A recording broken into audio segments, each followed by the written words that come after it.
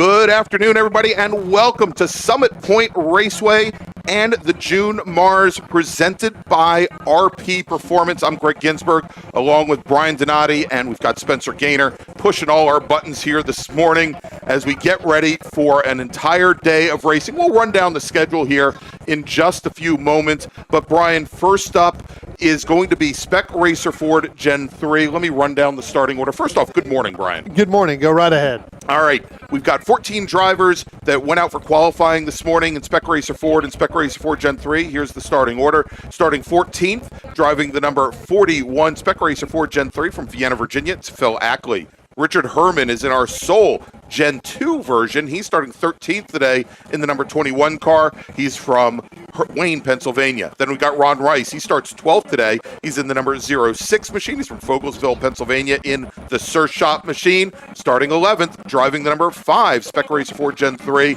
another Surf Shop machine. It's Mike Kosuth. Andrew Waldorf is going to start 10th today. He's in the number 13 machine. He's from Leonardtown, Maryland. Then Kevin Silbert starting 9th.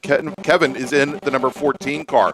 Michael Amena driving the number 8 machine starts 8th today. He's out of Oakland, New Jersey in the Cornerstone Financial Services machine. Keith Frazier will start 7th today in the number 7 car. He's from Annapolis. Mike Thomas in the 54 car starts 6th. He's from Marlton, New Jersey, starting 5th. John Ryan in the 87 car with Don Privet starting 4th. He's in the 57. Stephen Shue is going to start on the inside of row number 2 in the number 81 machine. He's from Gibson Island, Maryland. And your front row today, starting on the outside of the front row, Sam Schechter in the number 55 machine out of Boyds, Maryland. And your pole sitter, Mac Harrison, as Brian, the green flag flies and we have racing underway here at Summit Point Raceway. Tell you what, Greg, great start by Mac Harrison, Sam Schechter. They're still side by side as they head down into turn 1. Both of them tried to get the early jump. Neither one of them were able to do that. It looks like Mac Harrison is going to get to turn 1 just a little bit better and then propel that up into turn 2. But here comes Sam Schechter as they come out of turn 2. They're still side by side. Neither one of them early on in this race want to give up that position. That's right. As Shue and Privet, they're kind of locking in nose to tail right behind our leaders. And now, Brian, finally, it looks like somebody decides they want to lead as they go through turn 4 and start to head down the high-speed chute. And that is the number 30 of Harrison. I tell you what, Harrison, though, got in a little bit too hard, a little bit too deep right here, ended up locking up going into turn 5. We're going to see how that's going to handle coming out of 5 into 6 and whether or not Schechter's going to be able to get another good run. But it does look like Harrison is going to pull away just a little bit. All right, here as we've got the rest of the field starting to stretch out. Now, Brian, these are going to be our feature, or probably our sprint races today. These are 15-lap races or 30 minutes, whichever comes first, given that it is an absolutely glorious day here at Summit Point Raceway. A little windy. Our cameraman down at turn 1, he seems a little light wobbly. On his feet. Yeah, a little wobbly wobbly here today. But I would suspect that most of these races are going to end based on laps rather than time, as our leaders coming across the start-finish line to complete lap number 1, and it is Mac Harrison, Sam Schechter, Shue, then Don Privet, then John Ryan, Keith Frazier, Michael Amena holding steady at 8th position, and big story there. And starting towards the tail end of the field, Brian, was Phil Ackley. He started 14th in the field. He qualified a couple positions up on that as he's been putting in more and more time in the Spec Racer Ford Gen 3s. He'd actually qualified, I think, 11th fastest this morning, but was found to be underweight as we've got a car that's gone a little bit wide coming through turn number 5. You can see that dust cloud. We'll get the car number on that in just a moment. And that was the 56 machine of Don Privet that runs wide. I believe it was Privet. 56, I think, 56, would be. pardon me. I'm not seeing a 56. Yeah, there is no 56. So it might have been either the 55 or the 57. 5-5. So it looks like that may be Schechter. Schechter, who was running second. Yeah. So. Yeah, and we can see there as the 55 car drops a little bit further back in the field. So we've got a new second place driver, it appears, Brian, and that is going to be, well, actually, it's still Sam Schechter. So I'm still debating whether it was actually the 55 car that went off, because Schechter just ran a faster lap time than Well, he cut the course, so why not, right? Yeah, no, exactly. I don't believe it was Schechter. We'll get some clarification on it. It may have been one of the may have been even 54 Mike Thomas there, or the 57 of Privet, although both of them seem to be there. But I'm looking to see if it's Mike Thomas falling back. We'll have to take a look and see. I'm not looking at it, but at this point, it looks like all of our cars are doing it. We're getting the control coming across now. So. Yeah, and as you take a look at our timing and scoring, you'll notice under Sam Schechter's name that the lap time there is in purple. That denotes that he just ran fastest lap of the session.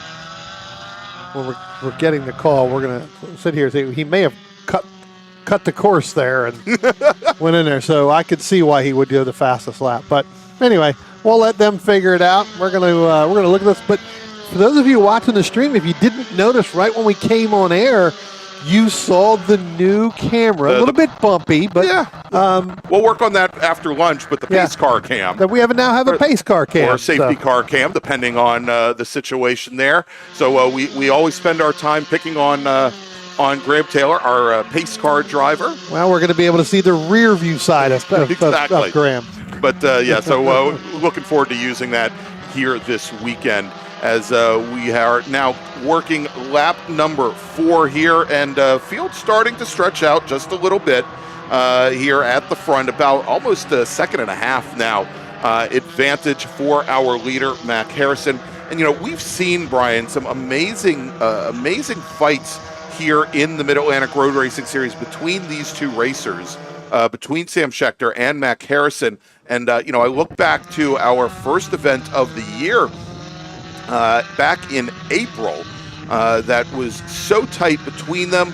Schechter, I believe, finished 3rd, and Harrison finished 4th during the sprint race, the Saturday race, and in the Sunday feature, it was Schechter taking the win, with Harrison finishing just behind him, finishing in 2nd. And then we just had an event at New Jersey Motorsports Park, where they finished 2nd and 3rd, and then that was in the sprint race, but really very close in the standings right now, early on here in the Mid-Atlantic Road Racing Series season, where we've got Sam Schechter with 600 points and Harrison at 500 points. And again, very early on, and before we start figuring in drops and things like that. Right. Yeah, our front 6 here, they've kind of spread out apart. Looks like they're all evenly matched, and when I say evenly matched, they're evenly matched, spread apart there between Mac Harrison, Sam Schechter, Stephen Shue, Privet, Ryan, and then Mike Thomas. And you got to go a little bit further back till you get to the LaMena, Mike LaMena, and then Keith Frazier. That's actually the closest battle on the racetrack right now, and that is actually for 7th and 8th positions, respectively. We take a look at the cameras here. You come down out of turn 5. You can see what I was just talking about with Mike LaMena and Keith Frazier as they go into turn 5 and come up through turn 6. You'll see that Keith Frazier right on the back gearbox there of LaMena as they come out there. Mike takes a little bit, wider line coming through 6, and Frazier tries to stay as tight as possible coming through there. So it does open up a little bit. Mike is able to keep the momentum and keep the RPMs going up, which actually takes him and gives him that launch off of the exit. Yeah, I mean, it's a good defensive line to use going through there, Brian. The problem, not problem, but the challenge that you run into is, and not so much during today's shorter races, during these short format races, but it certainly comes into account during the feature races on Sunday, is if you continue to run that line, you have the possibility of running your tires off. Sure, basically. Absolutely. Yeah, I mean, again, it's going to get warmer, right? I mean, it's going to be in the 80 degrees, and we'll talk about tires later on in other groups, but at some point, the tire degradation is going to start going away the more you start to push the car out a little bit wider on some of these turns, or just not taking the optimal racing line to go through for that. All right, real quick, while we've got I don't want to call it a lull in the action, Brian, but while we've got a second, Spencer, if we can bring up our schedule for today, just since we didn't have a chance to get to it before our first race. As we mentioned, we're going to have 15-lap sprint races for each of our 8 different race groups today. We're going to have both Spec Racer Fords and then also our Big Bore group scheduled to go before lunch. And then we're going to take a quick break for lunch, about an hour, and then we'll come back with our remaining 6 races here today. And then we start things all over again tomorrow, starting at 8:40. We'll have cars on course about 8:45 tomorrow morning. And at that point, it is two sprint races for our bracket racers, and then our feature races, our 20-lap or 40-minute races for the 7 different MARRS groups tomorrow. Yep. So a great weekend of racing, and what is supposed to be, much like today, a beautiful Summit Point Raceway. Well, I'm not racing. That's why it's a beautiful weekend. That's right. You went through it 2 years ago. I'm going through it this year. Right. So I'm the jinx. If I'm racing, it's going to be pouring. If I'm not racing and have nothing to do with it, it's beautiful weekends. Well, I've had a bit of an effect, I would say, on the weather. This is actually, and I don't want to jinx it, the first event that we've come out to, Brian, this year where we haven't had rain or sleet or snow or anything like that. So here we go, as we are now, Brian, 9 laps in. We're about a third of the way done. Actually, we've got 9 laps remaining. We're 6 laps in. Let me make a first call to the grid for our next group. Sure. Attention in the paddock. First call to the grid for race group number 2. That's Big Bore, American Sedan, GT1, 2, and 3, GTA and GTX, ITE and ITR, Spec Corvette and SMX, SPO, STU, Touring 1, Touring 2, Touring 3. It has such a rhythm to it, Brian. It does. Race group number 2, Big Bore racers, please start heading to the grid. Your race is next. And you do it with such rhythm. Yes, I do. Rhythm, grace. Wow, I just said rhythm. I didn't say anything about grace. I'm starting to think of like Rhythm is going to get you the Miami Sound Miami Style Machine Gloria Estefan song. That's it. Yeah, there you go. Welcome back to the early 90s, everybody. All right, as we check back in with our racers here, it is still Mac Harrison. So Sam Schechter just reset his personal best lap at a 120.883. The problem for him is that he is, regardless of how that second lap went, he is still now 2.5 seconds back from Mac Harrison. And at the front of the field, we're starting to see that stretch. Now, what we'll try and pick up, and I think actually Spencer's been watching this battle for a while, and it's right here. Well, it's actually, I think, just coming into turn 5. We'll pick them back up here in just a moment. This is the battle right now for 5th between John Ryan and Mike Thomas, I believe. Yeah, well, you got the battle here with LaMena, and you got Frazier still going on. But then if you go a little bit further back, then you end up with the trying to say his last name and his first name, Kevin Silbritt. But then you've got Kosuth and Waldorf, Andrew Waldorf in that 13. They look like that's the battle that you're talking about there. That's been going on pretty much the entire second half of this race. Yeah, indeed. So we've got a couple real good fights here. As you said, Brian, there is that fight between LaMena and Frazier in the metallic blue number 8, and then Frazier in the yellow and black number 7 directly behind. That is the battle for 7th.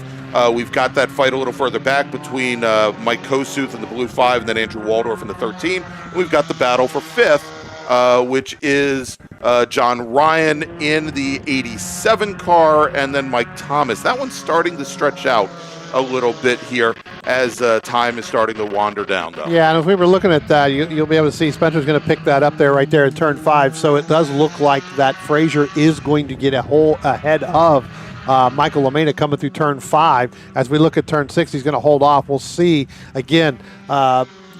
Keith Frazier trying to take that inside line there. LaMena trying to go outside, get a little bit more RPMs off the corner. We'll see. Mike's got a pretty good draft coming up out of turn 9 and up underneath the bridge. We'll see whether or not he's going to be able to get a good run down the start-finish line. They come out of turn 10 now. They're going to start head down to the start-finish line. You're going to see, as I said, Keith Frazier going to get ahead of LaMena, and Keith Frazier sets his fastest lap that time by. So you can see that the minute they got through down into turn 1 and turn 2 last time, that's where that lap really started to, where LaMena drops back to a 123.3. Yeah. He drops almost 5/10. Yeah, he fell back just as Frazier was using the draft to be able to get by him. And now as they come out of turn 1 and head into 3. And we had for a moment there where LaMena took a quick look to the inside, but he fell back in a straight line there. He slotted back behind awfully early. So we'll see here as they're going to be coming down into the chute momentarily. And there's LaMena with, again, just not quite able to get up to the back of the Kossuth, or probably the Silbert machine right there. Yeah. And may have, spent a couple of laps there, where Keith Frazier was a little bit faster, trying to hold him off and defend, and not being able to do that. May have run up a little bit, got the tires a little bit hotter there, so the car may not be handling. I will tell you that yesterday, as I was leaving from here after we got, the booth here set up, Mike LaMena and Mike Thomas were actually working on the front end of that car. Okay. After the practice session yesterday. So it could be that Mike is having a little bit of difficulty, as you just saw going through your camera there. Now LaMena is going to get a good run off of 10 down the start-finish line. When we look down and going into turn 1, looks like he's going to be able to make that pass going back around Keith Frazier in that number 7 machine. All right, here's another great battle here now, Brian, going down into 1 right now, and that is the fight right now with between Andrew Waldorf and Mike Kossuth there. And that's the one you were talking about a little earlier. They've been battling back and forth, and now it looks like Waldorf's going to get back in front of Kossuth. Kossuth's led him for quite a few laps there. Yeah, indeed. And we have that swap of positions there as they start to head down the hill. And Brian, we've got now 5 laps remaining here for our first race of the day. And so let me make another call to the grid for our next group. Attention in the paddock. Second call to the grid for race group number 2. That's Big Bore, American Sedan, GT1, 2, and 3, GTA and GTX, ITE and ITR, Spec Corvette, SMX, SPO, STU, T1, T2, T3. Race group number 2, please head to the grid. Your race is next. Yeah, Greg, I want to jump back here. Let's go back to our overall leader, Mac Harrison, Sam Schechter. So last time by, Sam Schechter, 0.6 of a second faster than Mac Harrison. He is right now on that back gearbox. You're going to see this coming out of turn 4. When you talking about it before, he was 2.5 seconds behind. He is now 0.9 of a second and closing with 4 laps to go. So next time they come by, there'll be 3 laps to go. Sam Schechter is, almost a full second faster than Mac Harrison is right now as they come out of turn 6 and head up. So not only do we have the battles, as we were talking about, between 7th and 8th between LaMena and Frazier, and then 10th and 11th between Waldorf and Kossuth, we now have a good battle for the lead. Yeah, and so we see him coming into turn 10. They are the second and third cars in this line coming out of turn 10. As we've got a car that has just gone off at turn 5. That's actually Keith Frazier. That's Frazier. So we were watching that fight a little bit earlier. He's going to rejoin. But let's jump back to the fight now, going into turn 1, as we've got the battle for the lead now side by side, Mac Harrison and Sam Schechter. And who is going to take the position, Brian? And there you go. We've got a new leader. That is the blue number 55, a Sam Schechter. He gets around Harrison for the moment. Can he hold the lead as they come into turn 3? Doesn't look like he's going to. Mac Harrison's going to fight hard, really, on driver's right there, but it looks like Schechter's going to have the ultimate line there going into turn 3 and heading up over the hill, so he's going to get that lead right back.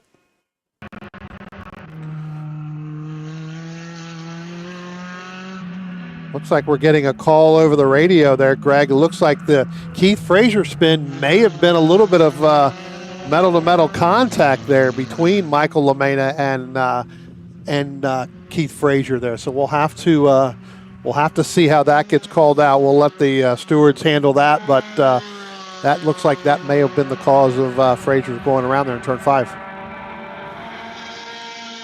As our overall leaders now come up out of 9 and up the hill underneath the bridge. You're going to see them now coming down into turn 10. And I tell you what, Sam Schechter's going to lead, but Greg, it's not by much.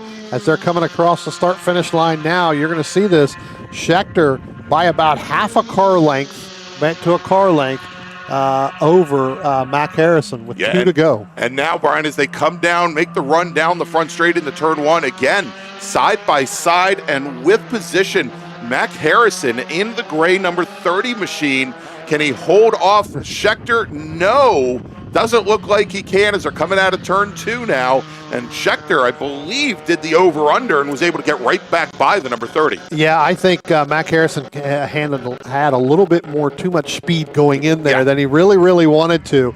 And I think Scheckter may have gotten out of it a little bit saying, go ahead, I know where I'm going to play my game here and do the over-under. And that he's done. He's led him all the way through turn 2, up the hill through 3 and 4. And now as we look coming out of turn 6, you can still see that Sam Scheckter is going to lead by that half a car length still over Mac Harrison. But I think that battle, Greg, is going to come all the way down to the last turn, because the last 2 times, Mac Harrison's getting a better run out of turn 10 than Sam Scheckter right now, with coming to the 1 to go here. All right, and again, they've got some slower traffic directly ahead of them as they come out of turn 10 now and start to come to the start-finish line. They're going to get that 1 to go, and their leader at the line is Sam Scheckter. Margin now about 0.3 as they get around that slower car and start to make their way down to turn 1. And the number 30 machine a little bit too far back to affect the pass. He has 9 turns remaining, Brian, to try and retake the lead here after leading early on. Yeah, Scheckter got around the 06 of Ron Reese there coming out of turn 10. Used him as a pick with Mac Harrison. Mac had to get completely almost back to the straight side out of turn 10 before he was able to get around that 06 machine. So that could be enough to let Sam Scheckter pull away, by about a car length and a half right now, only going into turn 5. All right, and we saw Harrison. He tried to open up the corner a little bit more than Scheckter did, but the entrance to turn 6, it is so slow. And we can see now where the 55 machine has opened up almost 3 car lengths on the 30 as they come through the carousel for the last time and start to make their way up the hill here. Only 1 more corner remains here at Summit Point for our Spec Racer 4 Gen 3 leaders, and they come out of turn 10, inch perfect for both of them. But as they come to the line now, Brian, that lead opens up for Sam Scheckter, and taking the win here is not Sam Scheckter. Actually, it is Sam Scheckter. I did not see the checkered flag come out, though, Brian. That should be the end of the race. Should have been. I think we missed it. Somebody missed it. I see the starter stand holding on to the checkered flag, but that should have been it. We're going to say that Sam Scheckter is your winner here, with Mac Harrison finishing in second, Stephen Shue finishing in third. I'm going to let the stewards figure this one out, but I think we're going 16 laps. I think we just decided that could very well be the case as we're going an extra lap. The starter there is now on the starter stand with the checkered flag. I think most of our folks on the stations think this race may be over. Let's take a look. We'll have to see. I mean, they're still racing, so we're not going to call it. I mean, yeah. I think we missed it the first time. Yeah, so we'll see. They may have gotten an extra lap here. All right, as we now have Sam Scheckter leading Mac Harrison up the hill and through turn 10. Brian, let's pretend that last lap never happened. It didn't happen. It did happen, as they're now on the front straight. Hey, there's the checkered flag. And taking the win again is Sam Scheckter out of Boyd's, Maryland. Mac Harrison will finish in second. Stephen Shue just now crosses the line. He will finish in third. He'll take the last step on the podium. Then we've got Don Privet in the number 57 machine. He is coming across the little crest of the hill there on the front straight. He will finish just off the podium in fourth. Behind him will be John Ryan in the 87 car. Then we got Mike Thomas coming across the line, and a couple other stragglers here. Of course, we had some other folks come across. Mike Thomas, Mike LaMena coming into view now. LaMena will finish in seventh. And here's the great battle here coming to the line. Andrew Waldorf and Kevin Silbert for eighth. And it is going to be Waldorf by 0.12 of a second over Kevin Silbert. Keith Frazier will round out the top 10. Was Silbert ahead of him at lap 15? I'm not I'm not going to be the one to worry about how we may have to explain this when we come back on the air for the feature race tomorrow or maybe this afternoon here. But as far as we know, the racers may have run 16 laps in this race. I can tell you that Sam Schechter's won 2 races already today. So. there you go. All right, so let's do this. Let's take a quick break. Before we do, I'm going to make a final call to the grid for our next group. Just like that. Attention in the paddock, final call to the grid for race group number 2, which should be our last race before lunch. That is Big Bore, American Sedan, GT1, 2, and 3, GTA and GTX, ITE and ITR, Spec Corvette, SMX, SPO, STU, T1, T2, T3. Please head to the grid. Your race is next. You're going to be on course in just a few moments. So now let's take a quick break, and we're going to thank some of our partners and sponsors here that are bringing you all the coverage this weekend. And we're going to start off with our title sponsor this weekend. I want to thank them for all they do for us and all they've done for the racers. Lots of swag given out to all of our entrants this weekend by our great friends at RP Performance. RP Performance is the only premier race shop in the region that specializes in both street and track Mazdas and is located right in the heart of racing at Summit Point's Gasoline Alley. RP has been involved in countless race wins and series championships across many classes with drivers of all ages. Not just a full-service shop, RP has been helping drivers with their individual racing and other track event needs for over 30 years, providing trackside support, arrive and drive packages, as well as race car transport services. And they're known for its help all attitude. RP Performance is your go-to for getting cars back on track for that positive experience at some point when you're ready to pack it in. For more information about RP Performance, come talk to them here in the paddock. Call them at 304-728-6749 or email them at Brett, that's B-R-E-T, at rpperformanceracing.com.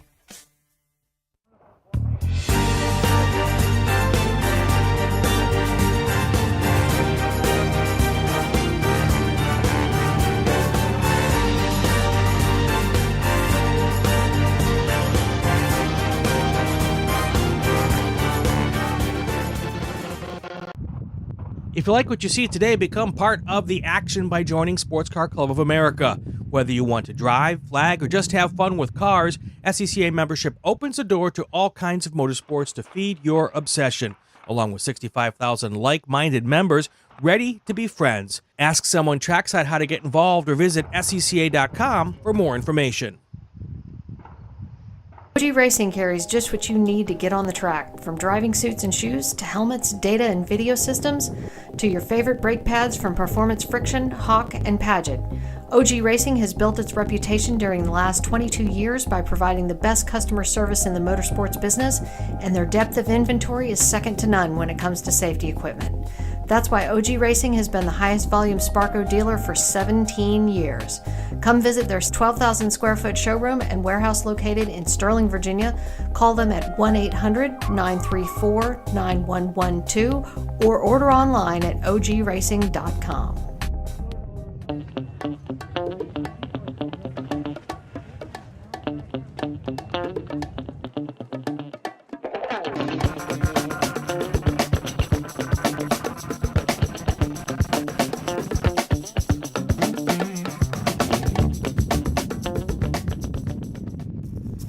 RP Performance is the only premier race shop in the region that specializes in both street and track Mazdas and is located right in the heart of racing at Summit Point's Gasoline Alley.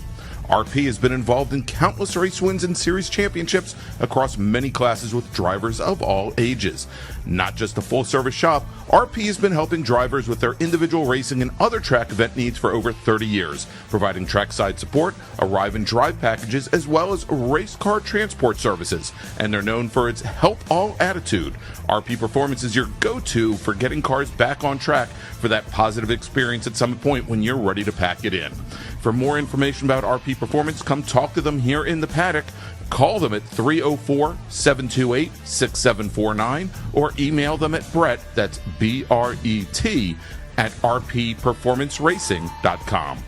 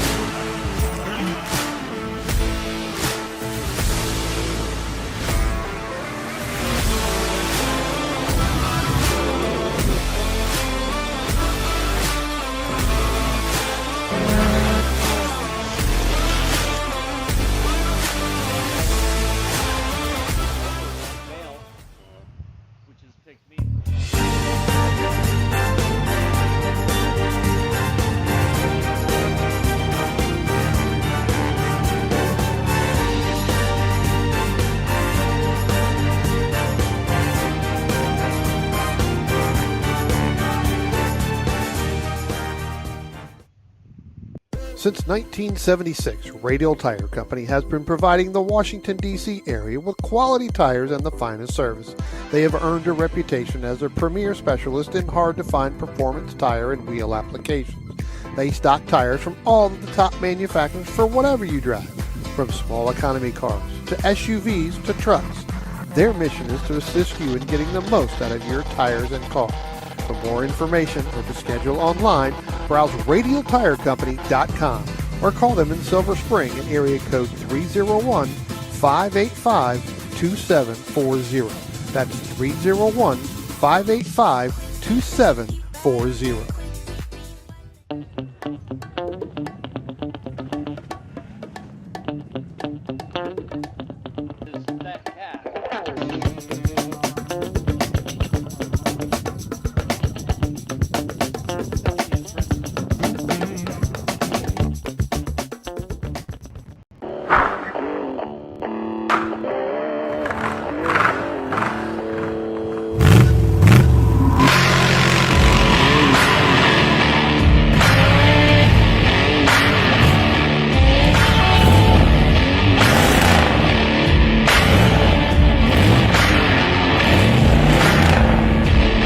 Hey dog, Belmont Classic Cars, where we take you back to simpler times. Belmont, Ohio. And welcome back, everybody, to Summit Point Raceway and the June MARRS presented by RP Performance. I'm Greg Ginsberg, along with Brian Donati. And, maybe we spoke too early here, Brian. I think we've shaken our pace car cam to an inch of its life here with just one race in the books. Maybe the big bore cars are creating scaring it. They're pounding the ground just a little bit too much, as this is going to be our final race before lunch. And then we're going to take about an hour break, and we'll come back with 6 more races for you. Let's run down the starting order for our highest horsepower, loudest cars here out on track, Brian. We had 11 drivers set qualifying times this morning, starting 11th, driving the number 07 STU Dodge Neon. We've got Alan Lesher out of Mount Holly Springs, Pennsylvania. Devin Mistak out of Liberty, North Carolina, is driving his Howe chassis Chevrolet TA2 Camaro. That is the number 17 car. He starts 10th. Joe Folia will start 9th today. He's driving the number 50. GT1 Chevrolet Corvette. That's a C3 Corvette. He's out of Hackettstown, New Jersey. Robert Hayshak is starting 8th. He's driving the number 9 Factory 5 Racing Cobra. He's from Nokesville, Virginia. Jerry Hudson. Good to see Jerry back with us in his Panos GTS. That's a GT2 machine. He's out of Hume, Virginia. There's our pace car cam back. Then we've got Joe Guerra. He is starting 6th today. He's in the number 42 ITE Chevrolet Corvette. He's out of Alexandria. Ted Warning is our sole American sedan racer out here today. He's in the number 72 Chevy Camaro, the Hershey's Racing Engines machine. He starts 5th. Starting 4th, Chris Graham out of Hedgesville, West Virginia. He is in an ITE BMW 328, starting 4th. Starting 3rd, it's Andrew Mistak. He's in a TA2 Camaro. It's the Belmont Classic Cars machine, the 88 car, starting 3rd. In your front row today, Nick Jones driving the number 178 SPO Chevrolet Camaro, and your pole sitter, Marshall Lytle, in the number 14 ITE BMW M3. Tell you what, Andrew Mistak, before we get started, did have some problems during qualifying. Greg did see him go off down in turn 1. Wow. And then came back on. So, all right, there we go. Green flag is in the air. Early start as we see our racers cresting over the top of the hill. That orange BMW, Marshall Lytle, getting swallowed up by Nick Jones as they go down into turn 1 for the very first time. Big brake lock up, though, from Andrew Mistak in the 88 Camaro. Spins the car at turn number 1, and we see a lot of machines having to go around to avoid. There's the American sedan of Warning, that burgundy Chevy Camaro. He gets around the Mistak car, and all of our other racers now seem to, Guerra, Hudson, Hayshak, they all managed to get around, but big issues there for our driver who started on the inside of row number 2. I tell you what, that could have been a product of not getting enough heat in there. And remember, I talked about it right before they went. There were some challenges going on early this morning for qualifying with Andrew Mistak in that 88 machine. It looks like it may have been a brake problem early on to do it, and it may have reared its ugly head here going down into turn one just a little bit, right on the first lap. All right, so we see here we're, it looks like at the front of the field now. It is...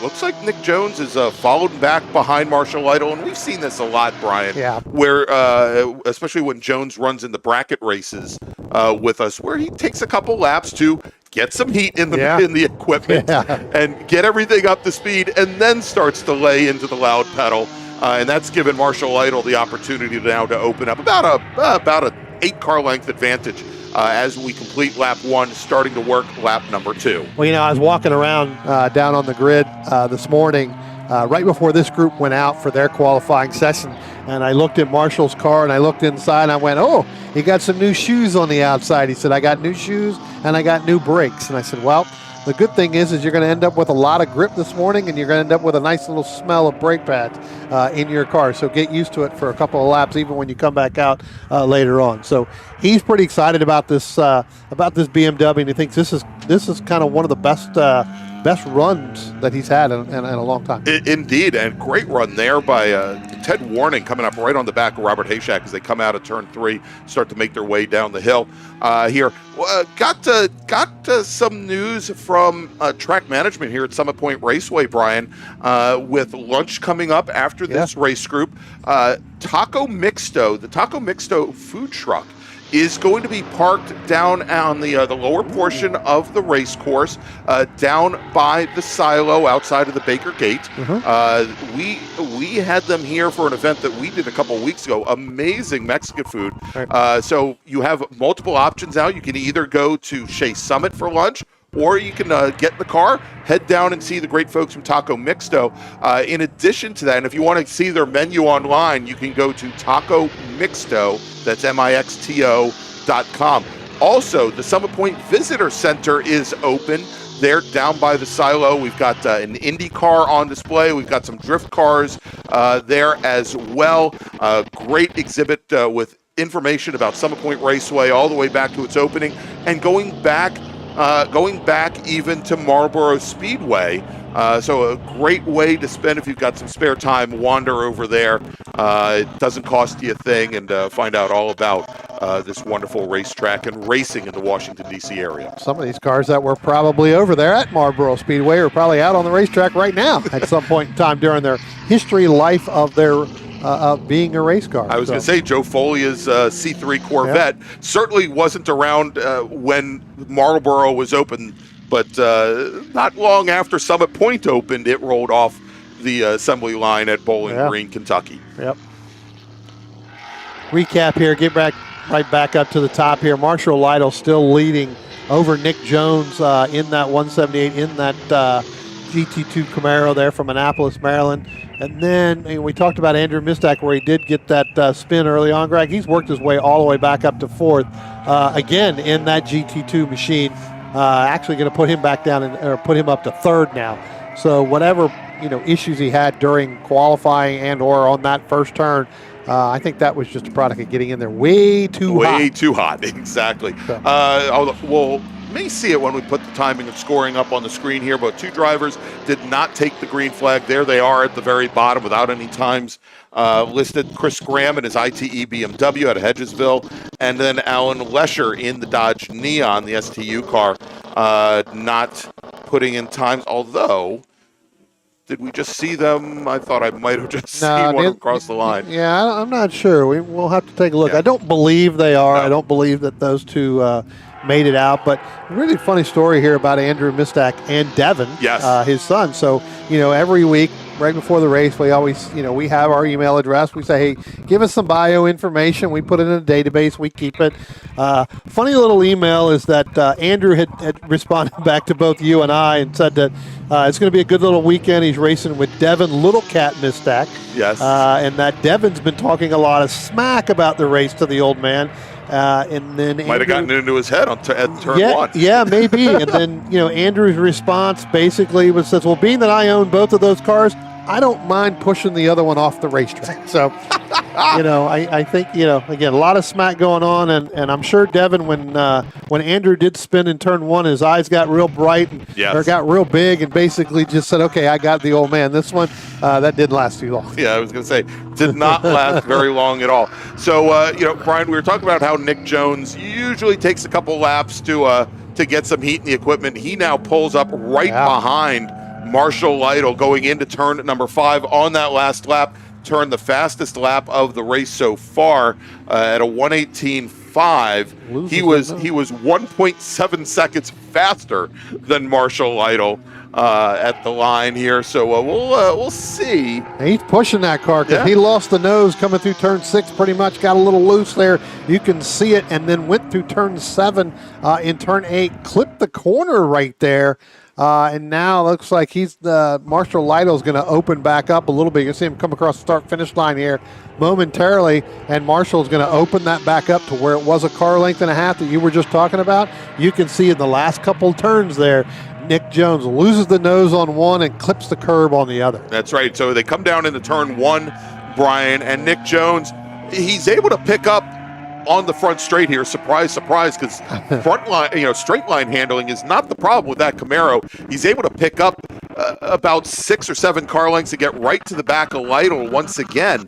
But we can see here as they came out of turn 2, go into turn 3, where he definitely has some issues digging out of corners that BMW does not have, as Lytle was able to stretch the lead back out to about 7 car lengths. Yeah, I think that, for a lap and a half, Nick Jones there really pushed the limit on that, got that car such out of shape that it's going to take the full lap to get back to there. It does look like, and continued, I did see it a little bit here, where he is still losing the nose a little bit on exit of turn 6. All right, let's jump over, and I think we just had him here coming out of turn 3 now and making their way down the chute. This is not for a battle in class, but we've got Joe Guerra. He's in the number 42 C4 Corvette, so mid-80s, like 84, 85, 86 Chevy Corvette. And then we've got Ted Warning, who is in the 3rd-gen Chevy Camaro. So from right around the same time period, 82, 83, 84 Chevy Camaro. Warning is running in American Sedan. And I had no idea. Ted's been racing with the MARRS series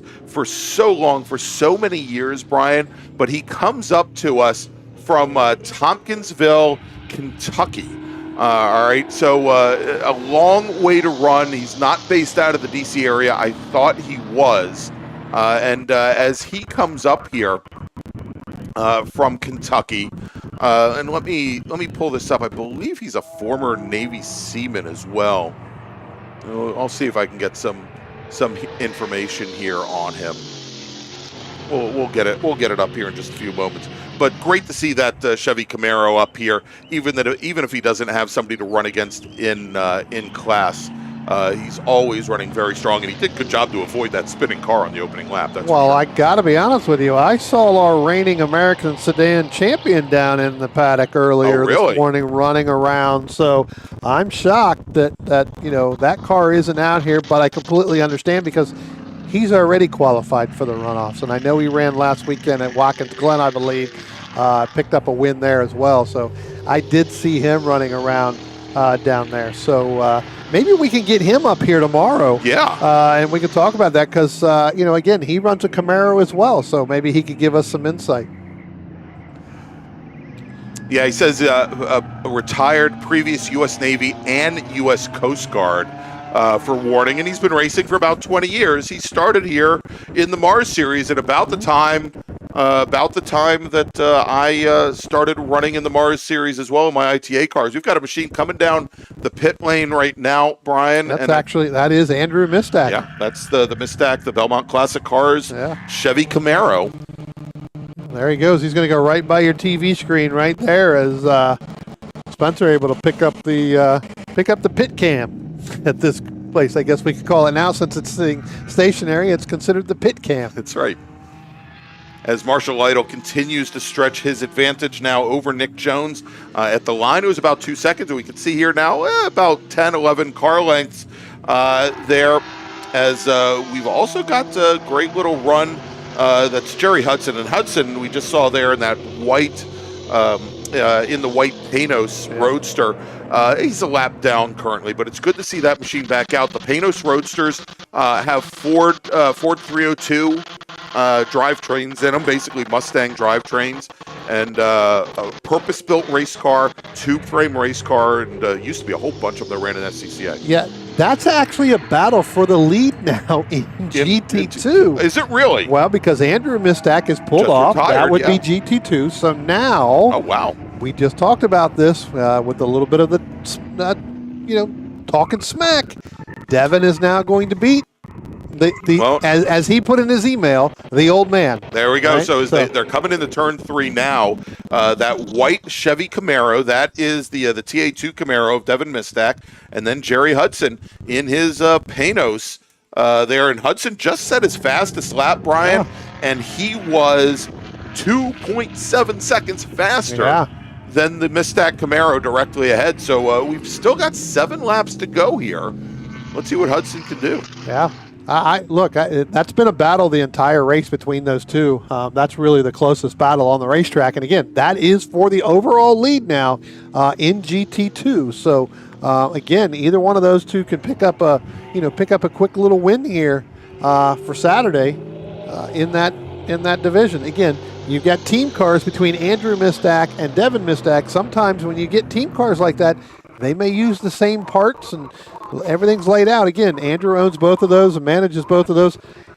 Who knows? We'll have to see. Maybe again, you see this in other forms of racing that the minute one goes out, the lead car, it becomes a donor. Well, no, it doesn't become a donor. What happens is maybe a part failed that they're using on both of those cars. Right. And so you have to take start a look looking at to make both sure of the them. other one doesn't incur the same issues. Yep. So, but as they go down into turn 1, Greg, and getting ready to head out to turn 2, Jerry Hudson closing really on the back bumper, and again was almost 0.5 of a second faster that last lap by, and they both set their fastest lap that time on lap 8. Jerry Hudson with that 127 and Devin with that 128.1. So as the race is going on here with 6 laps left to go, they are getting a little bit faster. All right, so we'll see here. They should be coming down into the chute now. There they come. We'll wait for them to come out of turn 6 here. I tell you what, I think this is where Jerry Hudson's able to close up on Mistak, is really from turn 6 through up into turn 10 right now with that car as they're starting to come up the hill. Now getting ready to go up out of turn 9 here, up the hill. You can see that's where Devin is able to open that up a little bit on the straight line. So really from turn 5 all the way really through turn 8 and 9, that's where Jerry gets a great run. Going to come across the start-finish line now here. Devin is going to open it up by about a half. I'd give it about 3 car lengths now over that Panos. And Brian, for the 3rd lap in a row, Hudson resets his personal best lap. Mistak, for the 2nd lap in a row, resets his. And this time, Mistak, maybe he senses the danger a little bit. I don't know. He opens things up now and increases his lead by, I'd say, give him another 2 car lengths this time, coming out of turn 2, going into turn number 3. Let's take a look as they start to head down the hill. And we're having a little trouble with our cameras here this morning. We'll try and get some of that resolved during lunch today.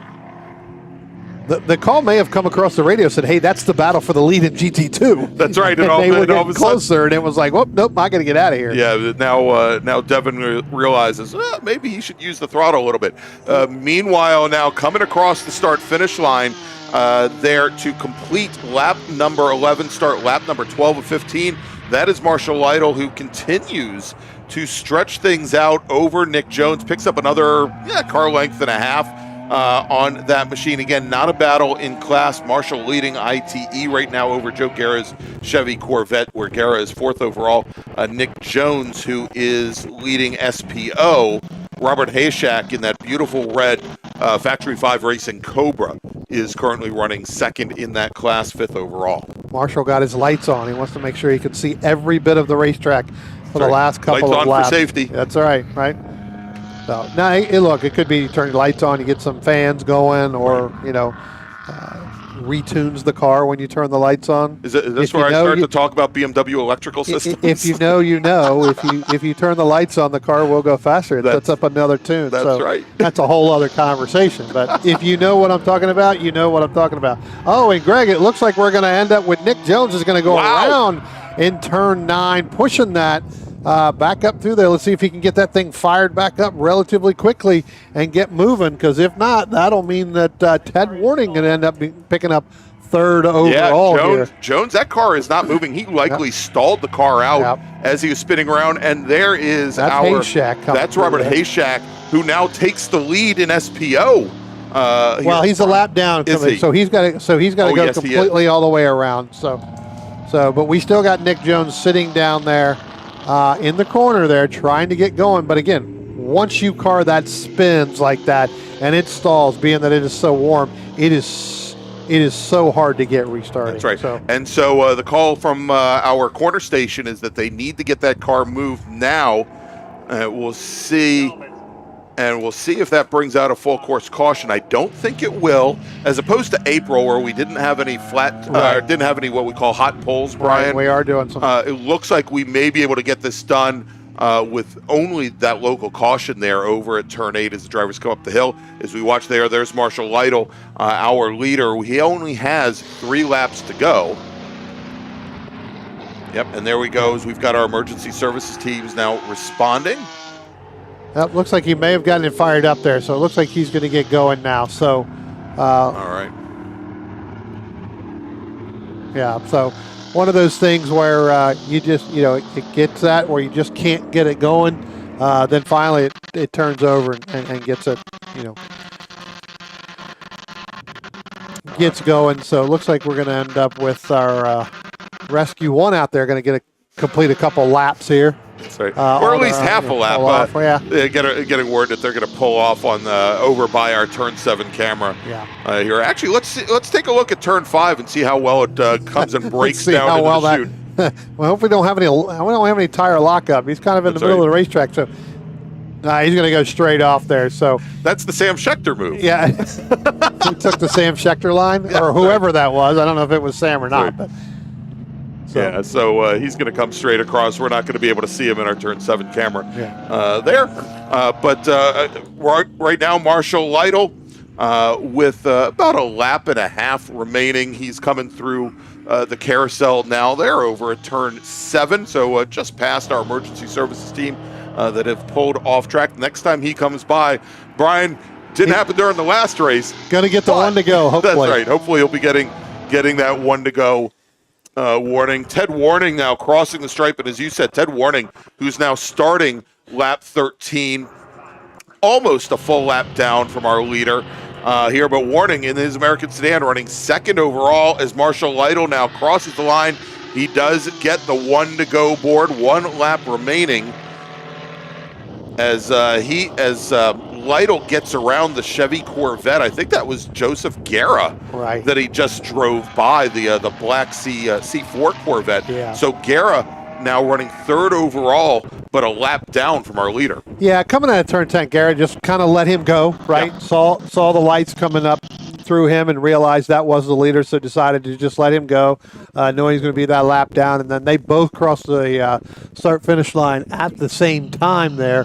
To get that 1 to go board. So thought better of it, got out of it, just let Marshall go ahead and finish up this last lap, and then he can get back in behind Marshall and see where he's faster, and maybe learn a little bit. Take that lap to try to learn based off of Marshall's line.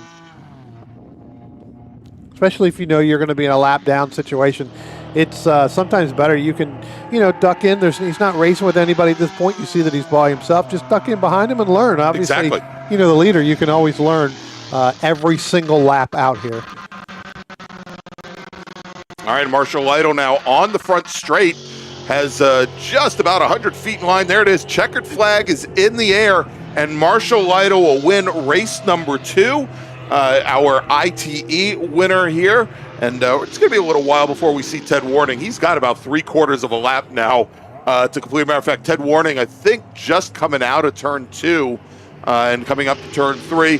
But all the following cars behind behind Marshall Lytle will see the checkered flag. And so Joe Guerra will be the second driver to see the checker. His race is now complete.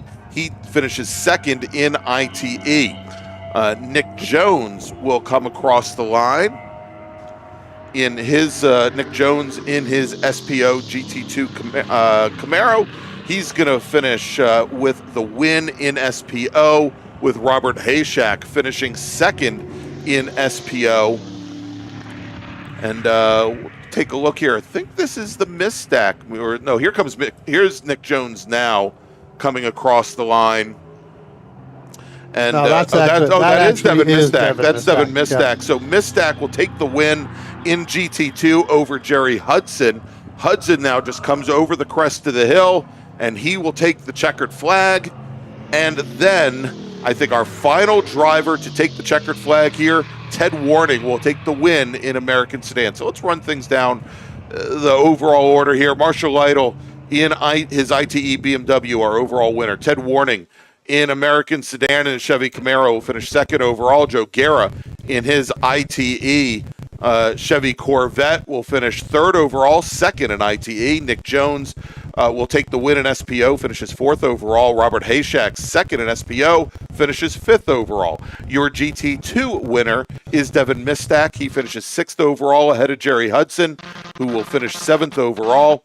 Joe Folia is your winner in GT1. He's your sole GT1 driver out here this weekend. He finishes eighth overall. And Andrew Misstack will finish ninth overall, third in GT2, only completes 6 laps. All right, so we're going to be taking a break for lunch. We're going to be down for about an hour. As soon as we get the start time, actually, I'll tell you what, by the time we run through all of our commercials and all our sponsors, we will be able to give you the start time for race number 3 here today. Our third race group is going to be our small bore production group and STL and T4 and Legends cars, you name it. But we'll put it up on the screen and let everybody here in the paddock know when we are going to be going back out on track. But before we take a quick break, I want to ask you all to look at our partners and sponsors, and if you can, ring them up, check them out online. They do a lot to make sure that the Mid-Atlantic Road Racing Series is successful every season, and we'd love for you to take a look. Also, everybody here at the track, remember, Taco Mixto down at the lower end of the course. We'll be back here in just about an hour.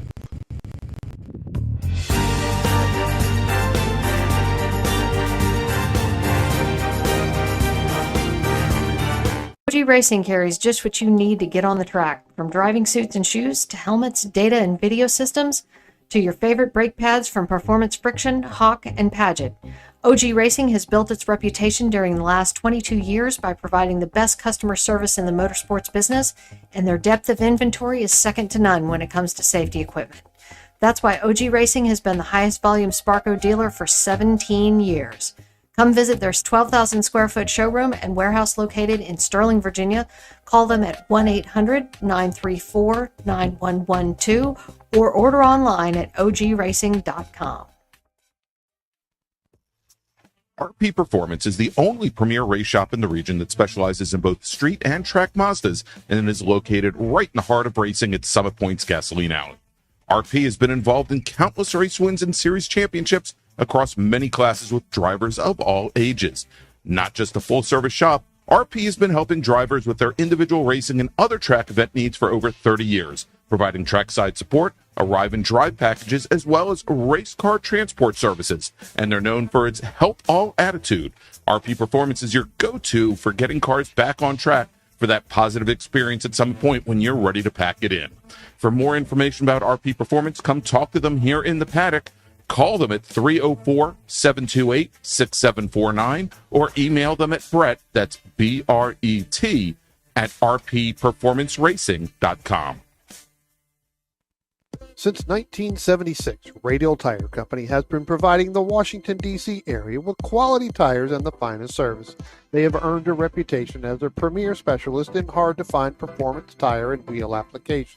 They stock tires from all of the top manufacturers for whatever you drive, from small economy cars to SUVs to trucks. Their mission is to assist you in getting the most out of your tires and car. For more information or to schedule online, browse radialtirecompany.com or call them in Silver Spring at area code 301-585-2740. That's 301-585-2740. Belmont Classic Cars is a family-owned classic and collector car dealership located in Eastern Ohio, specializing in 1960s and 70s American muscle cars and other unique automobiles. Belmont takes pride in taking you back to a simpler time with iconic classic rides and never selling anything that they wouldn't want in their own collection. To see Belmont's extensive inventory of classic cars, visit their website at belmontclassiccars.com or find them on Facebook and Instagram at Belmont Classic. The DC region would like to welcome the Autoverse to the MARRS family. The Autoverse is a huge supporter of science, technology, engineering, and math, or STEM education, and like the SCCA, wants to break down the barriers to motorsports. They do this by providing the public with real-world experiences and link them with a trusted network of providers and gearheads. To find out more, find them online at theautoverse.io. The Autoverse, 4 wheels, more fun.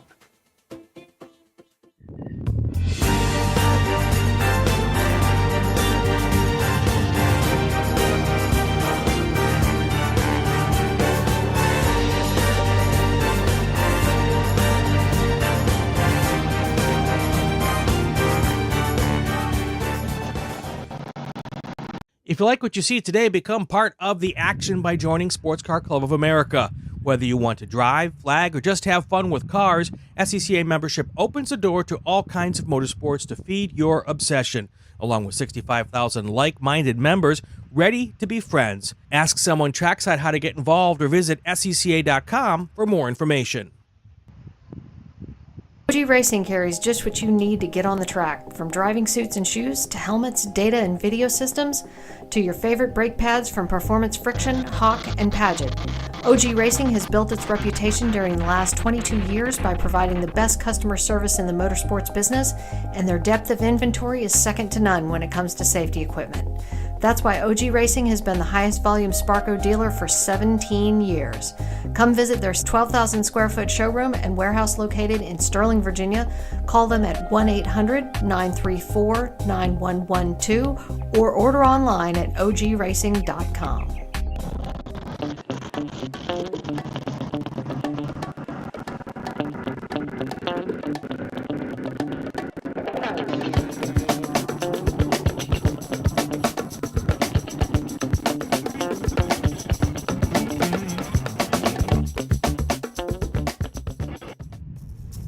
RP Performance is the only premier race shop in the region that specializes in both street and track Mazdas and is located right in the heart of racing at Summit Point's Gasoline Alley.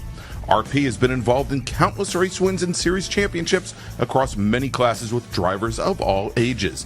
Not just a full-service shop, RP has been helping drivers with their individual racing and other track event needs for over 30 years, providing trackside support, arrive and drive packages, as well as race car transport services. And they're known for its help all attitude. RP Performance is your go-to for getting cars back on track for that positive experience at Summit Point when you're ready to pack it in. For more information about RP Performance, come talk to them here in the paddock. Call them at 304-728-6749 or email them at Brett, that's B-R-E-T, at rpperformanceracing.com.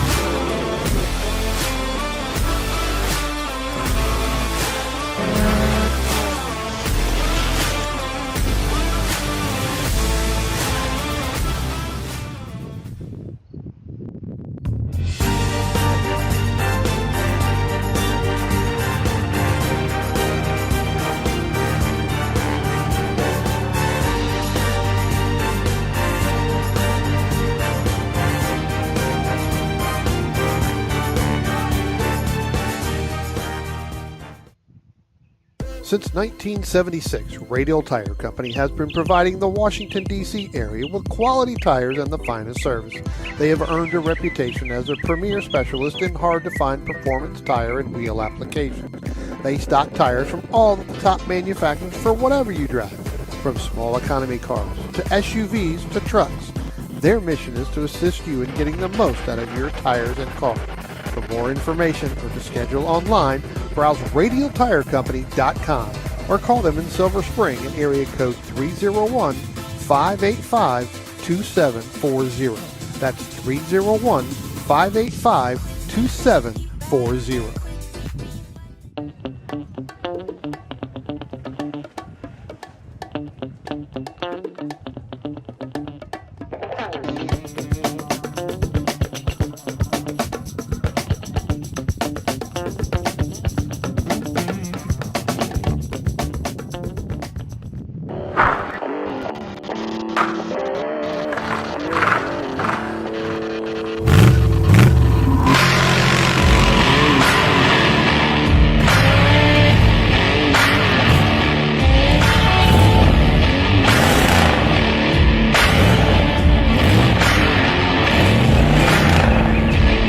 Hey dog.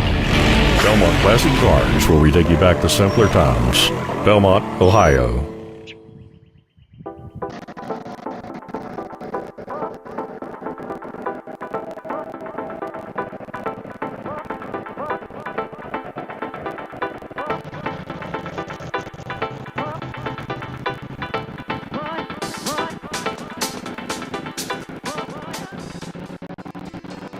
The DC region would like to welcome the Autoverse to the MARRS family. The Autoverse is a huge supporter of science, technology, engineering, and math, or STEM education, and like the SCCA, wants to break down the barriers to motorsports. They do this by providing the public with real-world experiences and link them with a trusted network of providers and gearheads. To find out more, find them online at theautoverse.io. The Autoverse, 4 wheels, more fun.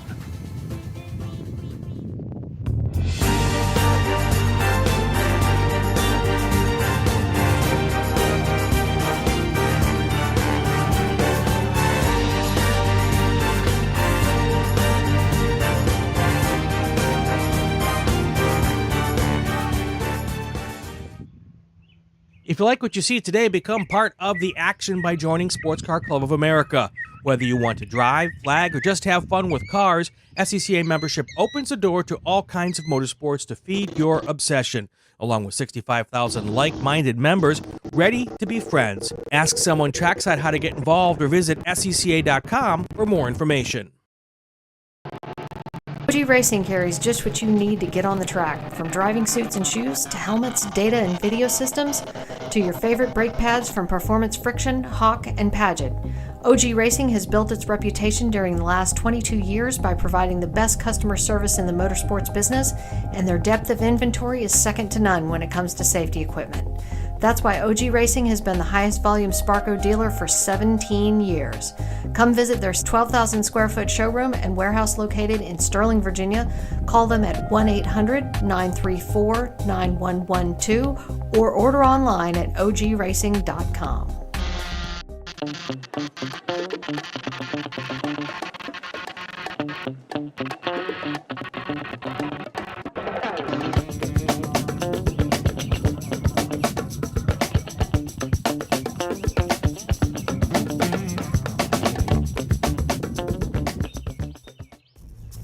RP Performance is the only premier race shop in the region that specializes in both street and track Mazdas and is located right in the heart of racing at Summit Point's Gasoline Alley.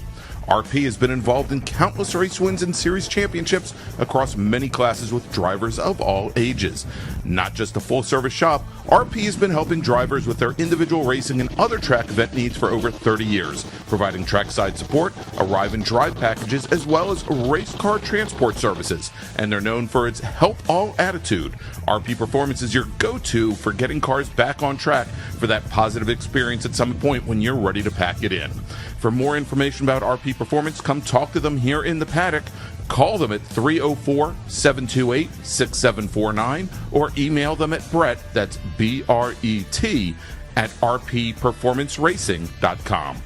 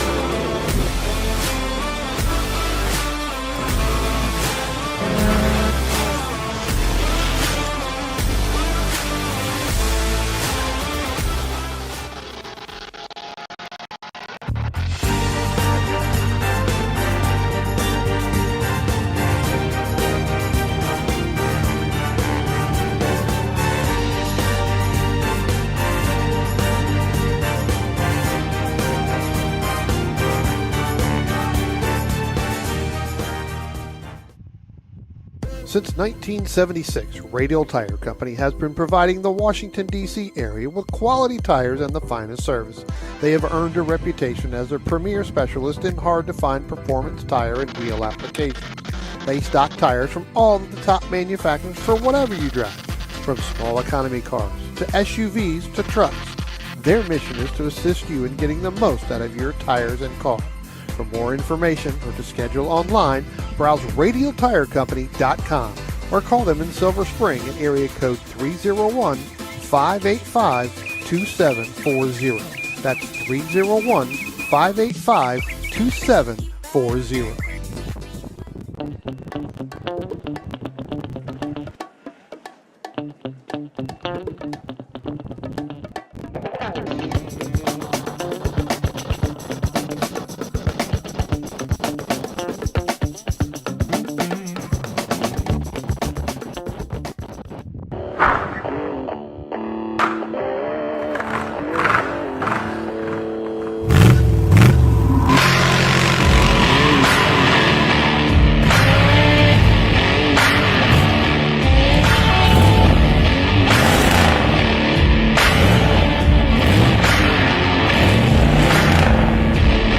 Hey dog.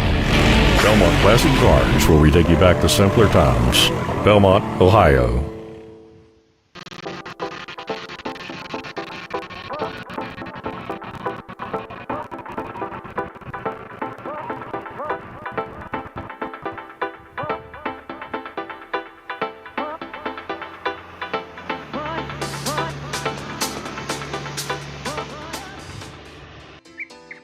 The DC region would like to welcome the Autoverse to the MARRS family. The Autoverse is a huge supporter of science, technology, engineering, and math, or STEM education, and like the SCCA, wants to break down the barriers to motorsports. They do this by providing the public with real-world experiences and link them with a trusted network of providers and gearheads. To find out more, find them online at theautoverse.io. The Autoverse, 4 wheels, more fun.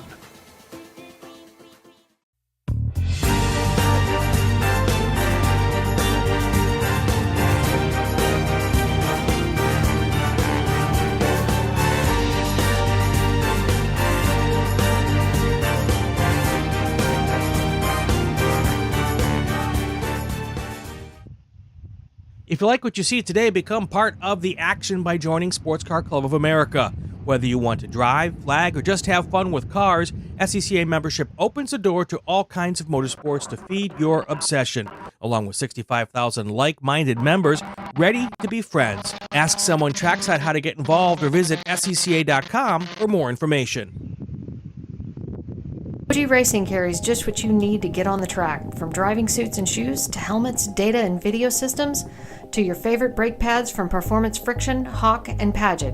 OG Racing has built its reputation during the last 22 years by providing the best customer service in the motorsports business, and their depth of inventory is second to none when it comes to safety equipment. That's why OG Racing has been the highest volume Sparco dealer for 17 years. Come visit their 12,000 square foot showroom and warehouse located in Sterling, Virginia. Call them at 1-800-934-9112 or order online at ogracing.com.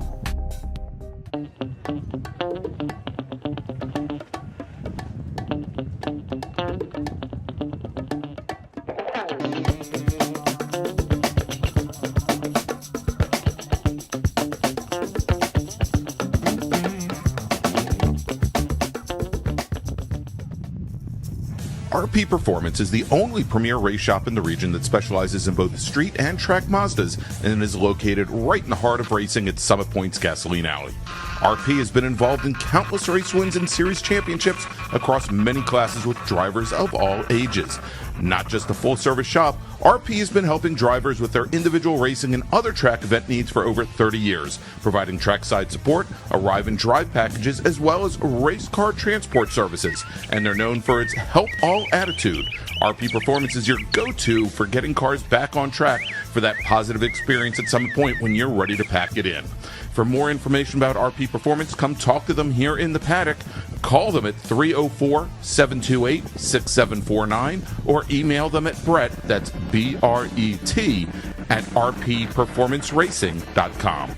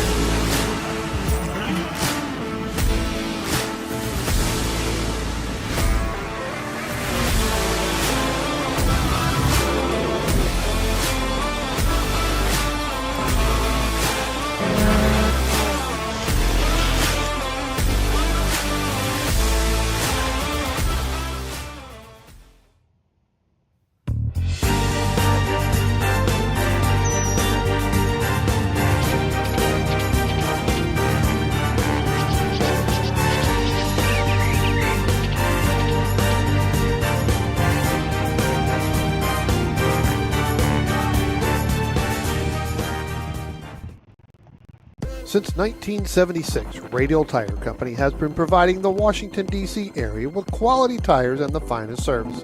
They have earned a reputation as a premier specialist in hard-to-find performance tire and wheel applications.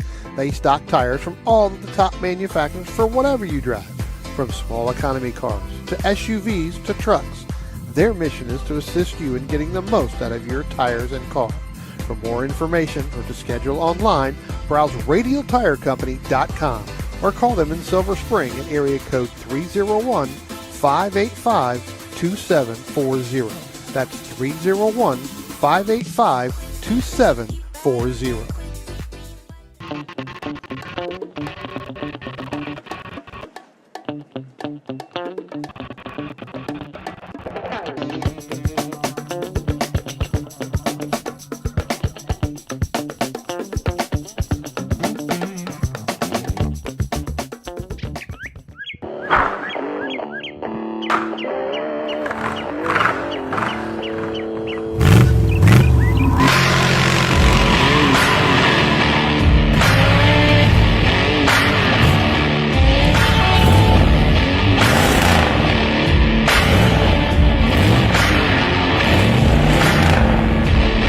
Hey dog.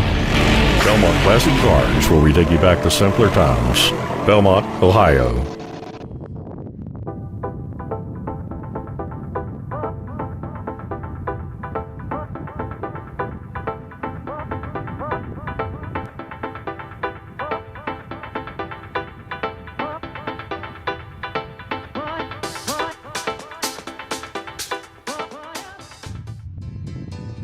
The DC region would like to welcome the Autoverse to the MARRS family. The Autoverse is a huge supporter of science, technology, engineering, and math, or STEM education, and like the SCCA, wants to break down the barriers to motorsports. They do this by providing the public with real-world experiences and link them with a trusted network of providers and gearheads. To find out more, find them online at theautoverse.io. The Autoverse, 4 wheels, more fun.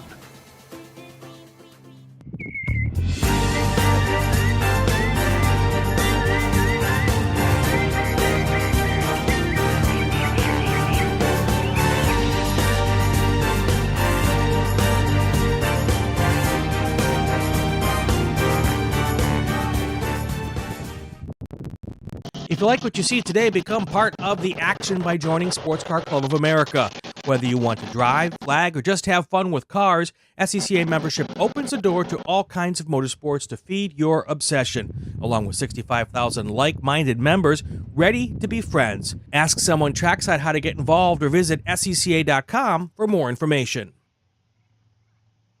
OG Racing carries just what you need to get on the track, from driving suits and shoes to helmets, data and video systems, to your favorite brake pads from Performance, Friction, Hawk, and Paget.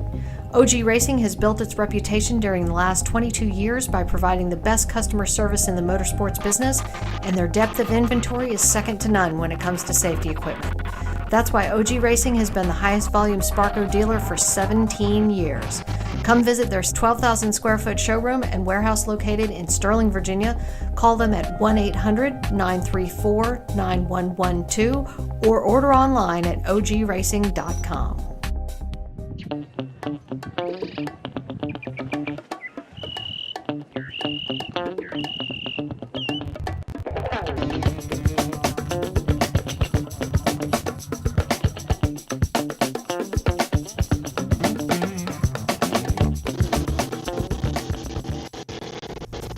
RP Performance is the only premier race shop in the region that specializes in both street and track Mazdas and is located right in the heart of racing at Summit Point's Gasoline Alley. RP has been involved in countless race wins and series championships across many classes with drivers of all ages. Not just a full-service shop, RP has been helping drivers with their individual racing and other track event needs for over 30 years, providing trackside support, arrive and drive packages, as well as race car transport services. And they're known for its help all attitude. RP Performance is your go-to for getting cars back on track for that positive experience at Summit Point when you're ready to pack it in. For more information about RP Performance, come talk to them here in the paddock. Call them at 304-728-6749 or email them at Brett, that's B-R-E-T, at rpperformanceracing.com.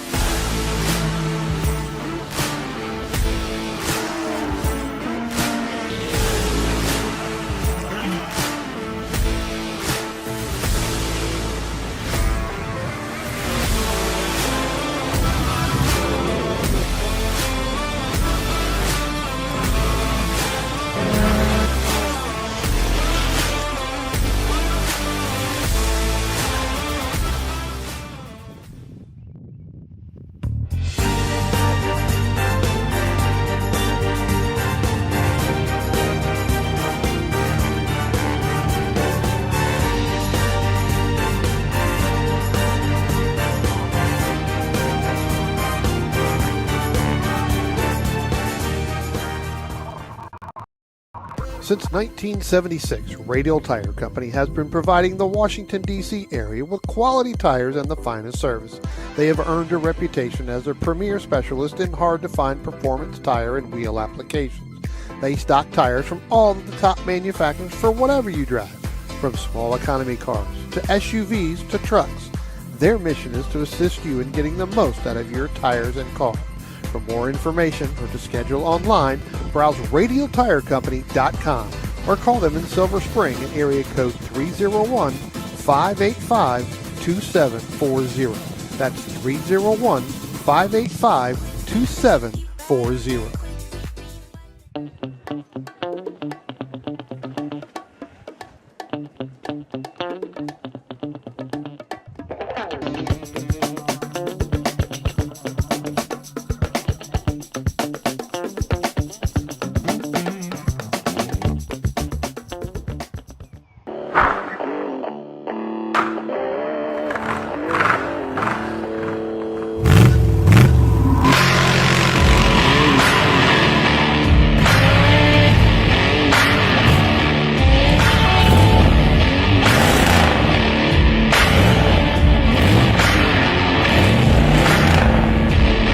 Hey dog, Belmont Classic Cars, where we take you back to simpler times. Belmont, Ohio.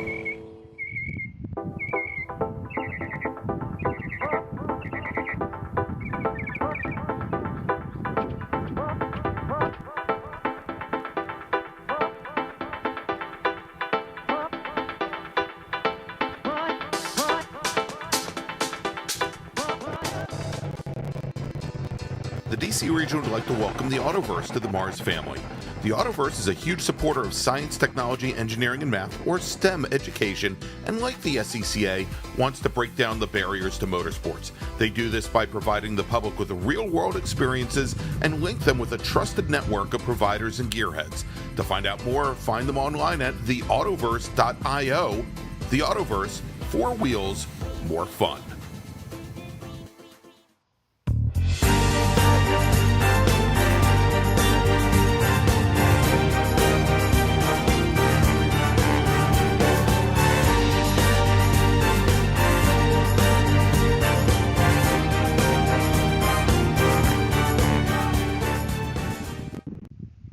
If you like what you see today, become part of the action by joining Sports Car Club of America. Whether you want to drive, flag, or just have fun with cars, SCCA membership opens the door to all kinds of motorsports to feed your obsession, along with 65,000 like-minded members ready to be friends. Ask someone trackside how to get involved or visit SCCA.com for more information. OG Racing carries just what you need to get on the track, from driving suits and shoes to helmets, data and video systems, to your favorite brake pads from Performance Friction, Hawk, and Paget. OG Racing has built its reputation during the last 22 years by providing the best customer service in the motorsports business, and their depth of inventory is second to none when it comes to safety equipment. That's why OG Racing has been the highest volume Sparco dealer for 17 years. Come visit their 12,000 square foot showroom and warehouse located in Sterling, Virginia. Call them at 1-800-934-9112 or order online at ogracing.com.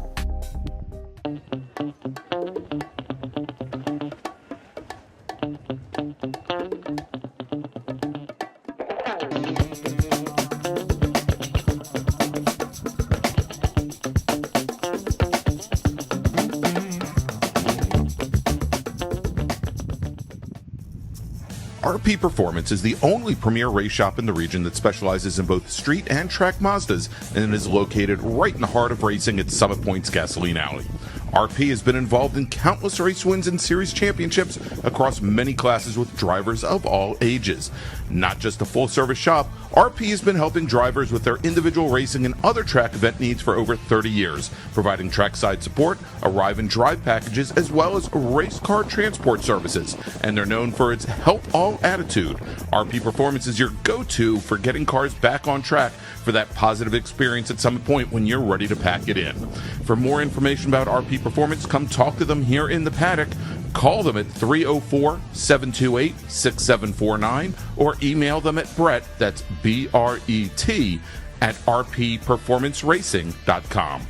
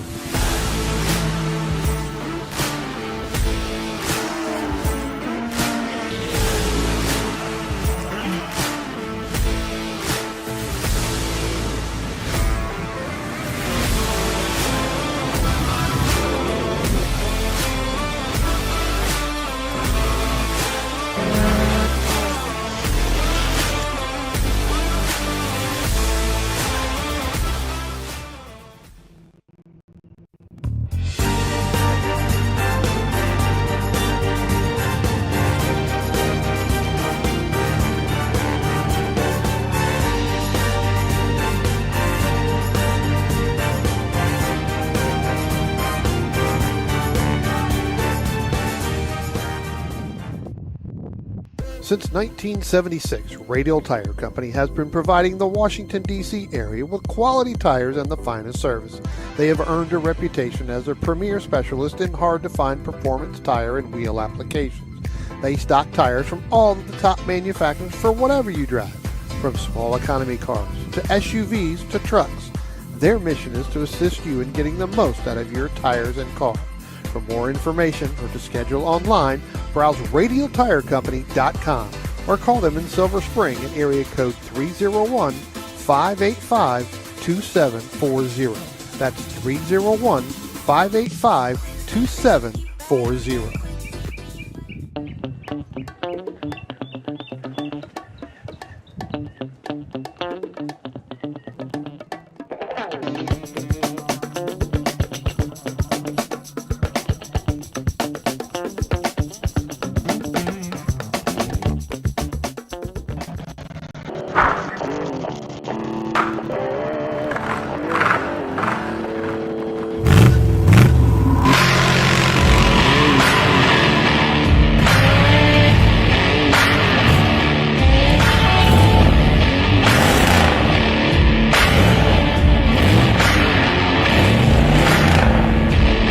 Hey dog.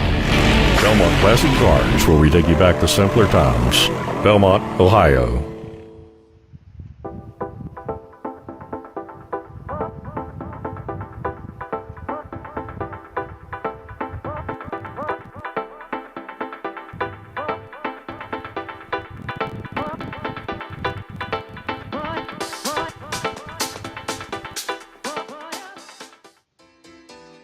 The DC region would like to welcome the Autoverse to the MARRS family. The Autoverse is a huge supporter of science, technology, engineering, and math, or STEM education, and like the SCCA, wants to break down the barriers to motorsports. They do this by providing the public with real-world experiences and link them with a trusted network of providers and gearheads. To find out more, find them online at theautoverse.io. The Autoverse, 4 wheels, more fun.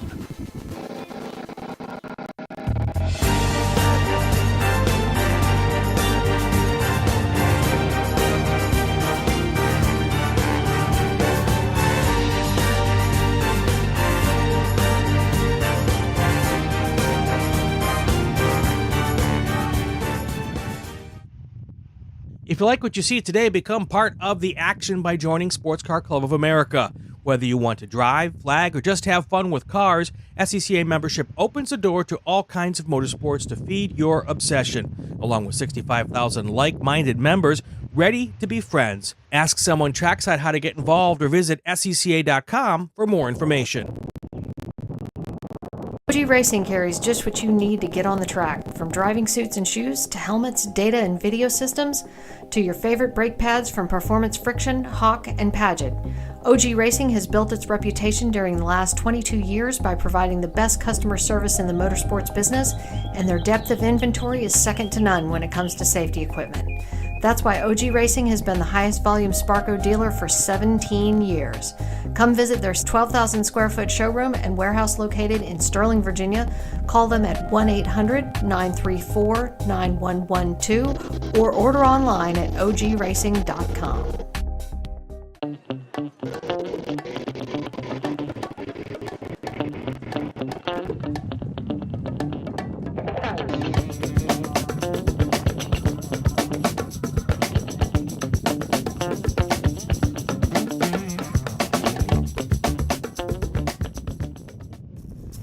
RP Performance is the only premier race shop in the region that specializes in both street and track Mazdas and is located right in the heart of racing at Summit Point's Gasoline Alley. RP has been involved in countless race wins and series championships across many classes with drivers of all ages. Not just a full-service shop, RP has been helping drivers with their individual racing and other track event needs for over 30 years, providing trackside support, arrive and drive packages, as well as race car transport services. And they're known for its help all attitude. RP Performance is your go-to for getting cars back on track for that positive experience at Summit Point when you're ready to pack it in. For more information about RP Performance, come talk to them here in the paddock. Call them at 304-728-6749 or email them at Brett, that's B-R-E-T, at rpperformanceracing.com.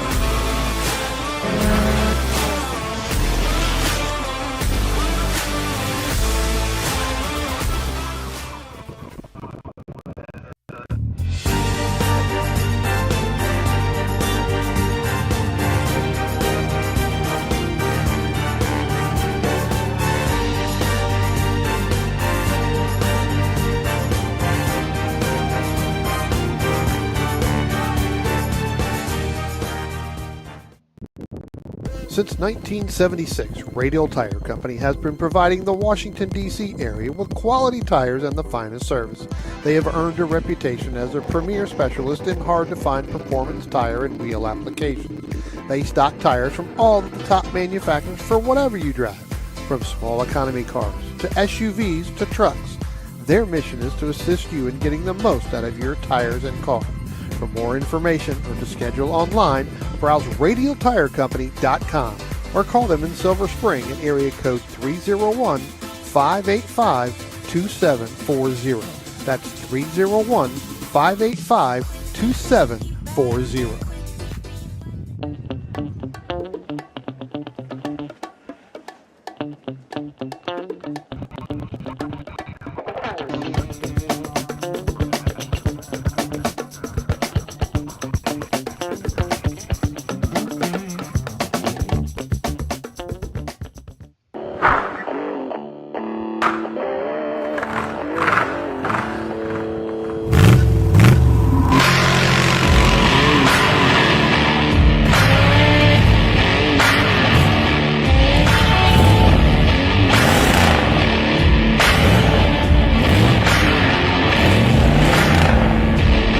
Hey dog, Belmont Classic Cars, where we take you back to simpler times. Belmont, Ohio.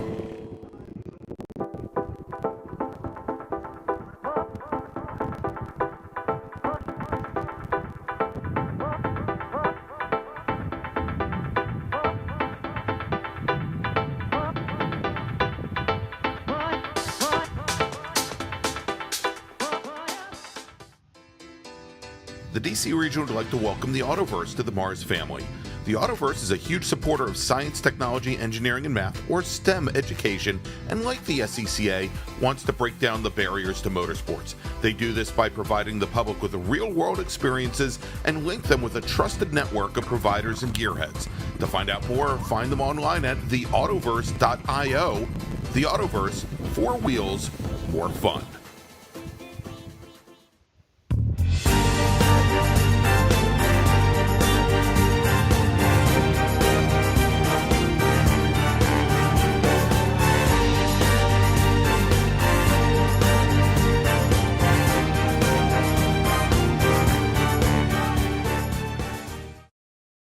If you like what you see today, become part of the action by joining Sports Car Club of America. Whether you want to drive, flag, or just have fun with cars, SCCA membership opens the door to all kinds of motorsports to feed your obsession, along with 65,000 like-minded members ready to be friends. Ask someone trackside how to get involved or visit SCCA.com for more information. OG Racing carries just what you need to get on the track, from driving suits and shoes to helmets, data and video systems, to your favorite brake pads from Performance, Friction, Hawk, and Paget. OG Racing has built its reputation during the last 22 years by providing the best customer service in the motorsports business, and their depth of inventory is second to none when it comes to safety equipment. That's why OG Racing has been the highest volume Sparco dealer for 17 years. Come visit their 12,000 square foot showroom and warehouse located in Sterling, Virginia. Call them at 1-800-934-9112 or order online at ogracing.com.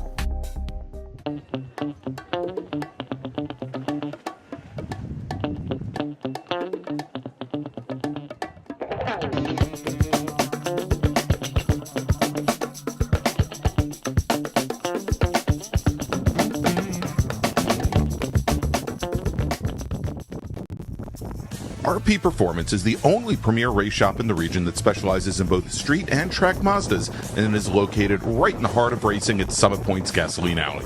RP has been involved in countless race wins and series championships across many classes with drivers of all ages. Not just a full-service shop, RP has been helping drivers with their individual racing and other track event needs for over 30 years, providing trackside support, arrive and drive packages, as well as race car transport services. And they're known for its help all attitude. RP Performance is your go-to for getting cars back on track for that positive experience at Summit Point when you're ready to pack it in.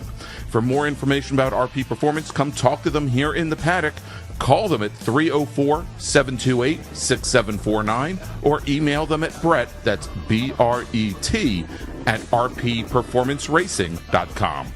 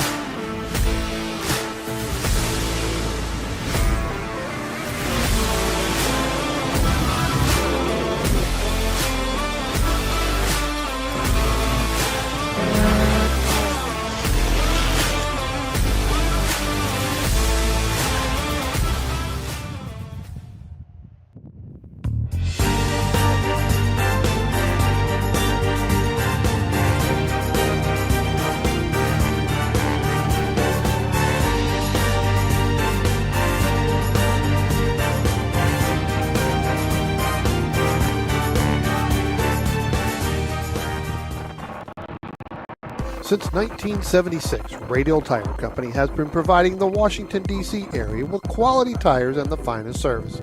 They have earned a reputation as a premier specialist in hard-to-find performance tire and wheel applications. They stock tires from all of the top manufacturers for whatever you drive, from small economy cars to SUVs to trucks. Their mission is to assist you in getting the most out of your tires and car. For more information or to schedule online, browse radialtirecompany.com or call them in Silver Spring at area code 301-585-2740. That's 301-585-2740.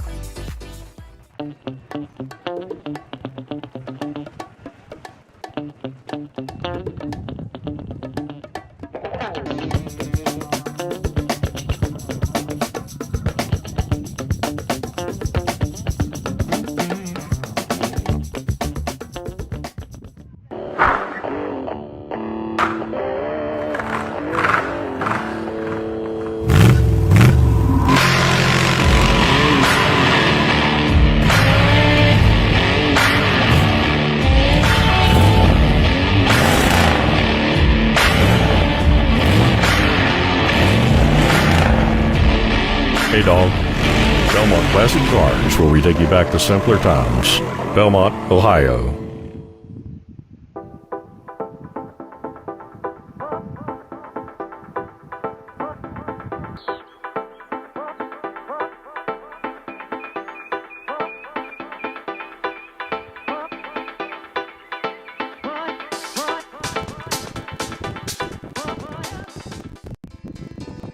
The DC region would like to welcome the Autoverse to the MARRS family. The Autoverse is a huge supporter of science, technology, engineering, and math, or STEM education, and like the SCCA, wants to break down the barriers to motorsports. They do this by providing the public with real-world experiences and link them with a trusted network of providers and gearheads. To find out more, find them online at theautoverse.io. The Autoverse, 4 wheels, more fun.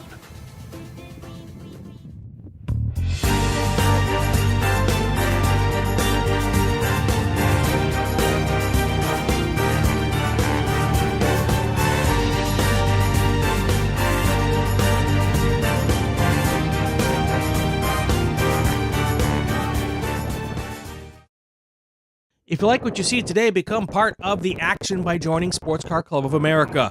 Whether you want to drive, flag, or just have fun with cars, SCCA membership opens the door to all kinds of motorsports to feed your obsession, along with 65,000 like-minded members ready to be friends. Ask someone trackside how to get involved or visit SCCA.com for more information.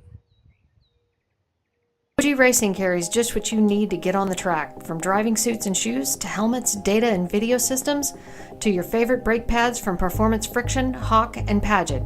OG Racing has built its reputation during the last 22 years by providing the best customer service in the motorsports business, and their depth of inventory is second to none when it comes to safety equipment. That's why OG Racing has been the highest volume Sparco dealer for 17 years. Come visit their 12,000 square foot showroom and warehouse located in Sterling, Virginia. Call them at 1-800-934-9112 or order online at ogracing.com.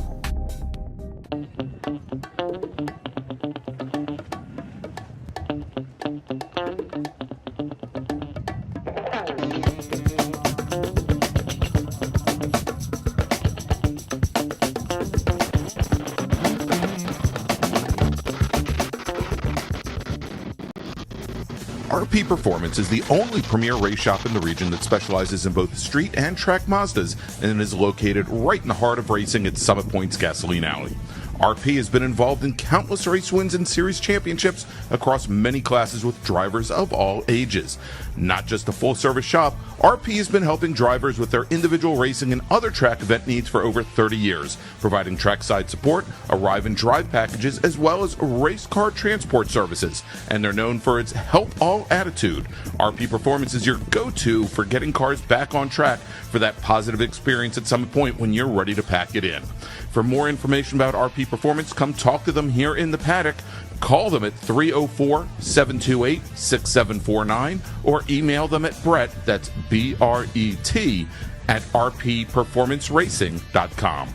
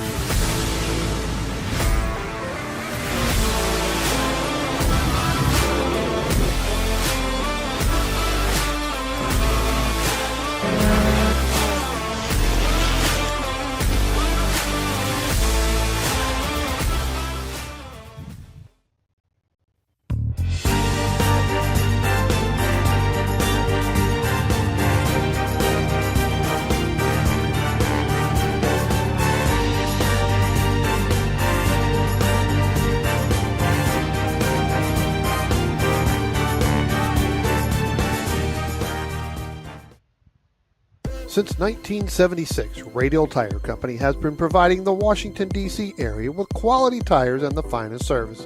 They have earned a reputation as a premier specialist in hard-to-find performance tire and wheel applications. They stock tires from all of the top manufacturers for whatever you drive, from small economy cars to SUVs to trucks. Their mission is to assist you in getting the most out of your tires and car.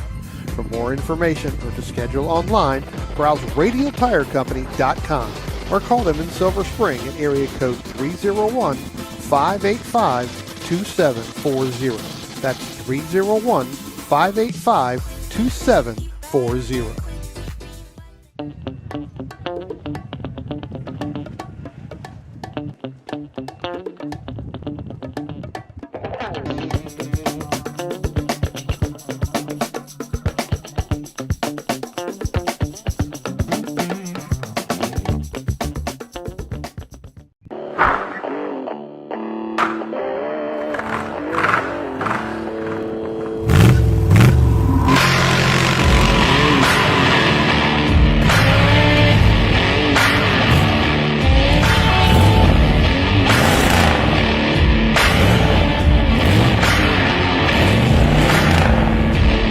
Hey dog. Belmont Classic Cars, where we take you back to simpler times. Belmont, Ohio.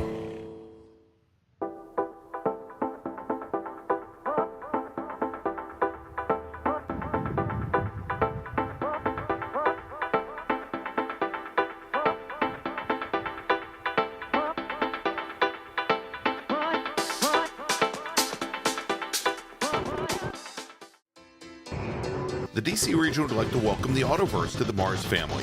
The Autoverse is a huge supporter of science, technology, engineering, and math, or STEM education, and like the SCCA, wants to break down the barriers to motorsports. They do this by providing the public with real-world experiences and link them with a trusted network of providers and gearheads. To find out more, find them online at theautoverse.io. The Autoverse, 4 wheels, more fun.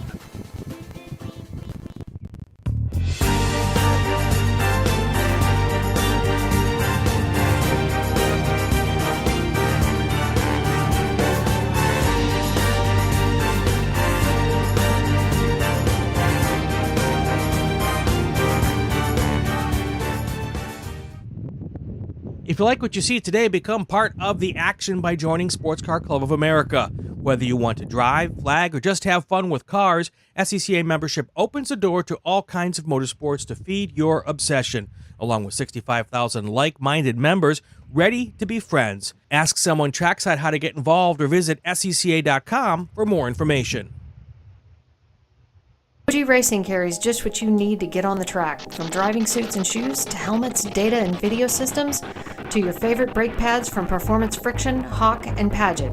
OG Racing has built its reputation during the last 22 years by providing the best customer service in the motorsports business, and their depth of inventory is second to none when it comes to safety equipment. That's why OG Racing has been the highest volume Sparco dealer for 17 years. Come visit their 12,000 square foot showroom and warehouse located in Sterling, Virginia.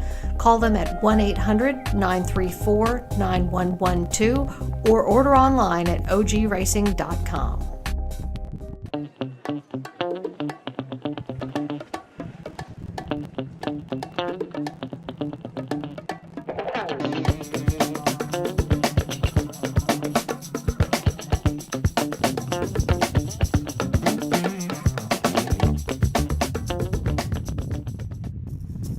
RP Performance is the only premier race shop in the region that specializes in both street and track Mazdas and is located right in the heart of racing at Summit Point's Gasoline Alley.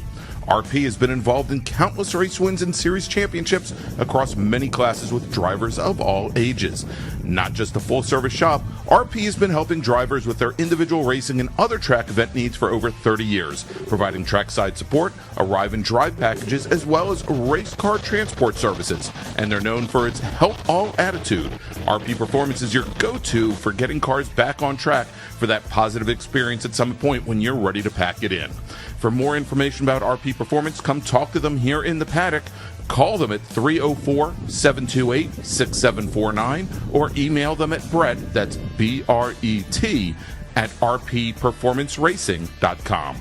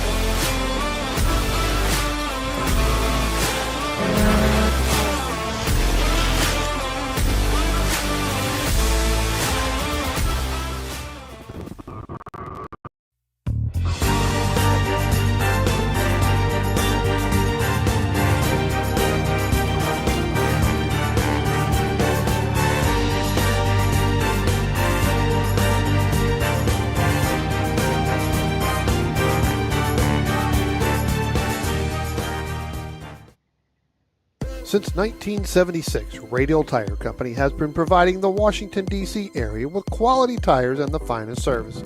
They have earned a reputation as a premier specialist in hard-to-find performance tire and wheel applications. They stock tires from all of the top manufacturers for whatever you drive, from small economy cars to SUVs to trucks. Their mission is to assist you in getting the most out of your tires and car. For more information or to schedule online, browse radialtirecompany.com or call them in Silver Spring at area code 301-585-2740. That's 301-585-2740.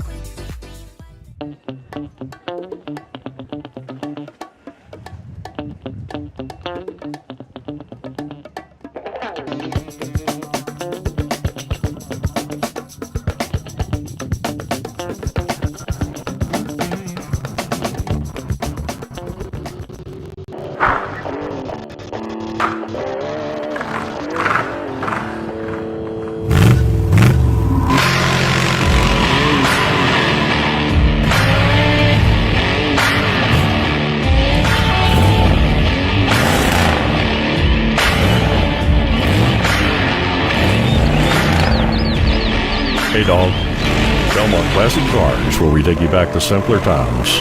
Belmont, Ohio.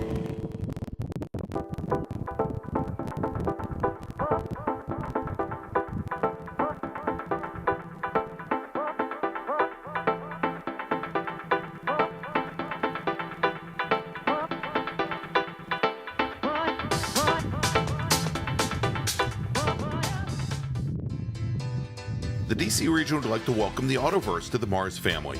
The Autoverse is a huge supporter of science, technology, engineering, and math, or STEM education, and like the SCCA, wants to break down the barriers to motorsports. They do this by providing the public with real-world experiences and link them with a trusted network of providers and gearheads.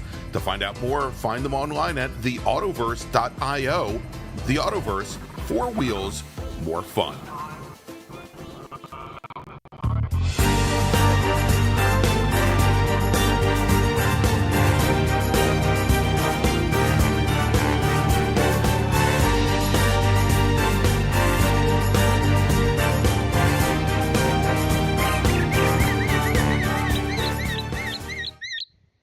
If you like what you see today, become part of the action by joining Sports Car Club of America.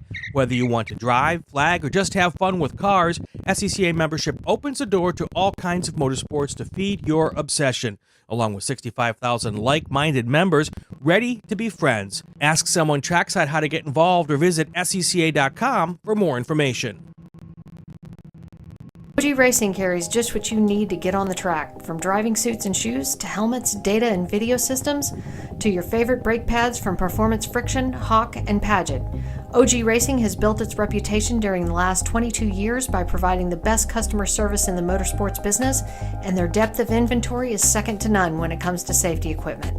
That's why OG Racing has been the highest volume Sparco dealer for 17 years. Come visit their 12,000 square foot showroom and warehouse located in Sterling, Virginia. Call them at 1-800-934-9112 or order online at ogracing.com.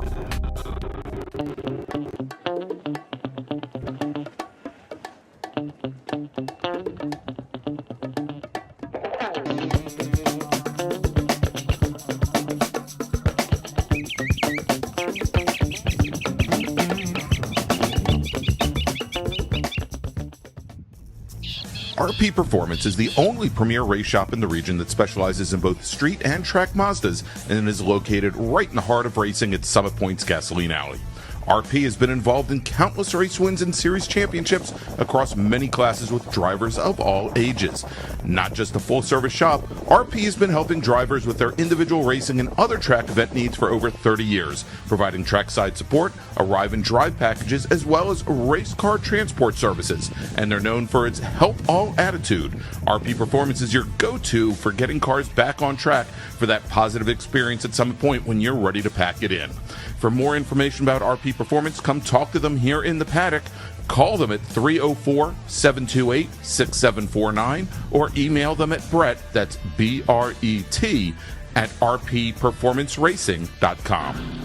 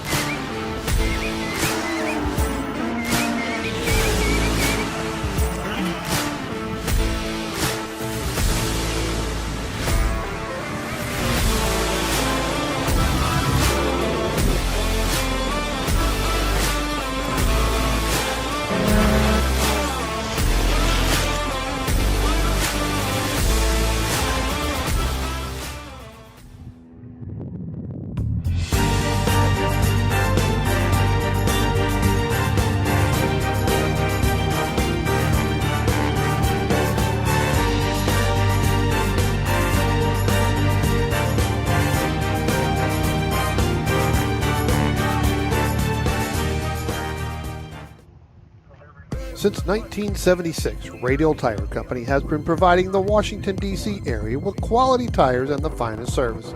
They have earned a reputation as a premier specialist in hard-to-find performance tire and wheel applications.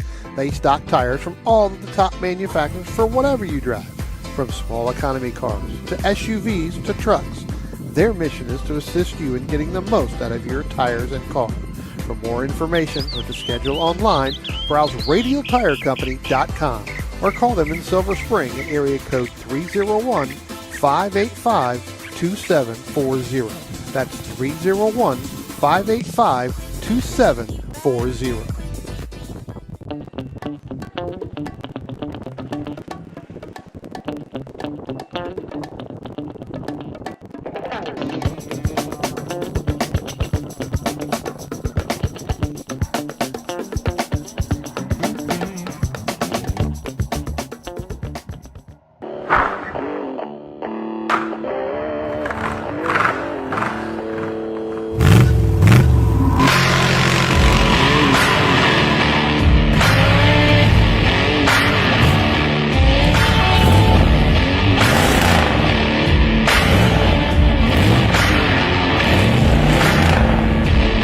Hey dog. Belmont Classic Cars, where we take you back to simpler times. Belmont, Ohio.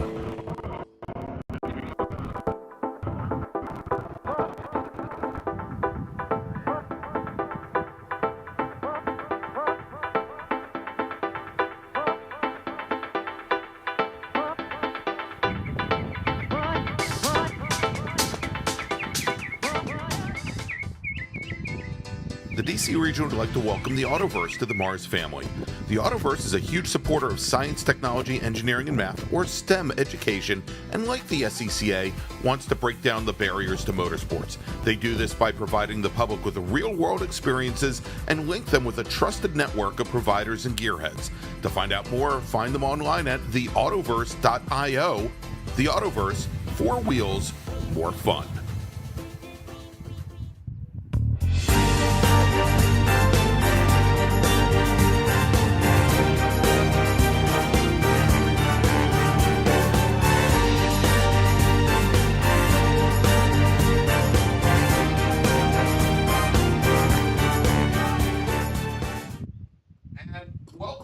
Welcome back from lunch, everybody. I want to thank you for joining us here on what is a glorious weekend here at Summit Point Raceway, the June MARRS presented by RP Performance. I want to thank Sissy Connolly from RP Performance bringing some swag up to us here today, Brian. I'll tell you what, I always use an extra shirt, especially an RP shirt. Yeah, and Spencer, I mean, he's right out of college. This is like an extra week that he can go without having to do laundry now. Just turn it inside out. That's right. You got two. All right, Brian, we're getting ready to go back racing here at Summit. Spencer, why don't we throw up the schedule, let everybody see what we've got coming up. We have 6 more sprint races on tap for you here today, 15 laps or 30 minutes, whichever comes first. We're at group number 3, which is our production and small bore group, and you can kind of follow along from there. So they're going to be heading on track here in just a moment for their pace lap. We'll see if our pace car cam can weather the storm that we're not seeing here. But let's take a look. We've got 27 cars that went out for qualifying, and we'll take a look at the starting order here. We had starting 27th, driving the number 24, Spec RX-7, the quality auto body of Fairfax machine, Alex Cumming from Bristow, Virginia. Starting 26th, and your pole sitter in Spec RX-7, driving the number 127 machine from Bloomfield, New Jersey, Carl Ricker. Starting 25th, driving the number 32, STL Honda CRX, the OG Racing Angry Sheep Motorsports machine of Deacon Greenfield. Starting 24th, driving the number 181 H Production Ford Fiesta. This is interesting because I've always seen Larry driving a Dodge Neon, but today in a Ford Fiesta, the Angry Sheep Motorsports Ford Fiesta, Larry Slavinsky from Ellicott City, Maryland. Starting 23rd, driving the number 31 F Production Dodge Neon, the Hyatt Auto Racing Team machine of Steve Hyatt. Troy McBain's going to start 22nd. He's driving the number 7 H Production Honda Fit. Jennifer Rome starting 21st. She's in the number 186, touring for Scion. Scion FRS. She's from Fredericksburg, Virginia. George Ortiz is going to start 20th. He is driving the number 12, F Production Mazda Miata. And then we've got Mark Anthony. He starts 19th today. He's driving the number 59, STL Mazda Miata. I was just there last week. He's from Elmira, New York, right outside of Watkins Glen. Starting 18th today, driving the number 27, H Production MG Midget from University Park, Maryland, Michael McQueen. So University Park is different than College Park, right? It's within a block. Is it really? Because University of Maryland's at College Park. All right, starting 17th today, and he is your pole sitter in H Production, driving the number 50 plus Porsche 924, the 50 plus cars, Porsche 924, Chuck Allard. Starting 16th today, driving the number 16 GT Ford Pinto from Elliston, Virginia, Drew Erie. Caleb Crandall is going to start 15th today. Caleb's driving the number 29 STL Mazda Miata. Kurt Laumeister starting 14th on the grid today. He's driving the number 111 STL Mazda Miata. I think that's all actually a spec Miata in STL guys. That's the Heritage brass machine. Kevin Conlon is going to start 13th today. He's driving the number 14 STL Mazda Miata. He's from Westminster, Maryland. And then we've got Charlestown, West Virginia's own Bruce Shelton. He's your pole sitter today in GT Pinto. Starts 12th overall, drives the number 11 car. Robert Connor, our sole Legends car in the field today.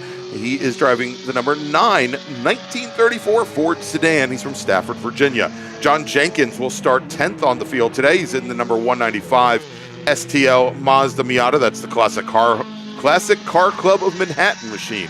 Robert Cahall is driving the Cahall Racing Mazda Miata, the number 178 car, starts 9th overall. Mark Liller is starting 8th today. He's driving the number 127, touring for Mazda MX-5, the Hoosier Carbotech Angry Sheep Motorsports machine. Mark's from Bowie, Maryland. Then we've got Darnestown, Maryland's Jeremy Butts. He's driving the number 69, touring for Mazda Miata. He starts 7th today. Then we've got Michael Unger. Michael is driving that beautiful red and white Honda S2000, the custom car care Honda S2000. He's from Gloucester Point, Virginia. He starts 6th, and he is running an E Production.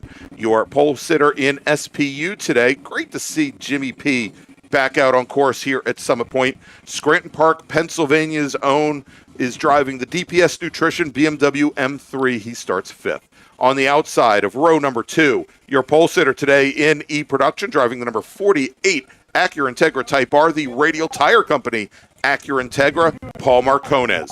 Starting 3rd, driving the number 47 STL Mazda MX-5 from Washington, D.C., it's Ryan Harrison. And your front row, both racing in STL.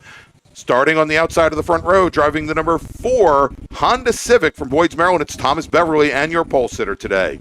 Driving the K-Hall Meathead Racing Mazda MX-5 from Christiansburg, Virginia, it's the number 182 car of Ted K-Hall.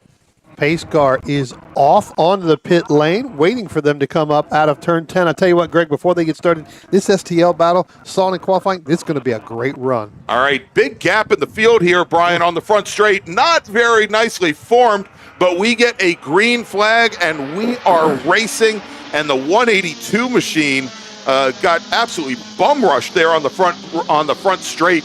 Ted Cahall's blue Mazda MX-5, as we are now 3 wide coming down into turn 1, jumping out to the early lead in that bright green number 4 Honda Civic hatchback is Thomas Beverly, Brian, as he leads the field through turns 1 and 2, as Harrison and Marcones and Pettinato all got bottled up, and Ted Cahall, our pole sitter, looked like he just got caught off guard there at the start. Yeah, I'm not sure if he was anticipating that they would wave that off or not, because it didn't seem like it was formed up behind him. There was a big gap there, but yeah, they just swallowed him up. You know, you talked about the legend car, Robert Connor.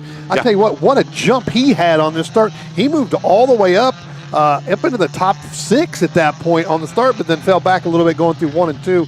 Where a couple cars got around him, but what a great start. It looks like now he's following all the way back to the back of the field, yeah. Yeah, that's what happens on those cars. You get a good start like he's that.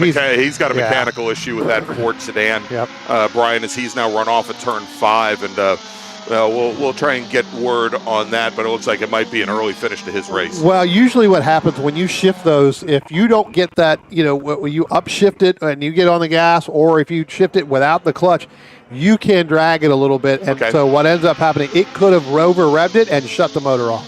Oh, all right. Our leaders now coming across the line to complete lap number 1, Brian. And Beverly, still our leader. Paul Marcones, who started back in 4th position overall. He is in an E-Production Acura Integra. He moves up to 2nd. Ryan Harrison in his MX-5. Currently running 2nd in STL, 3rd overall. Ted Cahall, our pole sitter, now slots back in the 4th. Jimmy Pettinato, he started 5th. That is where he is right now in that beautiful number 98 BMW M3, the E36 M3, and then Michael Unger in that Honda CRX. Yeah, I tell you what, again, guys just now starting to get their feet underneath them. Here as they come down the hill to turn 5. We're going to go side by side right there with, I believe that's probably going to be Ryan Harrison in the 47 machine and Ted Cahill in that 182. So Ted's starting to fight out there as they come through turn 6 again. Still side by side coming through. Indeed, and that's the 182 of Cahill, who's on the inside in the blue car. And then right to his outside, Ryan Harrison in the white number 47. So it looks like Cahill now moves up into 3rd overall. And that is going to be 2nd in STL as our racers come down the front straight, and now using that draft, Brian, as they come across the start-finish line. Harrison making a move on Cahill as they run down, and Harrison, he's got inside position as they come down under braking into turn 1, side by side. Cahill, and we've seen him do this before, where Cahill will yank the car to the driver's left to try and get it rotated going into turn 1. I think it causes him to lose speed, but he is once again side by side with he's side by side with Pettinato. Yeah, I was going to say that move that you just talked about there on the last time, trying to get away from Harrison, that actually hurt him. Yeah, and that allowed Pettinato to get up underneath them there, and then they were side by side going through turns 1 and turn 2. But now it looks like Cahill is going to get back in front. And a smart racer, James is. Again, you see him out here once a year. He knows not to fight that. That's not for class. So that's the smart James Pettinato that he is from a driver, and that's just driver awareness. Exactly. And plus that is, I think I said before, it was an E36 BMW M3. That's an E30 BMW M3. There aren't many of those around. There aren't many body parts around all that any longer. I'd want to save the car also. Beautiful chassis, 4-cylinder BMW here. As we've got coming onto the front straight now, and I think Spencer just had it in the camera view, the battle in Spec RX-7. They're about to be lapped by our leaders. I thought I saw it a little while ago. We'll catch back up with that. I thought I saw it before there, but going down into turn 1 now, it is still Beverly in that green Civic, then our E-Production leader Marcones, and then right behind Ryan Harrison in that white Mazda MX-5, just reset fast lap. He has left the Cahill car, and he is on route trying to move up in the 2nd overall, try to get closer to that Honda Civic who leads his class. Yep. Tell you what, another call out here, Greg. Let's talk about this 32, this Deacon Greenfield machine in STL. Again, a little bit further back, but again, he started 25th on the field, worked his way all the way up into 12th. We know he's had some problems with that Honda, had some things break, especially in the transmission. Looks like they may have gotten that fixed. We'll see how long that lasts, but I know that he only really got 2 or 3 laps this morning in qualifying. So not a very good qualifying session, but Deacon working his way all the way up through the field now. He's actually going through turn 5 there, getting ready to come out of turn 6. He was side by side with Bruce Shelton in that Pinto. And also, Brian, one racer that did not make the grid today, that is Michael McQueen in his H-Production MG Midget. Word was last night that he needed to replace a transmission seal. He did, and he was going to be doing it today. It may have cost him a race.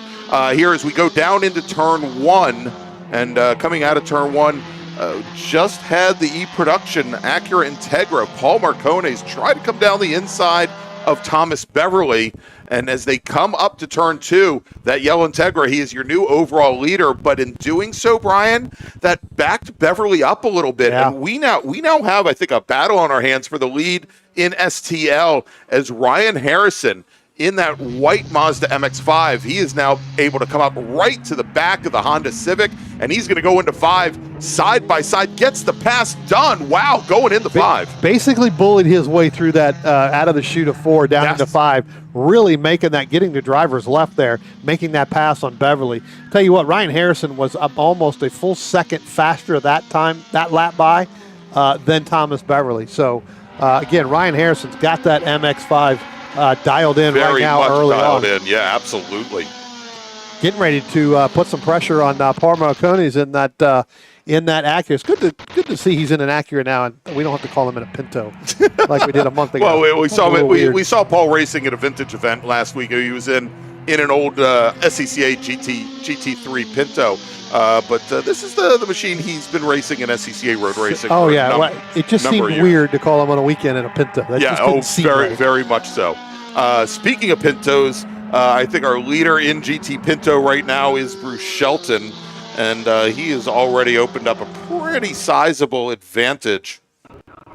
He's got over almost Drew Erie. 7-second lead over Drew right now. But Drew, battling back. He's in a little bit of traffic right now, so looks like he may be by himself coming out of turn 1. All right, if we can catch this battle coming down into turn 1, this is the battle for 4th in STL.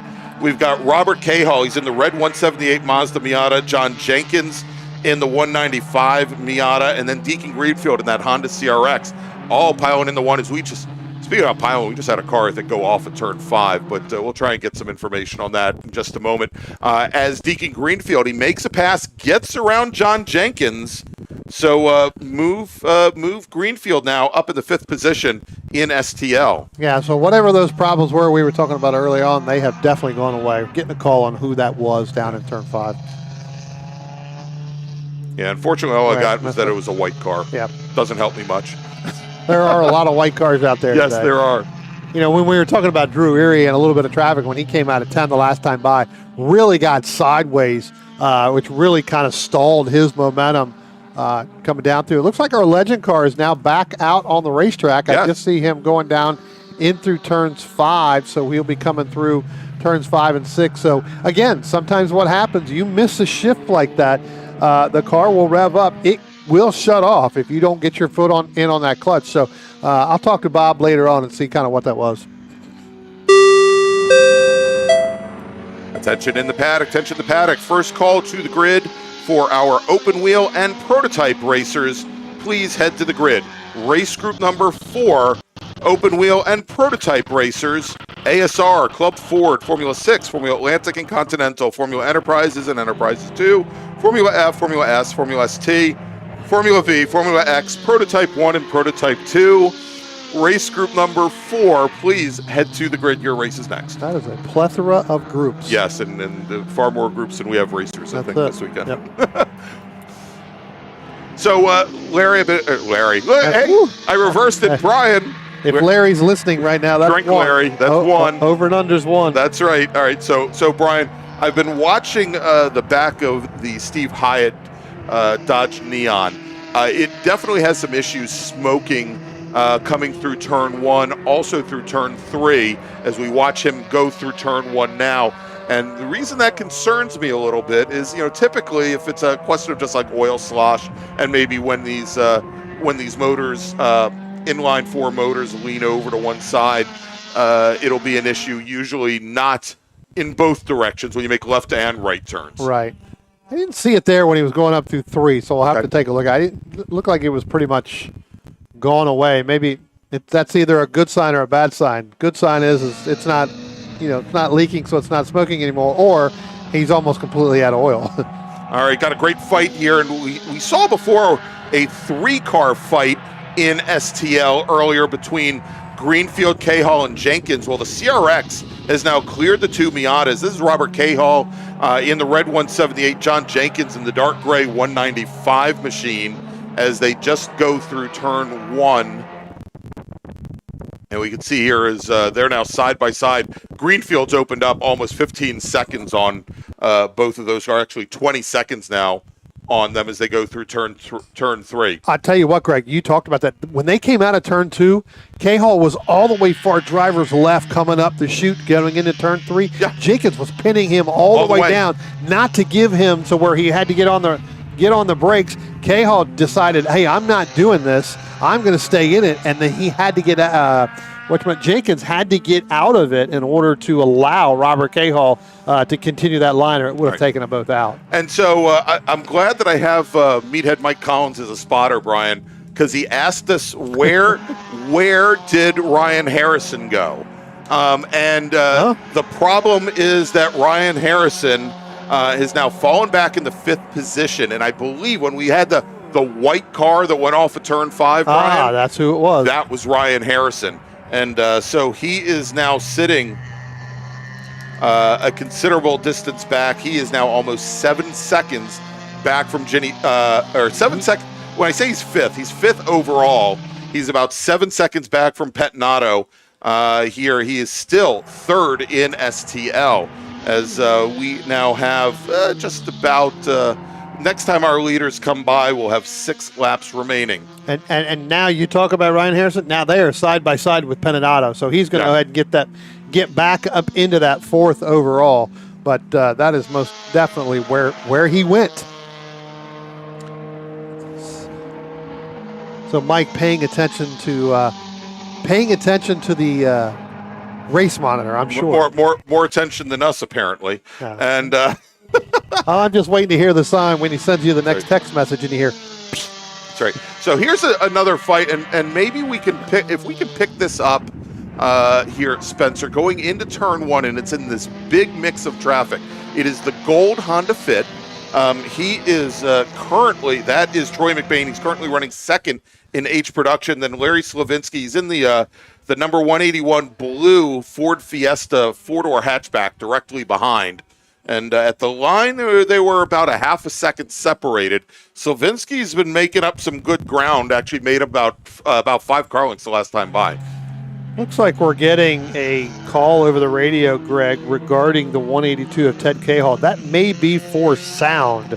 Right. So it looks like they hit him the last time. They're going to hit him again this time regarding sound. So it looks like Ted K-Hall's going to have some problems here with sound as he goes by the start-finish line. So again, the best way to do that, we've talked about this many, many times, as a racer, let off when you get down there. You all know where it is. So we have here at Summit Point Raceway a limit of 103 decibels, which is irresponsibly loud, to be perfectly honest.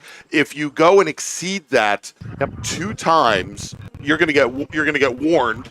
If you exceeded a 3rd, they're going to black flag you. They're going to bring you in, and essentially your race is going to be over. So he definitely wants to watch that. All of our racers know that the microphone is located 50 feet off of the track surface on the front straight. The secret undisclosed location of exactly where we just told you. Yeah, it's not so undisclosed, because if you look down at this shot of cars coming at turn 1, you'll see a big white canopy about 1,000 feet away from us. Directly across from that canopy, that's where the microphone is. And so we'll see how that plays out now. But let's take a look here quickly as McBain now starting to stretch things out a little bit on the Fiesta. McBain and that Fiat that we were just talking about a few moments ago. In F production, George Ortiz has about 10 seconds now on Stephen Hyatt. Ortiz in a Mazda Miata, Hyatt in that Dodge Neon here. In Touring 4, Mark Liller with about 14 seconds on Jeremy Butts. That's a huge surprise to me here, Brian. And I think that battle that we were watching still pretty tight between Robert K-Hall in the red 178 car, John Jenkins in the gray 195, both the Mazda Miatas. That's the battle for 5th in STL. But things starting to open up here. Yeah, things starting to spread out a little bit. I'm going to go back and look at this James Pettinato and this Ryan Harrison again. Again, not for battling class. James Pettinato in that SPU and Harrison in that STL. That's he's still sitting in 3rd with STL. But those two have been kind of going at it, and now it looks like you're going to see Penato lock up the right front there, getting down. So Jimmy P getting a little hot going down into turn one, trying to keep Harrison behind. Just as we spent the early lap saying, he's not racing them in class, so he can take it easy. Now, once he has been in that position where he's kind of defending a little bit, now he's a little bit more amped up, let's say. Marshall, if you can hear me, you need to go down there and yell at him when he comes back in. He certainly does. Attention in the paddock, attention the paddock. Second call to the grid for race group number 4. That's our open wheel and prototype group. Race group number 4. Please don't make me read all the classes. Race group number 4, please head to the grid. Your race is next.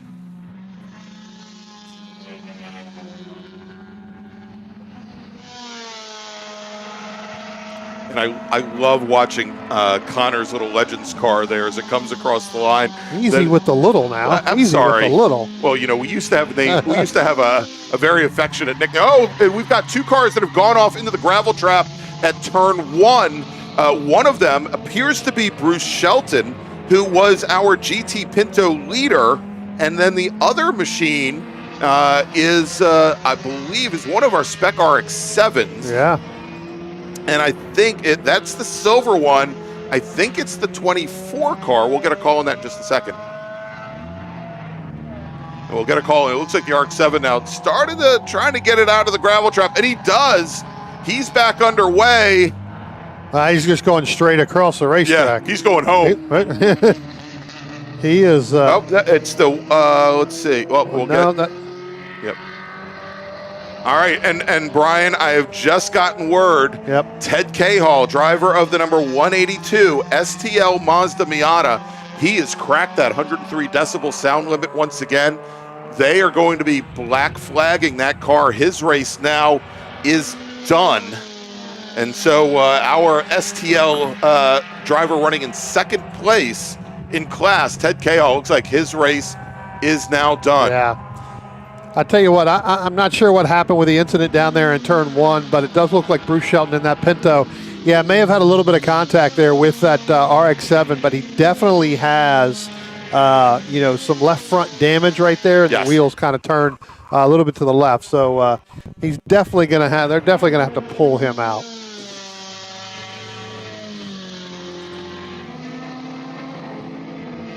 All right. So, Brian, next time our leader, whether it be Paul Marcotes in his Acura Integra or Thomas Beverly in the Honda Civic, next time they cross the start-finish line, they will be given that 1-to-go board, the 1-to-go warning. And so things are winding down here in small bore. And taking a quick look here, and this is not a battle in class, but Deacon Greenfield has made up a lot of ground in this event, Brian. He now works his way up to the back of Mark Lillard's touring for Mazda MX-5 as they go down into turn 1. Of course, can't make a pass there. We've got the local caution going into 1.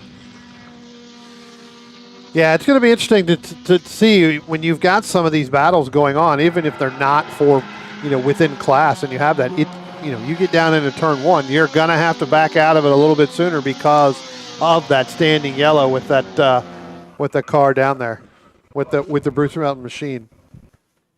Now, I'm not seeing a standing yellow down there now. They may have removed it because he is, and everybody's kind of far out, but I think they've already seen it for at least a lap or two. I'm not seeing it down there. It looks like I'll look down there through the binoculars, kind of giving. No, it's still there. He's holding that flag out. Yeah. Well, no.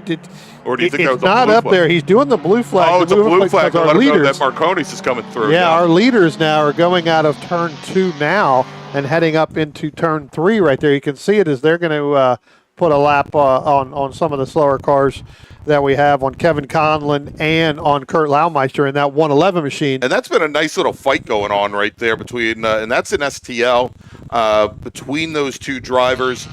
Great fight going on for 7th in STL, Brian. They've been locked nose to tail for the last 5 laps or so. Right, yeah. That's been a good battle there, like you said, for quite some time. But again, It looks like they've picked up the standing yellow there and one for the Bruce Shelton machine. It's far back off. It's going to take a couple minutes to get Bruce out of there because you know as well as I do, the Pintos, when they get in that gravel trap, they just sinks down in there. It looks kind of at home there. Like literally, that's its new home. It's a good thing that Bruce has got his helmet on and can't hear you with the microphone. Oh, yeah. All right, coming up to the final corner right now, Brian, is Paul Marcones in his Acura Integra.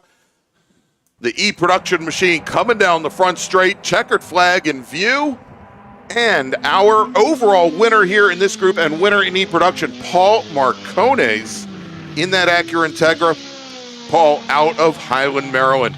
Coming across the line, finishing second overall. Your winner in STL is going to be Thomas Beverly. Great run for the Civic driver.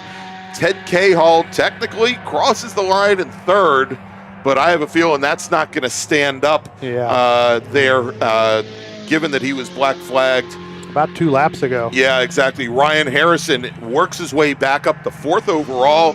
He finishes on track third in STL, Brian. I have a feeling he's going to end up with a silver medal here today. Jimmy Pettinato, great run for the SPU driver. He's going to finish fifth on track in his BMW M3.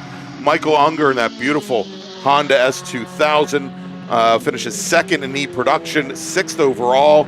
Mark Liller will take the win in Touring 4 in his Mazda MX-5. The Bowie, Maryland driver finishes seventh overall.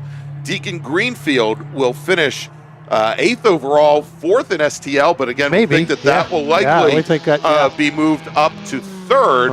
And now this battle, let's look at this battle here coming to the line. That's Laumeister. No, that's Jenkins and Robert Cahall that have been going at it. They're going to finish 10th and 11th on track, just behind Jeremy Butts' Touring 4 machine. And that was the battle for fifth, possibly fourth in STL, and that will also round out your top 10. All right, so Brian, let's make a final call to the grid for our next group. Attention in the paddock, attention in the paddock. Final call to the grid for race group number 4, open wheel and prototypes. Please head to the grid. Race group 4, open wheel and prototype racers. This is your final call to the grid. All right, we're going to take a quick break, but before we do, I'm going to thank some of our partners and sponsors that bring you all the action here from Summit Point Raceway, like Paul Marcone's own Radial Tire Company. Since 1976, Radial Tire Company has been providing the Washington, D.C. area with quality tires and the finest service. They have earned a reputation as a premier specialist in hard-to-find performance tire and wheel applications. They stock tires from all of the top manufacturers for whatever you drive. From small economy cars to SUVs to trucks, their mission is to assist you in getting the most out of your tires and car. For more information or to schedule online, browse radialtirecompany.com or call them in Silver Spring at area code 301-585-2740. That's 301-585-2740.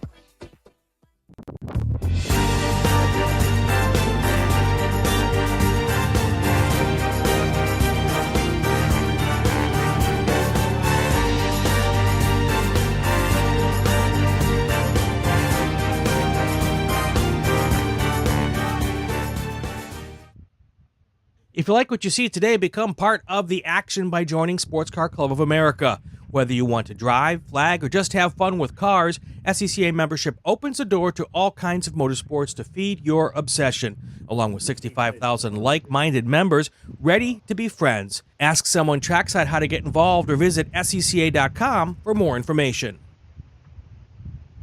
OG Racing carries just what you need to get on the track, from driving suits and shoes to helmets, data and video systems, to your favorite brake pads from Performance Friction, Hawk, and Paget. OG Racing has built its reputation during the last 22 years by providing the best customer service in the motorsports business, and their depth of inventory is second to none when it comes to safety equipment. That's why OG Racing has been the highest volume Sparco dealer for 17 years. Come visit their 12,000 square foot showroom and warehouse located in Sterling, Virginia. Call them at 1-800-934-9112 or order online at ogracing.com.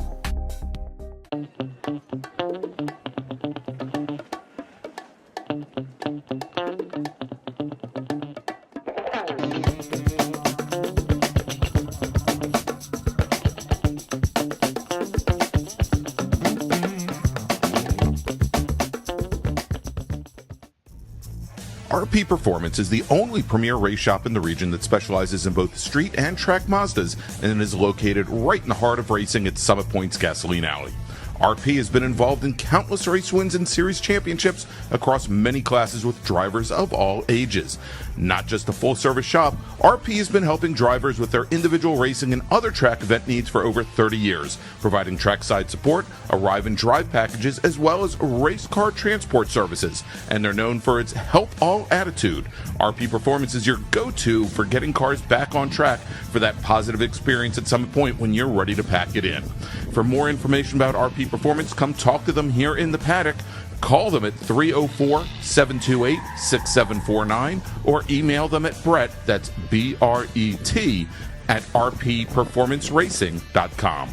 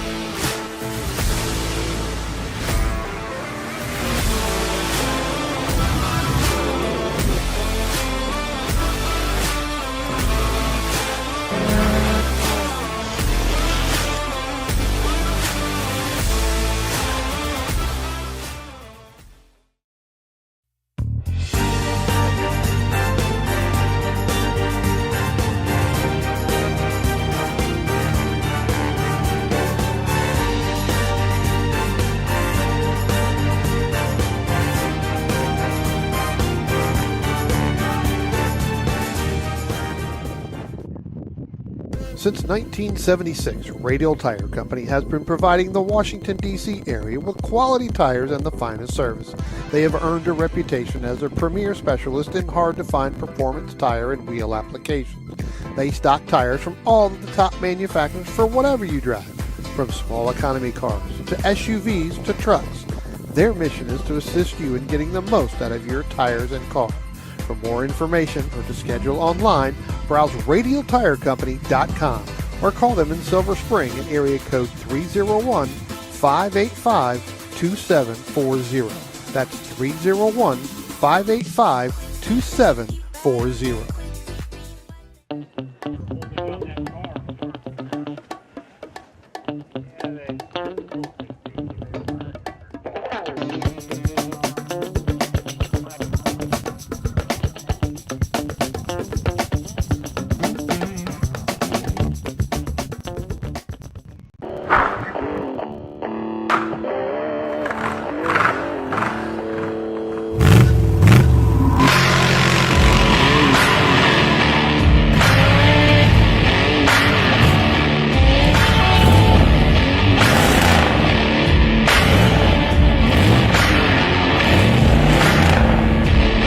Hey dog.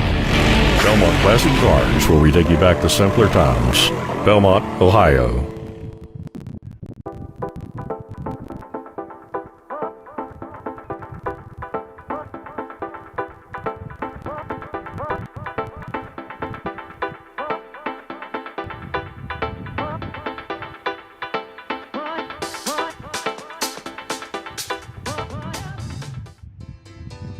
The DC region would like to welcome the Autoverse to the MARRS family.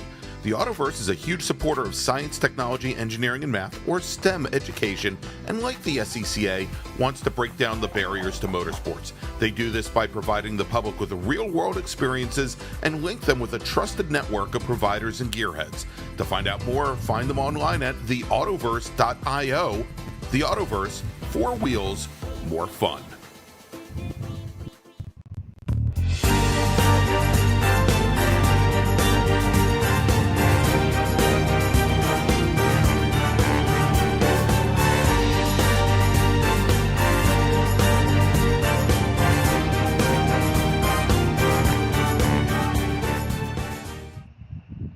If you like what you see today, become part of the action by joining Sports Car Club of America. Whether you want to drive, flag, or just have fun with cars, SCCA membership opens the door to all kinds of motorsports to feed your obsession, along with 65,000 like-minded members ready to be friends. Ask someone trackside how to get involved or visit SCCA.com for more information.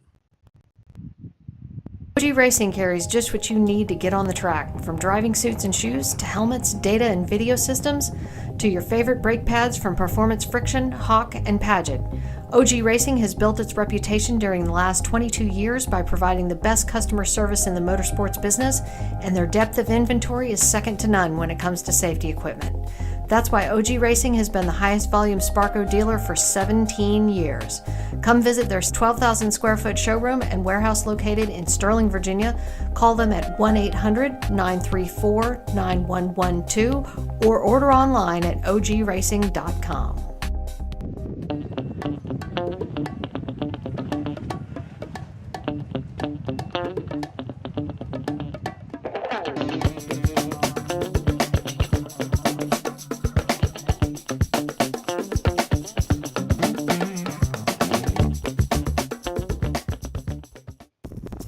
RP Performance is the only premier race shop in the region that specializes in both street and track Mazdas and is located right in the heart of racing at Summit Point's Gasoline Alley. RP has been involved in countless race wins and series championships across many classes with drivers of all ages. Not just a full-service shop, RP has been helping drivers with their individual racing and other track event needs for over 30 years, providing trackside support, arrive and drive packages, as well as race car transport services. And they're known for its help all attitude. RP Performance is your go-to for getting cars back on track for that positive experience at Summit Point when you're ready to pack it in. For more information about RP Performance, come talk to them here in the paddock.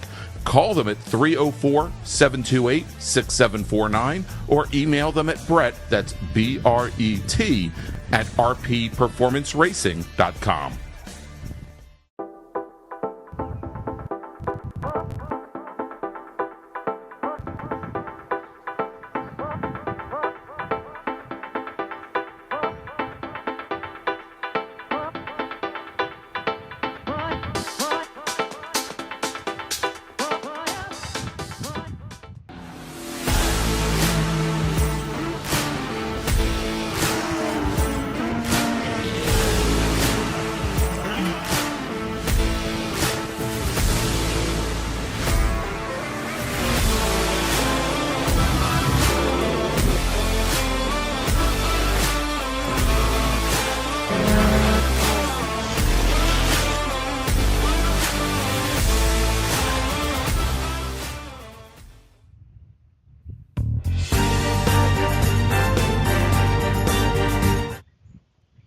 Welcome back, everybody, to Summit Point Raceway and the June MARRS presented by RP Performance. I'm Greg Ginsburg, along with Brian Donati. We got Spencer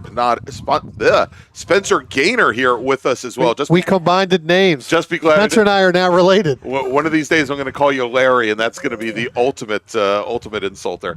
Hey, everybody. So we got our next race up. This is going to be for our open wheel and prototypes, and no other way I can put it. We've got 3 drivers that went out for qualifying today, so I'm going to read the starting grid 6 times while they do their pace time. All right. Heading out on track right now, and unfortunately, this is actually a group I'd love to have the pace car cam, but we've got a different pace car heading out on track that doesn't have a camera on it. So let's run down the starting order, Brian. Here, starting third today, he's driving the number 8 Citation 95V from Havre de Grace, Maryland. It's a Formula V, by the way. That's Brendan Cronin, and this is Brendan's first year road racing, so glad to have him. He's got about 4 years of iRacing, of virtual racing experience. Also has a number of kart records that he has set as well. We have starting second on the grid, and both of our remaining drivers are racing in Formula Continental here this weekend. We've got Leslie Walker. Leslie's out of Laurel, Maryland, driving a Van Diemen RF99 for Merck Racing. That is the number 43 machine, and your pole sitter today, representing the Old Dominion region of the SCCA, driving a Crossley 71F from Oakton, Virginia. It's Chuck Moran. You talk about Brendan in that Formula V, like you said, he's got a lot of sim racing, did 2 years of karting. Yeah. Also is an ice hockey player. Yeah, exactly. So Caps are looking for some talent. So on the 6th anniversary of the Washington yes. Capitals winning the Stanley Cup. Actually, Yep. yesterday was the anniversary. Yep. Maybe, and he's in high school right now. Didn't put down what high school he's playing with, but I know a lot, at least in the DC area. And I think this is the Ovechkin effect. A lot of high school teams now have hockey programs that didn't have them 20 years ago. Yeah. And so he's still in high school, and we'll see how he plays out. He had a pretty uneventful, actually, it was a very eventful qualifying. Well, he had. I was going to say there was no uneventful about it. He went through turn 3 and he checked out the gravel trap early on. So he a little bit there, but we always get people to turn in emails to us and do it. I tell you what. His mantra is the 4 Ps, right? And you were trying to say it earlier this morning. I get tongue-tied just saying my own name. I've been practicing it for it up here all day. Proper preparation prevents poor performance. That's the 5 Ps. Well, poor performance is one. That's one. Correct. All right. Lights are out on the pace car, turning the field over to Chuck Moran. 3 cars coming to the line. Starter looking the field over. Dave Sterling, our starter. Please tell me, Dave, you're not going to wave this one off. Sorry. I mean to laugh there. Nice pace that the field has. And there we go. Green flag is in the air. And Chuck Moran's Crossley is taking a very early lead as they go down into turn 1, all in line. I'll tell you what, Greg. Let's go out on a limb here. I'm going to say Leslie Frazier picks up the win here today. I think that driver's going to win Formula Continental. And I'm going to go out on a real big limb here and say Brendan Cronin is going to be your Formula V winner today. That is good. Well, we've got Braden Toms. He's in the chat right now. He says, go Brandon. Yep. So, sure, glad to have you here joining us, Braden. Glad to have you on board, and we'll see how young Brandon does here. Go ahead, Brian. I was going to say, real quick, if any of Brendan's crew's down there and they're listening to us and they can hear us, when he's done, have him come up here to the tower. Yeah. I'd like to talk about his first experience out here. Again, as a high school student, running. That's obviously not karting, and I may pick his brain about karting. Just because that's what I do. So I like, if you're part of his crew, get him to come up here. Let's do a little quick interview with him at some point during the weekend, and when we get a chance, and let's see how his first experience out here at Summit Point is going. Hey, and wanted to also mention, and I think this is a great segue now, is our 2 Formula F racers come down the front straight here to complete lap number 1, and pretty good. Pretty close race so far with Chuck Moran and Leslie Walker.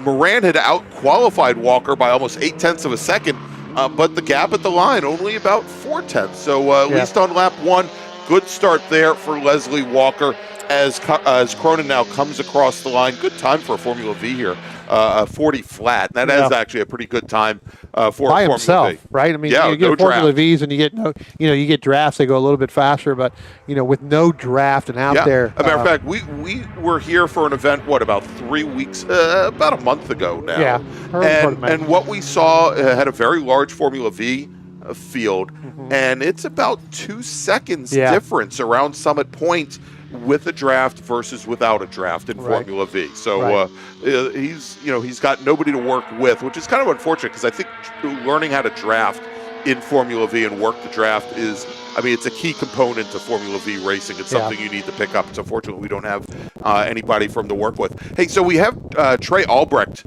online, who's very tuned in and works with the Washington, D.C. region's time trials and HPDE program. He asked me to point out when some of the upcoming events are, and we had them playing during lunch, during our scroll and all of our ads. But the region's next time trials and HPDE event is going to be at Dominion Raceway. About 90 minutes down I-95 from Washington, D.C. It's going to be the weekend of June 29th and 30th.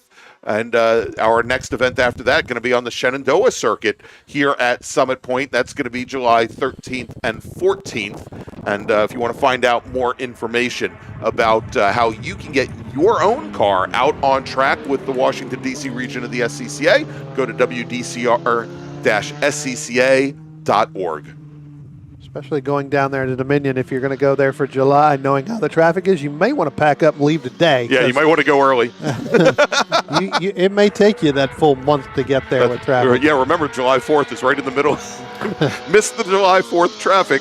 Go down there the first week in June. Yeah, leave now.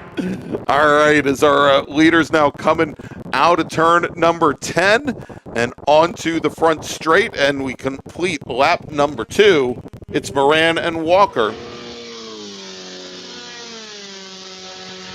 And now about 1.4 seconds. Sounds like young Mr. Cronin there might have carried, on the last lap, might have carried a little bit more speed than he was expecting down in the turn 1 and put a couple wheels off on the outside.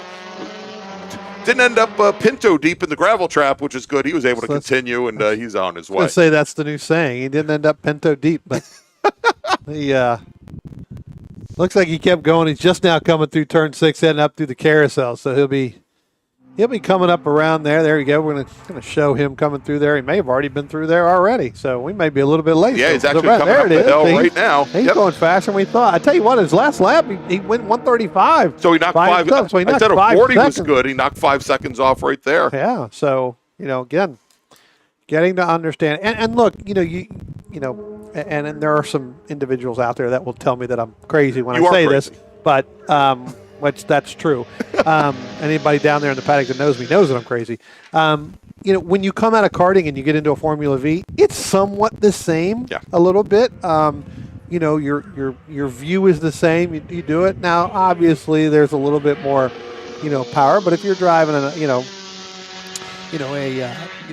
KA or something like that, you're right around the same, the same speed. So you get that. The only difference here in a V is that you are sitting down and you do have a little bit of a bar above your head. Hopefully, if you're not super tall, but it's kind of the same feel. All right, so if we can keep track here, moving up and really starting to close things down, Leslie Walker, who just reset fast lap, you can see there on the timing and scoring, just went purple, and he knocked almost a half second out of Chuck Moran's lead, and he is definitely closing things down. Braden Toms, who's in the chat with us, thanks for checking in, says they both he and Brandon go to Aberdeen High School. All right, there you go. And again, Brandon out of Harvard of Grace, heading up. Of course, I always think of Harvard of Grace as I'm heading up towards like New York and going up 95.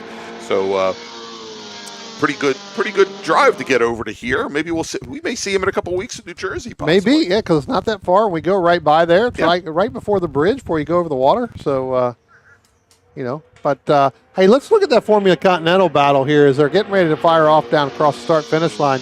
You talked about it last time, Greg. It's now 0.4 of a second with Leslie Walker and Chuck Moran. Walker's still a little bit faster, almost 0.5 there, cutting that off. I know they went around Brendan, through the carousel last time by, so able to make quick work of that. So Frazier, again, as when we started up, really, really pacing himself there.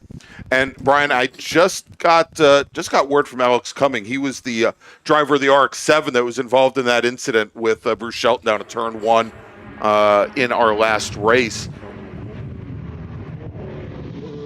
And the word that we got from Alex is that he had a brake line explode. So basically, the brake pedal just went to the floor on him. And as he basically just pushed all the brake fluid right out of a portion of the car there. So glad that he is okay. Hopefully Bruce Shelton is okay as well. Yep. And that shouldn't be a difficult fix to get that car back underway, assuming there wasn't any damage from any impact with the Pinto. Yeah, Bruce able to drive that all the way around. So, it doesn't look like there could be. It looks like there may be some, front end stuff that needs to happen. So.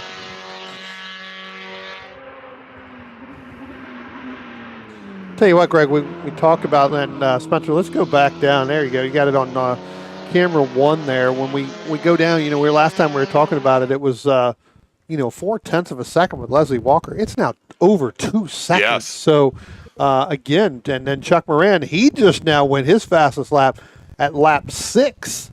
So, again, maybe Chuck was pacing the pacing the field here a little bit. He was putting a little carrot out there for Yeah. Leslie Walker. And Like Jerry Hudson and Devin Mistag. Mistag said, "Oh no, somebody called across the radio. That's for the lead. It's time to go." time to go. Got to go. See you. Bye. I think that's. I think they did the same thing. I think Chuck did the same thing. So, okay. All right, well, we are a third of the way through this 15-lap race. Brian, let me make a first call to the grid for our next group of racers.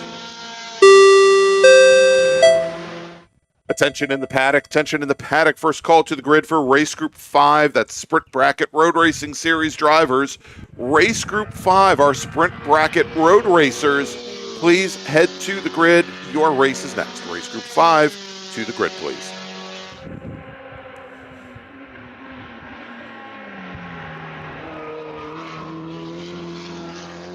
Did I say we were a third of the way through? We're now halfway through this race. 15 laps, 7 laps complete. Working lap number 8.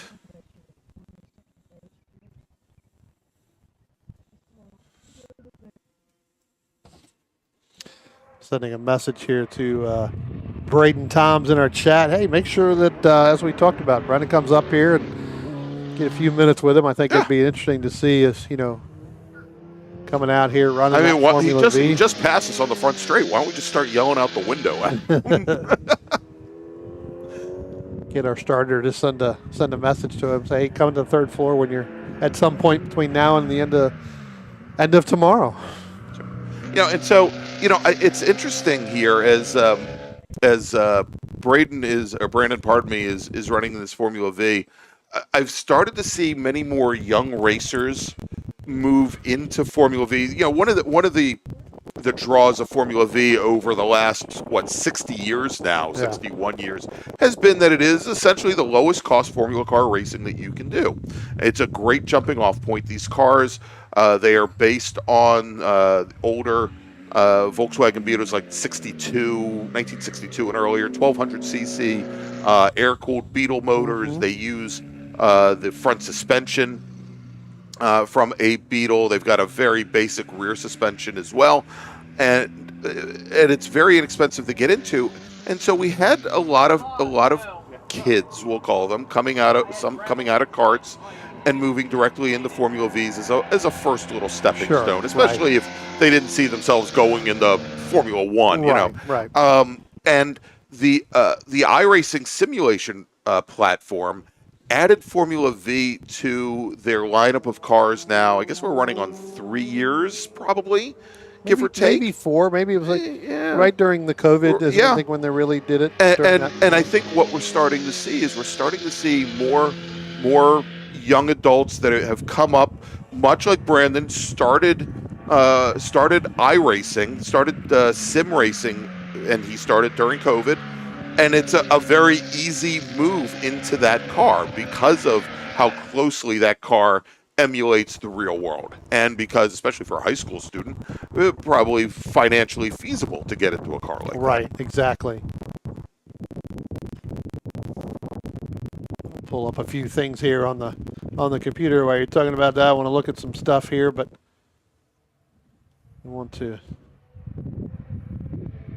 we talked about our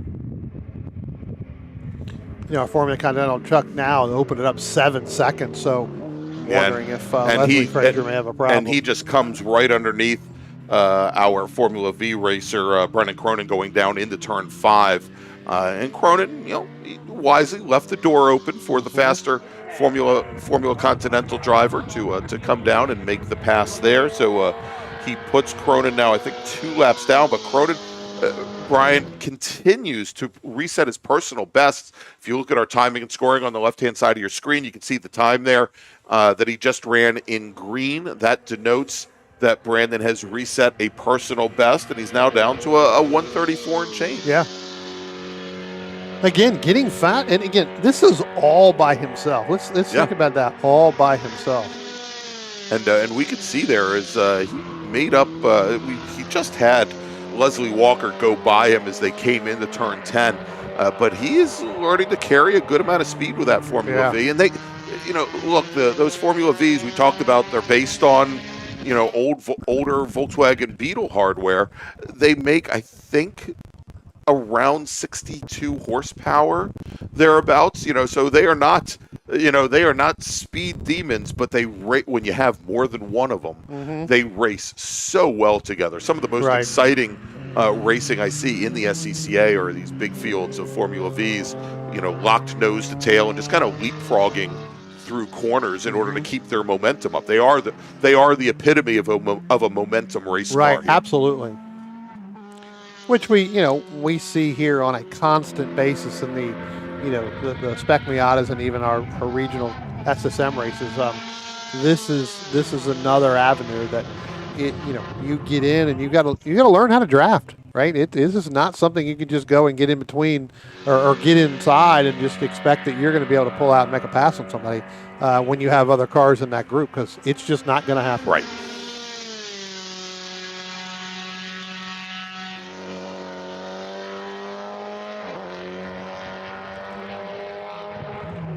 Four laps left to go now.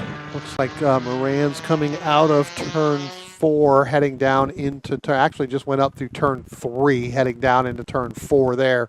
So we'll pick him out. Looks like the times have kind of flattened out a little bit here. With Moran and Walker, it's now a 9-second lead. So wondering if Walker's got some type of a little issue and just kind of nursing it through, knowing he's not going to catch Chuck Moran. That car just seems to be a little unstable, especially coming down the hill out of 4 into 5. So may have some other type of either a little brake issue or something. It does look like the last time I was watching. Hopefully not Alex Cumming brake issues. Well, I just got word on that. I just think basically. Alex, you got any extra spare brake lines there for a Formula Continental driver? Anybody got any .3 brake fluid? Yes.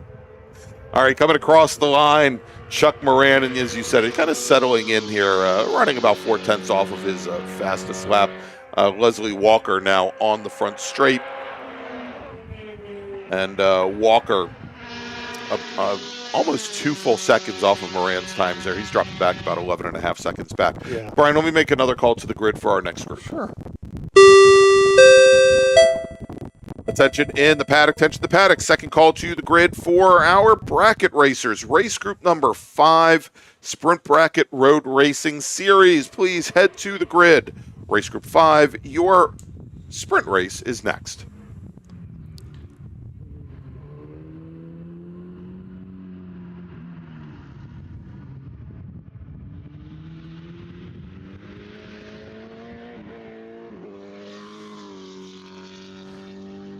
Looking up a few things here as we get down through almost towards the end of this. Let's see here. All right, coming out of turn 10 now, Chuck Moran.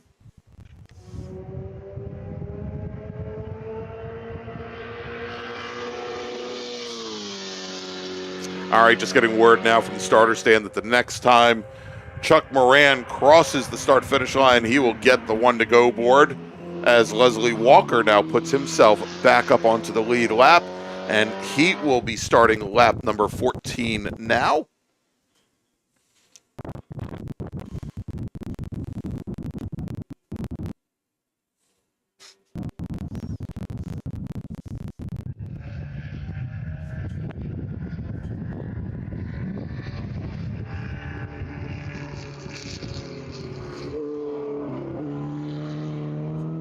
And I think, Brian, that my understanding is that FRP, which is essentially the pro racing arm, where you're going to find Formula Continentals, they've got an event going on, I believe, up at Watkins Glen this weekend, which has taken a good portion of the field away. Yes, most of those are also with the the Vintage Series too, and they race out there with the Trans Am. I know that I was with up at Lime Rock a couple weeks ago and had a pretty big event up there. So a lot of those guys are going to both of those events. So yeah, you get a lot of the Continentals, and even some of the Atlantics are going out there now, and you've got the 2000s that are out there now as well. Yep. All right, our leader now working his final lap, his final circuit of 2-mile, 10-turn Summit Point Raceway. There is Chuck Moran coming into turn 3 for the very last time.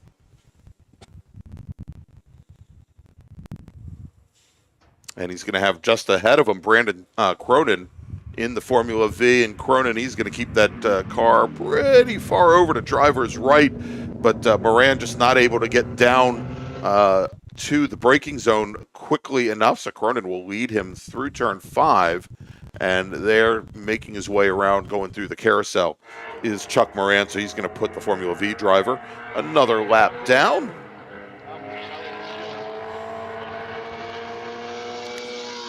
Leader now coming out of turn 9, headed up through there. So he's going to be coming into your camera view here any moment. Right there, coming through turn 10. So, all right. So coming onto the front straight, here he comes, Chuck Moran, your winner in Formula Continental. I felt pretty confident saying that like a couple hundred feet before he got the checkered flag. Coming across the line, that's going to be Brandon Cronin. He's going to round out his race here today in Formula V, and finishing second in Continental, Leslie Walker. All right, so Brian, let's take a quick break here. Before we do that, let me make a final call to the grid for our next group. Attention in the paddock, attention in the paddock. Final call to the grid for race group 5, Sprint Bracket Road Racing Series. Bracket racers, please head to the grid. Your race is next. Bracket racers, please head to the grid. You're going to be on track in a few moments. All right, we're going to take a quick break. We'll be back here in just a few moments. But first, I want you to find out a little bit more about one of our great sponsors, OG Racing.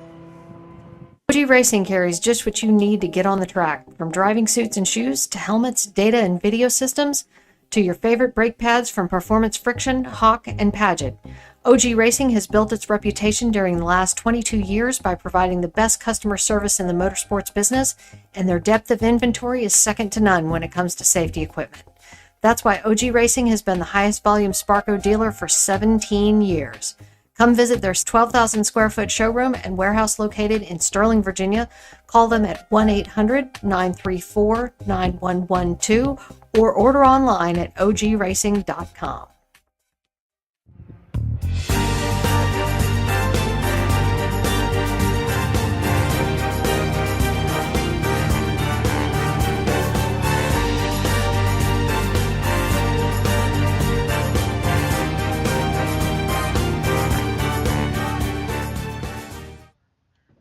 If you like what you see today, become part of the action by joining Sports Car Club of America.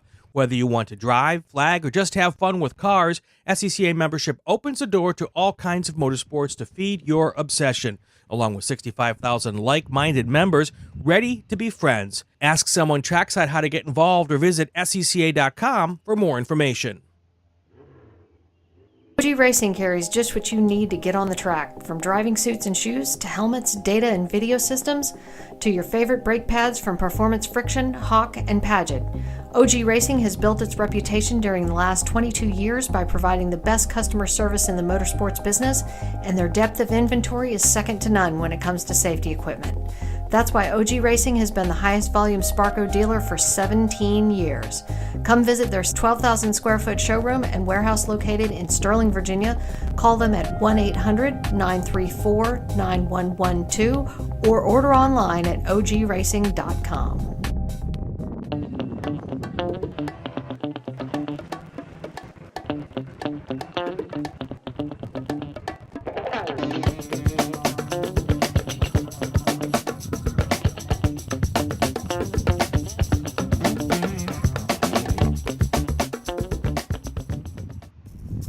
RP Performance is the only premier race shop in the region that specializes in both street and track Mazdas and is located right in the heart of racing at Summit Point's Gasoline Alley. RP has been involved in countless race wins and series championships across many classes with drivers of all ages. Not just a full-service shop, RP has been helping drivers with their individual racing and other track event needs for over 30 years, providing trackside support, arrive and drive packages, as well as race car transport services. And they're known for its help all attitude. RP Performance is your go-to for getting cars back on track for that positive experience at Summit Point when you're ready to pack it in. For more information about RP Performance, come talk to them here in the paddock. Call them at 304-728-6749 or email them at Brett, that's B-R-E-T, at rpperformanceracing.com.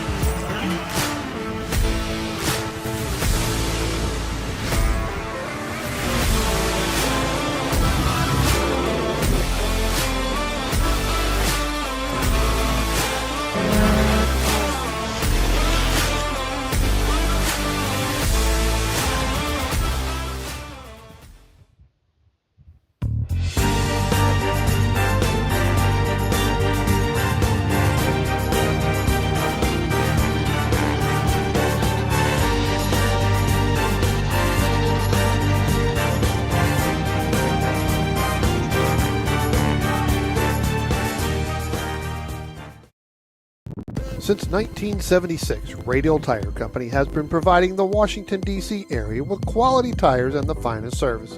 They have earned a reputation as a premier specialist in hard-to-find performance tire and wheel applications. They stock tires from all of the top manufacturers for whatever you drive, from small economy cars to SUVs to trucks. Their mission is to assist you in getting the most out of your tires and car. For more information or to schedule online, browse radialtirecompany.com or call them in Silver Spring at area code 301-585-2740. That's 301-585-2740.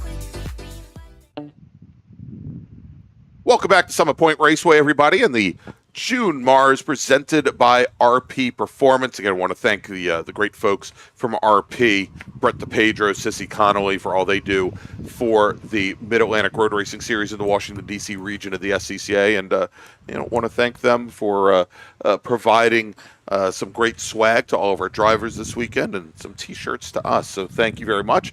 As Brian, we are now up to our first bracket race of the weekend. We'll talk a little bit about bracket racing here in just a few moments, but why don't you run down the starting order, and then we'll talk about what they're racing for. Sure. Looks like we got 17 cars that went out this morning, so we'll start down there. Starting 17th from Catlett, Virginia, that's the number 92 of David Albrecht. Starting in the 16th position from Manassas, Virginia, that's the 89 of Zachary Hallander. Starting in the 15th position from Ellicott City, Maryland, and I think we talked about him earlier in that Ford Festiva, that's the 181 of Lawrence Slavinsky. Starting in the 14th position in the number 108, again from Ellicott City, Maryland, that's James Mann. Starting in the 13th position from Tacoma Park, Maryland, the 68 of Jed Prentice. Starting in the 12th position from Fredericksburg, Virginia, in that Scion FRS, that's the 186 of Jennifer Romes.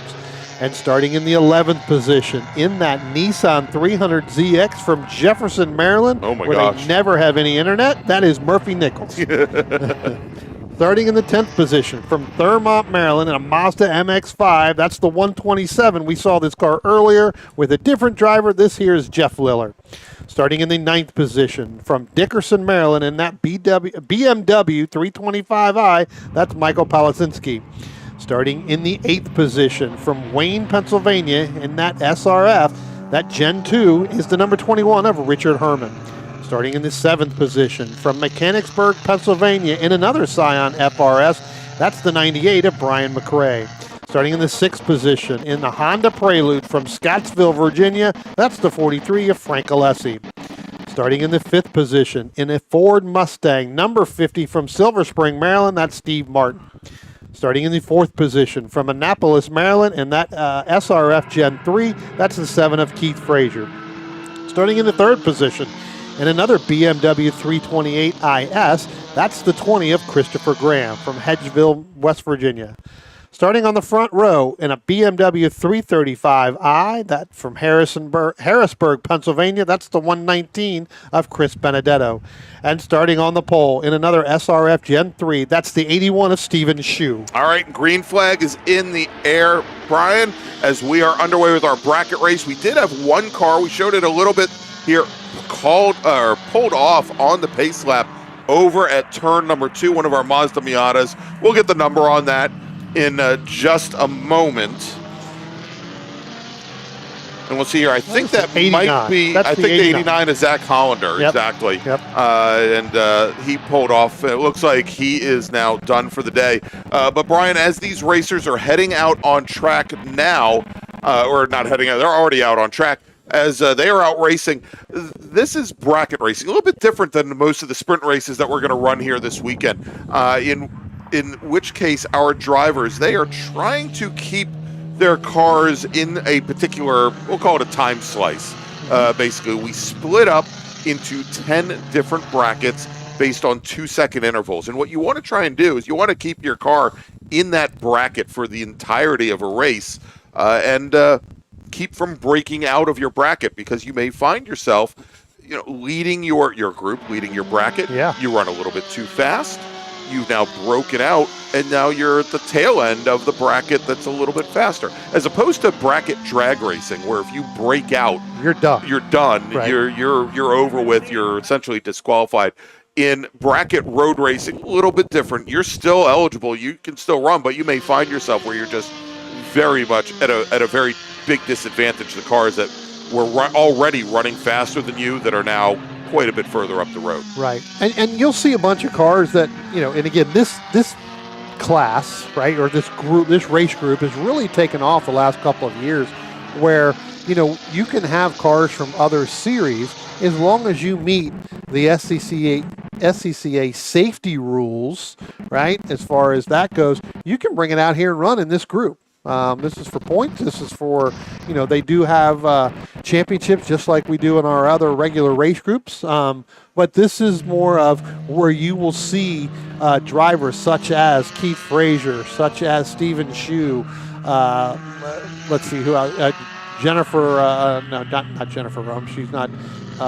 Jennifer Rome is in here. Yeah, so she, double dipping, learn, come out, try some stuff in another group where, you're not racing for points, in the same run class, and you can try different things. And so we have seen over the past a lot of the SRF, the Gen 3s out here, Greg, that they really, participate in this group because they can try different things to try to maximize and get what they need out of that car so that when they do come back on a Sunday, they end up doing that. All right, and Brian, what I'm going to do is I'm putting into the chat right now, I put in a link so that if drivers want to find out more about bracket racing, they can do so. They can go to WDCR-SCCA.org/bracket-racing. And what I've also done is I've put a link and I've pinned it to the top of the chat that you can go and see the actual timing and scoring for our bracket racers here and how things get broken down into those 2-second time slices, so you can find out who's actually fighting against one another on track, because the timing that we've got on the left-hand side of your screen, I don't want to say it's not helpful. You can see what laps drivers are putting in, but it's kind of hard to pick out where they fall. So right now, as we take a look, we've got just a couple laps in. Currently, our fastest driver on track is Chris Benedetto in his BMW 335. He has a time in at a 1:23.383. That puts him in what is known as the A5 bracket. That's for drivers with lap times of a minute 23 flat to a minute 25. Then we've got in bracket A4, Stephen Shue and Christopher Graham. Shue is in a Spec Racer Ford. Graham is in a BMW 325. That is for drivers that are running a minute 21 to a minute 23.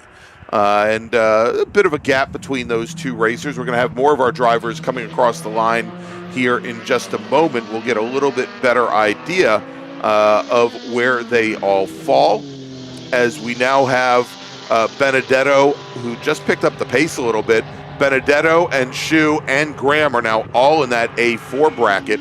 And that leaves Keith Frazier all by himself in the B1 bracket for a minute 25 to a minute 27. Frank Alessi, who is in the red and black Honda Prelude, Brian, he and Michael Palasinski are in the B2 bracket. That's for drivers that are racing a minute 27 to a minute 29. And currently a bit of a gap between them. And then in bracket B3, Richard Herman all by himself in a spec race in that Gen 2 Spec Racer Ford. The B3 bracket for drivers a minute 29 to a minute 31. And there are a couple more, and we'll fill those in just a little bit. Brian, we have a car off over at turn 6? No, not a car off. I was taking a look at the the battle on the racetrack, not only on the racetrack, but also in time when you were talking about the brackets in the B4, Jeff Liller, Murphy Nichols. The last time they came by, they were in turn 1. They were almost nose to tail. We had that standing yellow in turn 2 for a lap while we were trying to remove the 89 of Zach Highlander in there. So once that got dropped, then Liller was able to pull away a little bit. But we do have a pretty decent battle, going to be coming out turn 10 here in a couple minutes, and I believe that has Richard Herman involved in that as well. And again, he's in his own bracket right now at a 129. That's the B3 bracket, but he's kind of right in the middle, in the midst of a bunch of other cars in other brackets. All right, let's do this. Let's track coming down into turn 1. Brian, this is for the B4 bracket. You just mentioned Jeff Liller in that burgundy number 127 Mazda MX-5. We just saw Jeff's son, Mark, race in that car a little bit earlier in the Touring 4 class, and he's got Murphy Nichols. Murphy's in the white number 55 Nissan 300ZX. And so bracket B4, this is for drivers that are running a minute 31 to a minute 33. And they're separated out right now by just about 0.6 of a second. But, we're starting to see these battles form all along the track. And, we say this each and every time with these bracket races. So, by the way, this is the first of 3 races that these drivers will have. They'll have 2 10-lap races tomorrow. As a matter of fact, that's how we're going to start off our coverage tomorrow morning. But, these racers, they have to be very cognizant, especially if they're behind a very draftable race car. Sure, absolutely. To not allow that draft to put them into a higher bracket. Right now, with both of these drivers right at the low 131 range, basically the lowest portion of that B4 bracket, there's a good chance that either Liller or Nichols could break out of their bracket and end up racing against Steve Martin, who is 10 seconds up the road from them. Sure, right, yep. Yeah, it doesn't take much, right? It takes 1 lap to move because you get you get that draft. We talked about that earlier in the Formula V's. You're going to hear us talk about it later on when we get to the next group that we have coming on track after this, and then our last group of the day. You're gonna hear us talk really about the draft. So, I tell you what, if you like what you see, if you like what you hear, give us that thumbs up, smash that subscribe button, and pound that notification bell. And we'll tell Murphy that you did it just because you saw his Nissan. It'll stroke his ego. Yep. All right, so Brian, we are now we're working lap number 7 right now, so we're just a little bit under halfway. Let me make a first call to the grid for our next group. Attention in the paddock. First call to the grid for race group number 6, Spec Miata. Please head to the grid. Spec Miata racers, race group number 6. This is your first call to the grid.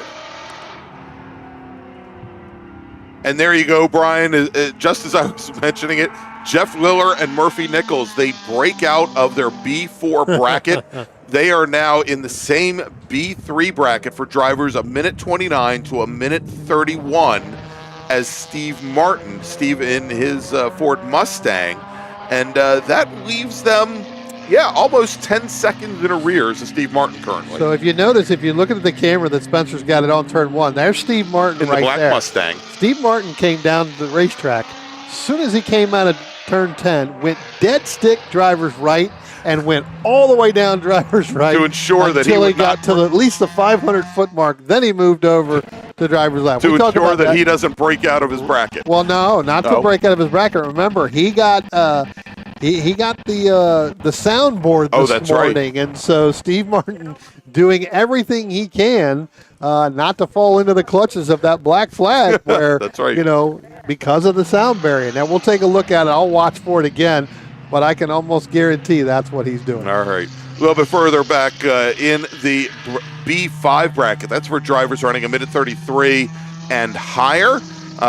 Robert Garrett, Larry Stravinsky, then James Mann and Dave Albrecht out there. And wanted to give a big shout out and say hi to, and again, he was in asking us to promote our upcoming time trials and HPDE events coming up. Trey Albrecht, who's raced for a number of years in these bracket road racing events in a Honda Civic. His dad out there, that is Dave Albrecht, running in the Mazda Miata, the number 92 machine. And so great to have Dave out for his very first event here of the season. I don't think he was here with us early on. And Dave, what did Dave say? Flag to flag, my first event, took my car home in one piece. That was his big accomplishment, his big recent accomplishment. This is his first year racing recently in SCCA road racing. He says he's been racing since the 60s. So great to have him out on track. Hopefully, we'll have Trey back out here soon enough. Also out for his second event this weekend, Brian McRae in his Scion FRS, the 2013 Scion, and he is currently your leader in the B1 bracket, a minute 25 to a minute 27. He's a software development professional, and he has had class wins and championships in our SCCA time trials WDCR time trials program. He's also run many hill climbs. He's run some hill climbs with the Appalachian Hill Climb Association that I have announced for over the years. And speaking of which, he said longtime hill climber Don McLaughlin introduced him to motorsports many years ago. And Brian is a member of the Susquehanna region, comes down from Mechanicsburg, Pennsylvania. So he's been doing time trials with them and hill climbs with them for years. You know what, Greg? I'm going to talk about this again. While you were mentioning that, again, I told you I was going to watch Steve Martin last time. I did it again, where he had that 10-second lead over Jeff Liller and Murphy Nichols. They're getting closer. It's not a 10-second lead anymore, so you know he's really having to lift. Yeah, but it's 8.2 seconds. He's still got some time here. Greg, let me jump back in here because we were talking about, with Stephen Shue, then you had Chris Benedetto and Christopher Graham. That was the A4 bracket. Right. You had Benedetto, Shue, then Graham, so you had the two BMWs along with the SRF Gen 3. It looks like Benedetto had a problem somewhere. Okay. He has now dropped to third in that group, in that A4 group. So now that goes back, and that puts Stephen Shue in that SRF Gen 3 in our overall lead and the leader now in A4. Now Christopher Graham is second, and Chris Benedetto drops all the way back to third, and looks like may have some type of another issue. We'll have to keep an eye to see if he comes in because he seemed to be well off his pace. All right, watching now as they got a couple racers here, nose to tail as they go into turn 5. And look at the flashing of the headlights there from that big sedan, and I think the BMW 325, and I think that was Graham and Benedetto going down into turn 1. I've also been watching right now the B5 bracket. Again, this is for drivers of minute 33 and above between James Mann's Miata, Larry Stravinsky in that bright blue Ford Fiesta, then Garrett in the Corvette, and Dave Albrecht. And they're all in pretty close proximity.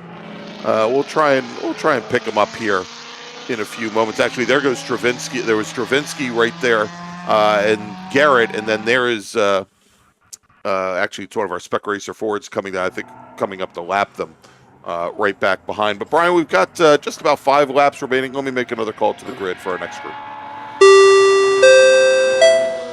Attention to the paddock. Second call to the grid for race group number 6. Spec Miata, please head to the grid. Spec Miata racers, please head to the grid. Your race is next. Kip Gaynor, that means you. You need to start getting ready. Spencer, maybe we should put a... Spencer's telling us, tell my dad to get ready That's now. right. All right, so Larry Stravinsky now getting around the 108 car of James Mann on track. So that, as long as they stay in that bracket, in that 133 time range, that should move him up to the lead in that bracket. And yeah, those drivers, they're still running in the 34 and 35 range. So really not in jeopardy of breaking out. But I think Larry Stravinsky now moving up to the top of that bracket. And just to clarify, again, Greg, you had mentioned this earlier, but for all of the new people that are listening and watching and everything else, once you get into a bracket, you cannot go backwards. You can only go forward. So you can only go faster, can only go up to a higher bracket. You cannot go lower. So, as your times, if you get stuck in traffic and you're in that 129 to 131, if you run a 132, you will not go backwards. You will stay in that.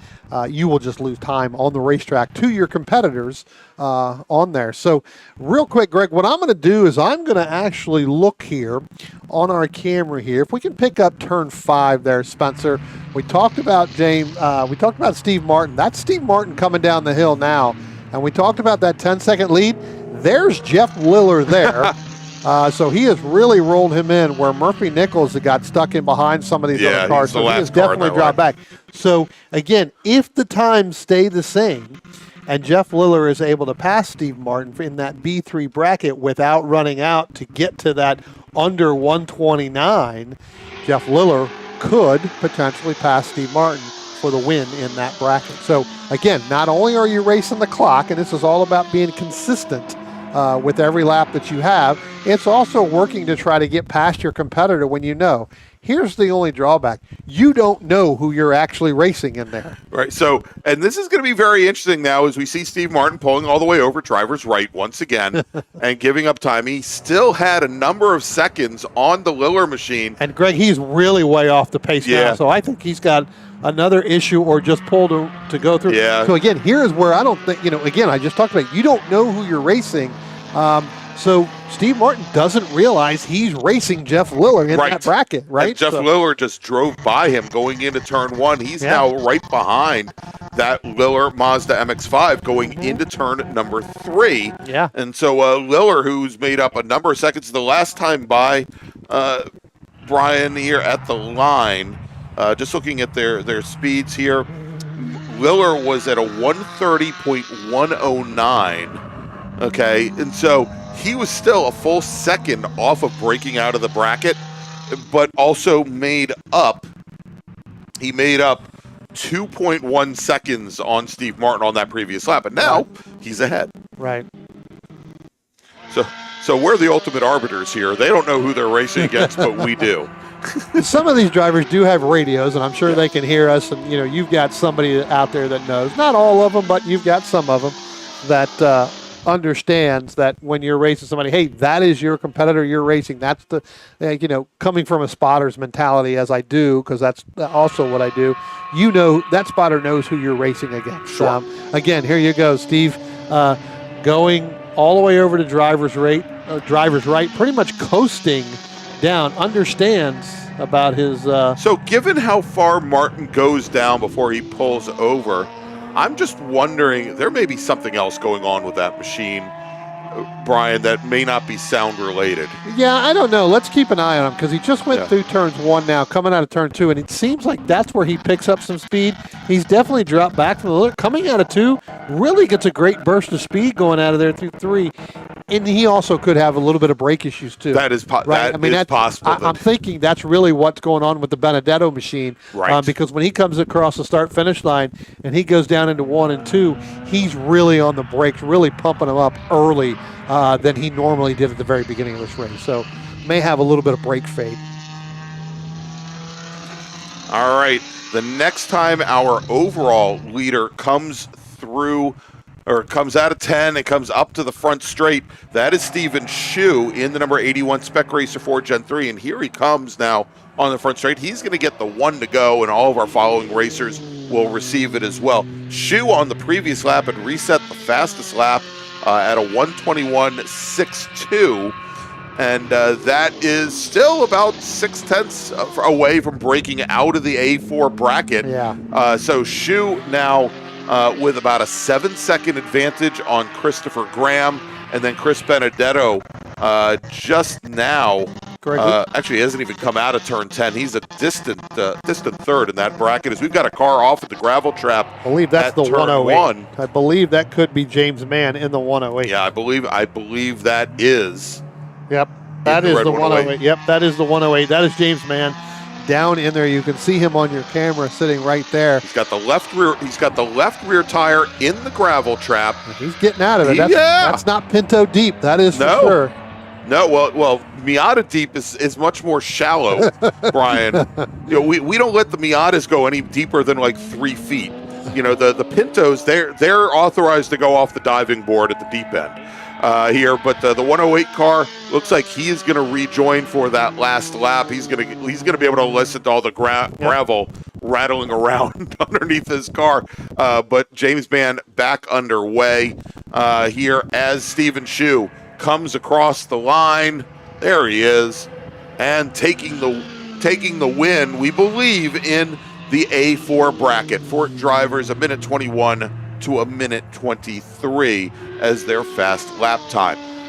Next coming out of the final corner. This is going to be, I believe, in the B5 bracket, but we're going to go run things down. We're going to let some of our drivers come across. Steve Martin trying to make up ground on Jeff Liller, pardon me. Not going to be able to get him at the line. So in the B3 bracket, that's for drivers a minute 29 to a minute 31. It's going to be Jeff Liller, then Steve Martin, and then Murphy Nichols.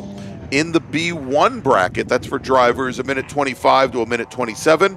Brian McRae comes out of turn 10. He's going to come now across the line. He will take the win in the B1 bracket. Frank Alessi in his Honda Prelude. Here he comes, trying to pick off a couple slower Mazda Miatas. Alessi will finish second, and then Keith Frazier and Richard Herman in their Spec Racers. Frazier in a Spec Racer 4 Gen 3, Herman in a Gen 2 car. Michael Palasinski, our sole racer in bracket B2. That is for drivers a minute 27 to a minute 29. Bracket B3, we just ran down. In bracket B4, Jed Prentice, and that's for drivers a minute 31 to a minute 33. Prentice in his Mazda Miata, the sole racer in that bracket. And then finally in bracket B5, Robert Garrett will take the win in his Chevrolet Corvette. Larry Stravinsky couldn't have two more cars at two more polar opposites there. Brian, the Corvette taking the win. A Ford Fiesta finishing second. Dave Albrecht in his Mazda Miata will bring his car home for the second time in a row, and will bring it home in third. And then James Mann, who had that last lap off at turn 1, he will finish fourth in the B5 bracket. And as we mentioned, Zach Hollander unfortunately did not make it past the pace lap, and Jennifer Romes did not make it out for today's race. Be interesting to see if James Mann tags onto the back end of this Spec Miata race, because he is supposed to be racing this as well. With that, he may not make the next race. If he's got some gravel in the underbelly of that car, he may not make it. All right, so let's do this. Let's make a final call to the grid for our next group. Attention in the paddock. Final call to the grid for race group number 6. That's Spec Miata. Please head to the grid. Spec Miata racers, please head to the grid. Your race starting in just a few moments. All right, so we're going to take a quick break. And thanks to our partners and sponsors like Belmont Classic Cars. The DC region would like to welcome the Autoverse to the MARRS family.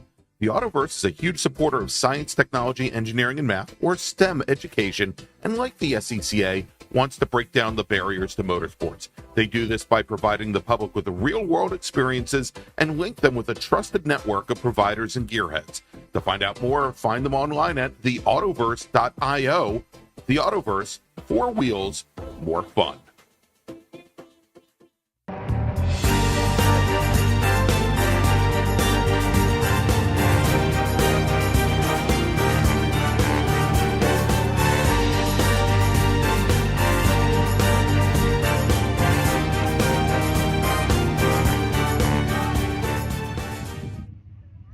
If you like what you see today, become part of the action by joining Sports Car Club of America. Whether you want to drive, flag, or just have fun with cars, SCCA membership opens the door to all kinds of motorsports to feed your obsession, along with 65,000 like-minded members ready to be friends. Ask someone trackside how to get involved or visit SCCA.com for more information. OG Racing carries just what you need to get on the track, from driving suits and shoes to helmets, data and video systems, to your favorite brake pads from Performance Friction, Hawk, and Paget. OG Racing has built its reputation during the last 22 years by providing the best customer service in the motorsports business, and their depth of inventory is second to none when it comes to safety equipment. That's why OG Racing has been the highest volume Sparco dealer for 17 years. Come visit their 12,000 square foot showroom and warehouse located in Sterling, Virginia. Call them at 1-800-934-9112 or order online at ogracing.com.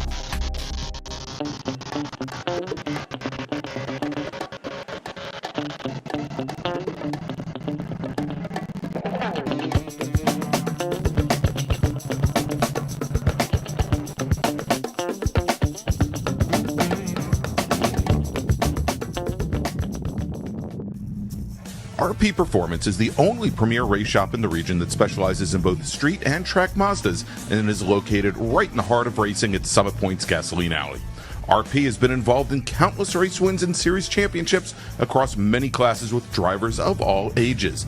Not just a full-service shop, RP has been helping drivers with their individual racing and other track event needs for over 30 years, providing trackside support, arrive and drive packages, as well as race car transport services. And they're known for its help all attitude. RP Performance is your go-to for getting cars back on track for that positive experience at Summit Point when you're ready to pack it in. For more information about RP Performance, come talk to them here in the paddock. Call them at 304-728-6749 or email them at Brett, that's B-R-E-T, at rpperformanceracing.com.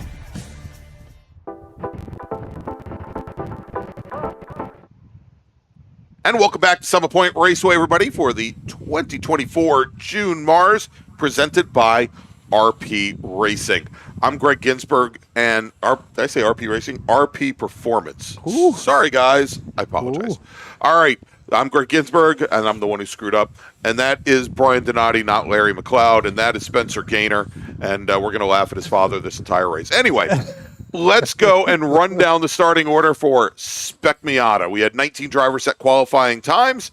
Starting 19th, driving the number 108 gravel machine out of Ellicott City, Maryland, it's James Mann.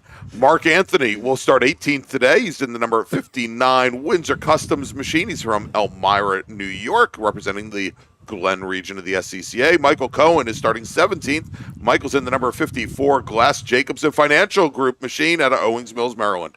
Dominic Mandiel starting 16th today. Dom's in the number 68 two-man racing machine out of Ellicott City, Maryland. Chung Lee from Douglasville, Pennsylvania starts 15th today. He drives the number 18 car. Kevin Conlon out of Westminster, Maryland, driving the Rossini Racing Products Windsor Customs Mazda Miata.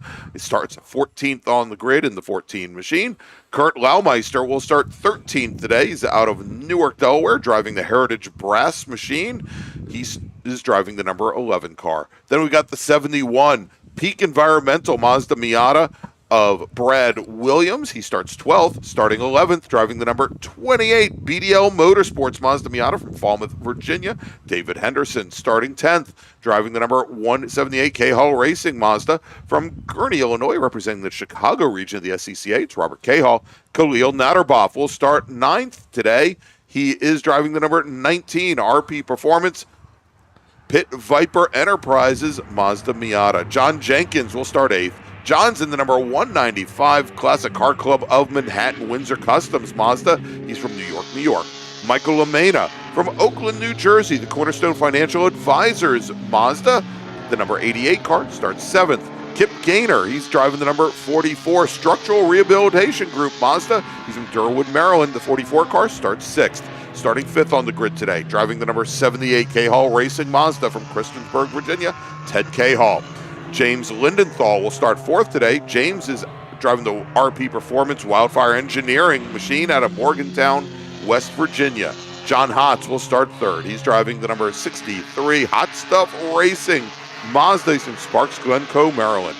And your front row today, driving the number 69 Cvet Windsor Customs Mazda Miata from Darnestown, Maryland, Jeremy Butts. And your pole sitter, and Brian, we'll have to talk about how he set the pole here a little bit later. Driving the BDL Motorsports Performance Auto Works Mazda Miata, the number 97 machine of Brian Henderson. Tell you what, good to see Brian back in that number 97 machine, taking some time off, starting a family. He's got one little girl who's 2.5 years old now, so and another one on the way. So good to see Brian back out here running. David's had some problems with his car earlier on in the year, so good to see him. But yeah, you talked about how Brian got up there on that pole, basically pushed his father David the entire first half of the qualifying run this morning, and then turned around and went about his own after making that pass and was able to get that through. So Brian pushing Dad as fast as he could go to try to get up there. Looks like that 28 car now should be back up in running. Again, good to see Khalil Natterboff back out here running. I know that car used to be SSM, now moved up into SM here. So good to have Khalil back out here running. Hey, Brian, got word from the pace car, and Graham Taylor decided he turned it off. He turned the camera off on us, so maybe things were getting a little too spicy for him out there on the pace laps. I don't know, but we'll do some more testing. Maybe have that back for you tomorrow. As Graham now on the pit lane, turning the field over to Brian Henderson. He's in that silver number 97 machine. Jeremy Butts in the red, the Coca-Cola car now, the number 69 machine. How nice, as Evan Troxel, our starter, now waves the green flag, and we are Spec Miata racing here from Summit Point as Henderson and Butts automatically move to the center of the racetrack, Brian, and they've got behind them 3 wide going down into turn at number 1 as it is getting hot stuff and what were you say, hot stuff and bothered here. Well, going into 1 is actually Jeremy Butts dropping back a couple positions now, dropping into 3rd. Jeremy did not get the start that he wanted. Ted Cahill did get the start that he wanted. He pulled up, but you're right. John Hotz pulling right up on the back bumper of Brian Henderson on that start as they went down into turn 1, able to push Brian Henderson all the way out in this field by himself. We've seen John Hotz over the last couple of, last year and even earlier on this year. He's been the class of this field. Yes. Now you've got Brian Henderson, who's always a top contender when out on the Super Tour. Now he is going to do it. We're going to see whether or not John Hotz can be able to run down Brian Henderson. I think Brian can probably do this on his own without that help. Yeah. But I think that those two will work really together, nose to tail, to try to see if they can't push each other out and then deal with it at the end. Well, Brian's had multiple Super Tour wins. Obviously, he's had lots of wins here in the Mid-Atlantic Road Racing Series, but multiple Super Tour wins, top 3 starts at the National Championship runoffs, and he set that qualifying time, Brian, this morning without the benefit of a draft. Correct. Did it all by himself, where most of the other drivers up at the front of the field were all working that draft, but right now it is Henderson and Butts that now have opened up, Henderson and Hotz that have now opened up. We see here as they come to the line, probably a good 12 to 13 car length advantage now with Ted Cahill and Jeremy Butts side by side going down in the 1. And we've got a local caution, Brian, over at turn number 10 as we've got a driver in the gravel just out of our view here. That looks like Kurt Laumeister, I believe. You may want to check with the binoculars to get a good number on that, but I do believe that is the bright yellow car of Laumeister. Yeah, that is. Indeed. I believe that is the Laumeister car, the 111 or the number 11 car, and also the only driver not to complete lap number 1. And Brian, we are going to a full course caution just when we wanted that safety car camera. Unfortunately, and the word that we got from race control is that 2 cars got together, or at least 2 cars spun going into turn 10. The only one there, and he is buried. He's buried GT Pinto deep in the turn 10 gravel track. Mazda Pinto deep. That's right. Look, while we've got the double yellow before, till they get Laumeister out of there. I tell you what, let's go back just a little bit on the start. We talked about this. Jeremy Butts, not sure if he missed a shift, just didn't get the start that he wanted. Ted Cahill was able to get up and get around them. Jeremy worked his way back on the lap before, or really after lap 1, working lap 2 there as they started to come by the start-finish line. They ended up going side by side, which allowed Hotz and Henderson. We all know now that completely goes away. Right. Now that we're back under a full course caution here. So that lead that Hotz and Henderson were working on, that is now gone away. But Cahill and Butts side by side, to complete that first lap, that allowed Lindenthal to get back in there along with Lamena. So, indeed. All right, so we're going to be sending vehicles now out to try and get the number 11 machine out of the gravel trap. And it sounds like there might be another vehicle out that they need to retrieve as well.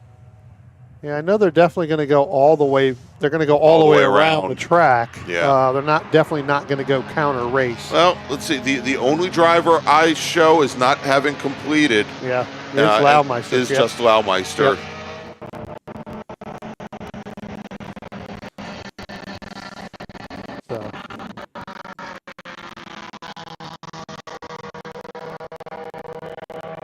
Looks like they're going to have to clean up some gravel there on the on the exit of turn 10 too as well, because it looks like those two cars that got together that spun there, that put a lot of gravel. As we look out our window here, we can see that.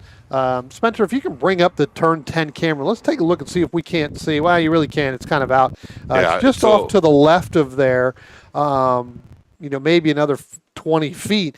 Not only is the car there, but you also see, a lot of gravel sitting there from the trap. So it looks like they may sweep that. If not, that is going to really cause some problems coming off of turn 10. So these drivers will have to negotiate that as they come out. So we've got to be prepared whether or not they do that.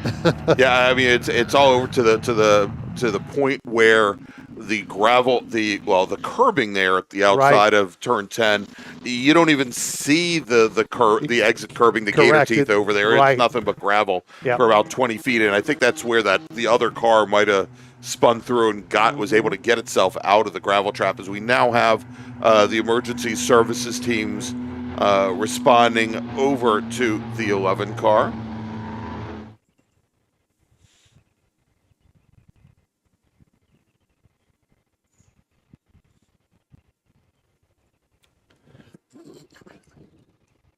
As the safety car now brings the field through turn 10. You'll have to believe us when we say that they're out there responding to the incident right now. It's actually just about, it's about 20, 25 feet past where our cameras are. Yeah, past where our camera, to the left. Yeah. So if you're looking at your screen on your TV set or on your computer monitor or on your iPad, whatever you're looking at, trust us, it is just to the left of that. So we'll get that machine pulled up out of there and hopefully get back to racing. But yeah, hopefully they get a little bit of a blower out there to do that. If not, that is going to be, because that is one thing as a driver you do not want to have, and that is you pick up, you get basically a full lap in here before you get to turn 10, Greg, and you know as well as I do that you get a hot tire that's going to have some stick, some grip, you end up with a lot of gravel there. All right, so let's run down the top of the order here, and you can see it on the left-hand side of our screen. You probably don't need us. Brian Henderson, that should be our motto, Brian. You can see it on the left-hand side of the screen. You don't need us. Yeah, exactly. Brian Henderson out of Fredericksburg, Virginia. He is your leader. John Hotz second out of Sparks, Glencoe, Maryland. He's in the white number 63. Jeremy Butts in the red number 69 machine. Nice. He is running third. Ted Cahall in the number 78 car running fourth. James Lindenthal in the 118. He is fifth. Michael Amena in the 88 car. He is sixth. John Jenkins seventh. Kip Gaynor eighth. Khalil Natterboff ninth. David Henderson 10th. And Laumeister now is out of the gravel trap. There he is on the front straight. He is now continuing on his way. And that will put him, he is 2 laps down, currently in 19th position. And so, Brian, the emergency services teams, they have now just pulled back into the pit lane.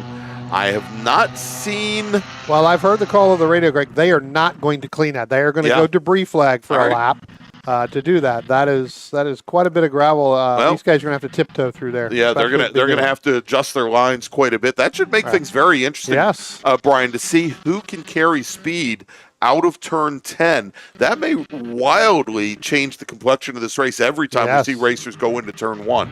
Yeah, it'll take a couple laps, and I think some of that will blow off or blow to the right depending on where you go. But I think when you and these guys, these drivers will know when they get there. They're going to see that it's not going to be, optimal going through there. They will tiptoe through there.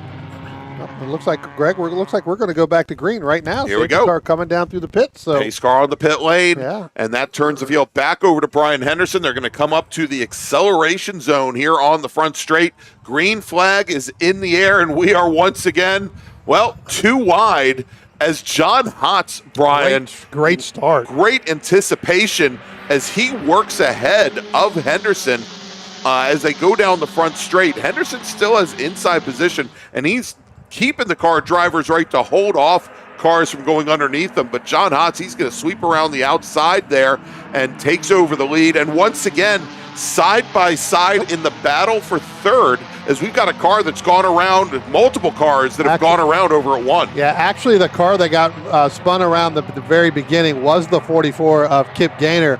Looks like a little bit of contact from behind, and that ended up getting the 14 Kevin Conlon, and it looks like I'm not sure if that's the 18, that may be 18 of Chung Lee there. It looks like mostly everybody's going to end up getting out and going. There they go. So we can go back, and the local caution will get pulled down. And there sounds like, and they are hanging the debris flag over at turn 1. As we've got a car very slow moving. You got two. Those are all the ones from the incident. That's Kip Gaynor in the 44. And then I think you've got Chung Lee there. Chung Lee in the 18. Maybe that's the 18 or the 14 of Conlon. That's the 18 of Chung Lee. Should have made that right-hand turn there, but he's going to continue to keep going around. We can see a lot of tire smoke coming off of that car. It looks like some pretty bad damage as he continued on instead of taking the crossover road and coming in the back door to the pits. But we've got our leaders on the front straight, Brian and John Hotz, either putting on the weave, trying to break the draft, or just didn't feel like he had the heat in the rear tires. He was just weaving down the front straight. That is the normal line for John Hotz here in this race, right? We've seen it time and time again where John will come off of turn 10, make the move over to driver's right, stay far driver's right, and then move back in, as you said, to break the draft of the individual, whether it's Brian Henderson at this point and or anybody else behind him. So, all right. So when we had that restart, before we saw the cars go off at turn 1, Brian, we saw Mike LaMena, who was side by side with Jeremy Butts. LaMena, who started off in 7th position, now finds himself in 3rd as he was able to work his way past the number 69 car. John Jenkins running 5th, James Lindenthal 6th. That was how we ended our last lap. Right. Let's take a look as our leaders now starting to make their way through the end of the carousel up the hill, and once again, Brian, we've got now John Hotz and Brian Henderson. They've opened up a bigger lead that they had at the start of this race, but the difference is this time John Hotz is your leader. Yeah, John Hotz your leader, and you've got Butts now. He's going to move into 3rd place coming out of turn 10, headed down the front stretch. Then you've got Michael LaMena, then John Jenkins. I tell you what, they were almost 3 wide going down into turn 5 last time. That actually helped Jeremy Butts because he pulled away a little bit. That's where you're getting your big gap between the front 2 and 3rd, really through 8th. Yeah, and that's a heck of a gap there. But Butts with LaMena, Jenkins, Lindenthal, and Robert Cahall and David Henderson at the tail end of that group. And probably more surprising, Brian, is as I just watched that group come out of turn 10, didn't matter that all that gravel was sitting out there from that lap 1 incident with Laumeister sitting out in the gravel. They all went through it, and as we look at it from turn 10, from the tower here, we can actually see now where the curbing is completely cleaned off. Yeah. All the gravel sitting in the center of the track now. Well, I'm just wondering on that start is, Brian Henderson was the first one to come through there till he got to the restart zone, whether or not he picked up a little bit of gravel on his tires, Greg, and spun the tires getting through and not getting the traction he needed, where John Hotz was able to get the traction coming off there because he was in the rear of Brian Henderson starting 2nd. Once that green flag flew, John moved over driver's left and just took off. As they come out of turn 10, now your leaders here, they are nose to tail, opening it up by about, I'd say, 40 car lengths now between Henderson and Hotz. Hotz still leading overall, but Brian Henderson went the fastest lap right there. Definitely went purple with your fastest lap, 127.7. It could be that Brian Henderson right now, knowing that there's still 8 laps left, he's just riding behind Hotz. So you got one car that may have some debris coming off. I see, not sure if that's the 68. I know you got the 19 that's got some damage as well to the right side of that car. The 68's got some door damage to the right side of that car. So I think that's where... Basically any car that has an 8 in it is... Yes.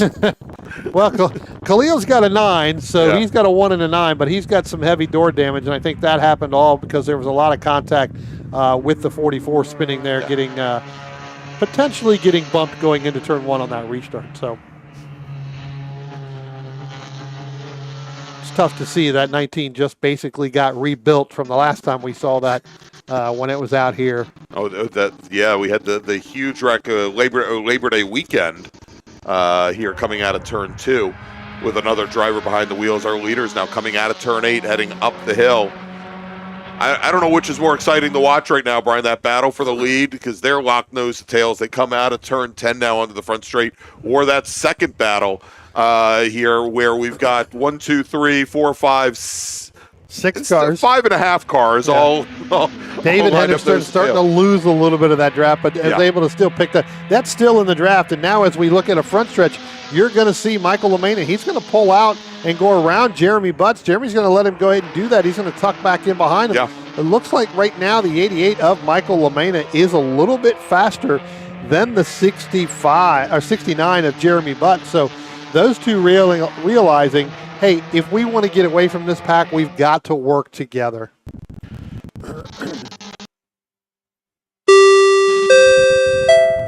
Attention in the paddock, attention the paddock. First call to the grid for race group number 7. That's Improved Touring and B-Spec. Please head to the grid. Improved Touring racers and B-Spec racers. Actually, it looks like it's just Improved Touring this weekend. Please head to the grid. Your race is next. I want to welcome Heather Clark, good friend of the show and good friend of, well, all the flaggers. She is apparently here having a good old time, I think, just spectating here this weekend.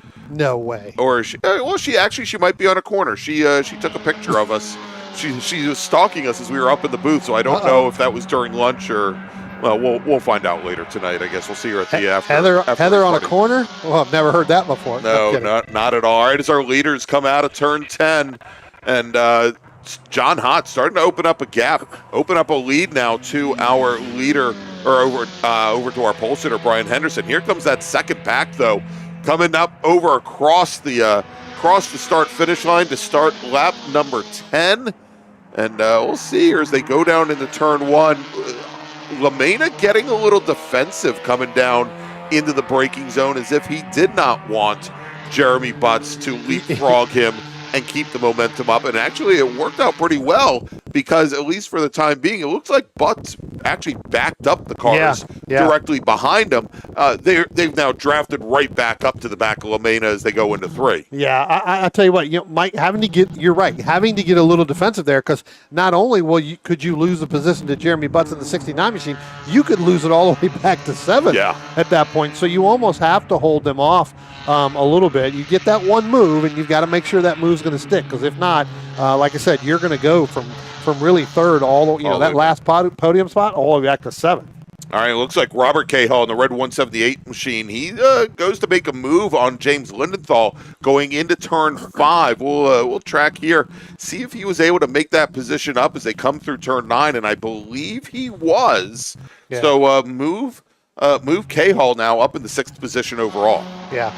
What looks like you're right. I think he did make that stick going through there. Lindenthal, thought better of it rather than fighting with him, get him behind him. But now it looks like he's going to try to make that move. And you're right. Actually, Lindenthal now is going to go around Jenkins here. Yeah, good run. As they come up on the start-finish line. You can see they're going to be side by side. Whether or not he's going to stick that. So Robert Cahill in that 178 now. Looks like he's starting to make his move. He's going to fight for that 3rd place. Yeah, he got a great run out of the final corner here. It's pretty clear now that most of that gravel getting pushed off to the side and not much of an issue. But, Brian, we are now 3 wide coming out of turn 2, going to turn 3. Now they, at least they pair up a little bit in this battle as they come through turn 3. What do you see? I tell you what, Robert Cahill, what a move that he did coming out of turn 2 to get by Jeremy Butts. We'll see if he's going to make that stick going down the hill and down into turn 5. You don't want to make that move too quick, and then where you overdrive it heading down the chute. It doesn't look like he's going to. That 178 there of Robert Cahill, that car is on a rail right now. Yeah, and remember, so Robert Cahill coming off his very first podium finish, I think back in the April MARRS, and also I think the bigger story, of course, was that he beat Ted Cahill for the first time in I think 17 years of trying. And he's shown some real strength and certainly, I don't want to say greatness, but he's shown a lot of advancement here just in the last season or so, and has a very good start to 2024 as they come out of turn 10 now. And now you got Jeremy Butts leaning on Robert Cahall there. We talked about last time by, you had LaMena, trying to defend off that. Now, as I said, he's dropped all the way back to 7th. And as those guys are starting to battle, what that's done, Greg, that's brought the 28 of David Henderson right back into the fray of that. Our leaders are now through 2 and headed up into 3. But here comes that pack now, getting ready to come out of turn 2. They're going to be coming up into turn 3 again. Robert Cahall still holding that last podium spot. Him and Jeremy Butts starting to pull away by about 2.5 car lengths over James Lindenthal. Yeah, and so coming into this weekend here, Brian, after 3 heat races and 3 feature races, Ted Cahall, currently your points leader in Spec Miata with Jeremy Butts, and then Bob Cahall running 3rd in the championship. With about 200 points separating those top 3. John Hotz, currently, who's our leader, currently 4th in the championship. Yeah.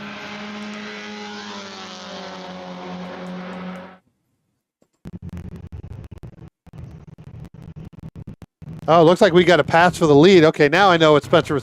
Spencer's jumping up and down over here. He was voguing waving his arm. I would say he was voguing. I had to He's turn like around the and new look. Madonna back here. I'll tell you what, we do now have a pass for the lead with Brian Henderson. I talked about that. Brian Henderson just riding there for a while. Yep. Now make his move to come through here. It's not very often you see John Hotz here in that race car on this racetrack make a mistake. So obviously Brian Henderson able to work around John Hotz. Let's drop back. Let's keep this here down in turn 1 here, because we're going to take a look at the battle here for 3rd again. Still holding on with Robert Cahall, Jeremy Butts. Then you're going to throw in Lindenthal. Then you've got Jenkins and then LaMena, and now throw in David Henderson, who's putting a lot of pressure on Jenkins and LaMena as they come out of turn 2 and heading up into turn 3 now. But Butts and Cahall trying to work together to pull away. Attention in the paddock. Second call to the grid for race group number 7. That's Improved Touring. Please head to the grid. Race group 7, Improved Touring. This is your second call to the grid.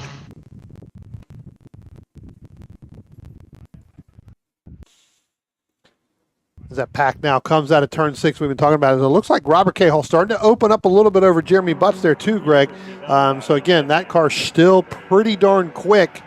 Almost one of the fastest cars out here right now. He set his fastest lap on lap 12 in that 128.4. So Robert Cahall in that 178 getting faster as the race goes on. All right, getting a great run out of turn 10 was John Hotz. Had almost pulled right up to the quarter panel of our leader, Brian Henderson. Henderson moved over to driver's right to defend, and Hotz just was not able to find a path through. He slots back into second position and makes up a ton of ground. Hotz gets a huge jump out of turn 1 and 2, Brian. Yeah, he does. He gets. It depends on how he comes off of turn 10, whether or not he's going to get a good run out of 1 and 2. I was keeping an eye back on our 3rd place car as you were talking about that, and it looks like Jeremy Butts now is going to get around as they come up out of turn 2. It looks like he's going to get around Robert Cahall for that last podium spot in 3rd, and then here comes James Lindenthal. Now here comes Michael LaMena battling back. Greg, the next time our leaders come by, they will get the one to go board. So again, it's going to come down between Brian Henderson and John Hotz as those guys have opened up pretty much a 12.5-second lead over those. So if they start to battle coming off of turn 10, it's not like anybody's going to be able to pull a slingshot to try to run back up to them. All right, a little bit further back in the pack, another Cahall, Ted Cahall in that 78 machine. He's had a good little fight there with Brad Williams in the 71. Again, that's the battle for 9th. As our leaders now coming out of turn number 10 here, and as they come to the line, 1 to go board on the side of the starter stand, and John Hotz now saw the inside lane and was almost alongside Henderson, but just ended up having to slot in back behind Henderson. Didn't want to go and drag race him down into turn number 1.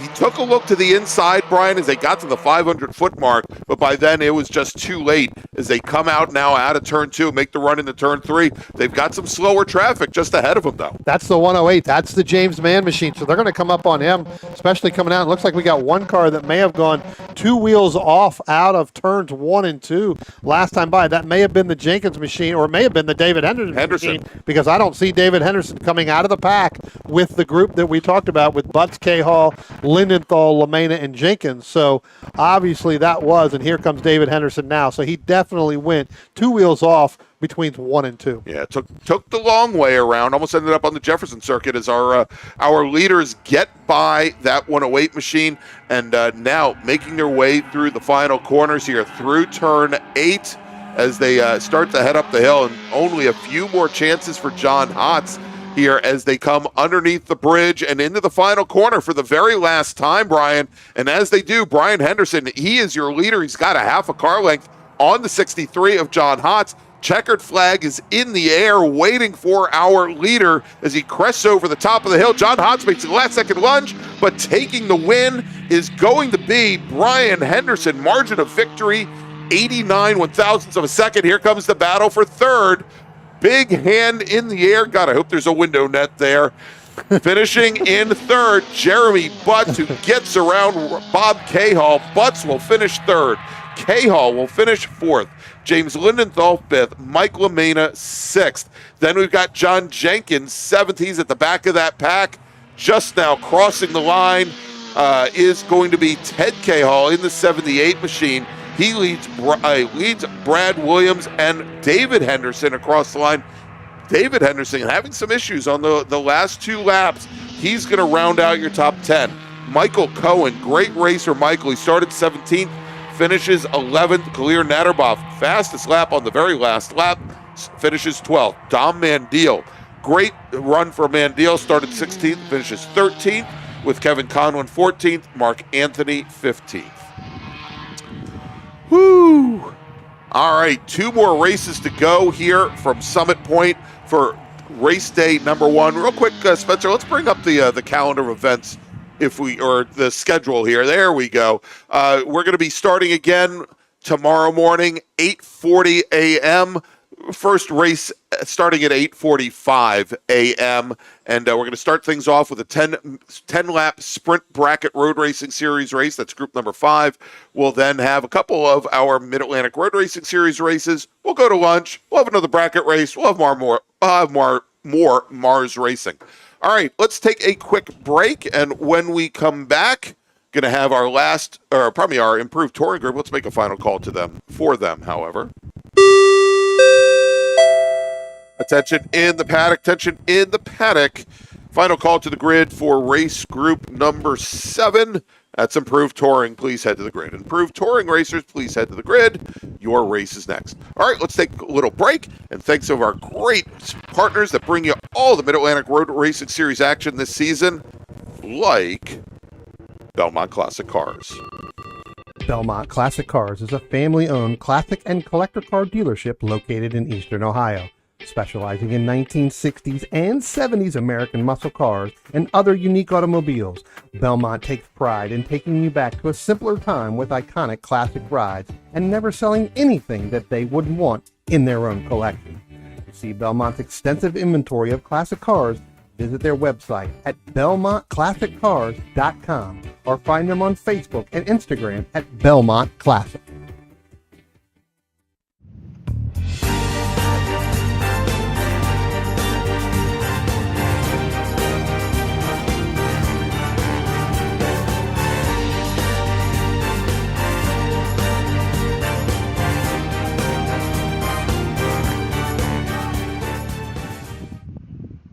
If you like what you see today, become part of the action by joining Sports Car Club of America. Whether you want to drive, flag, or just have fun with cars, SCCA membership opens the door to all kinds of motorsports to feed your obsession, along with 65,000 like-minded members ready to be friends. Ask someone trackside how to get involved or visit SCCA.com for more information. OG Racing carries just what you need to get on the track, from driving suits and shoes to helmets, data and video systems, to your favorite brake pads from Performance Friction, Hawk, and Paget.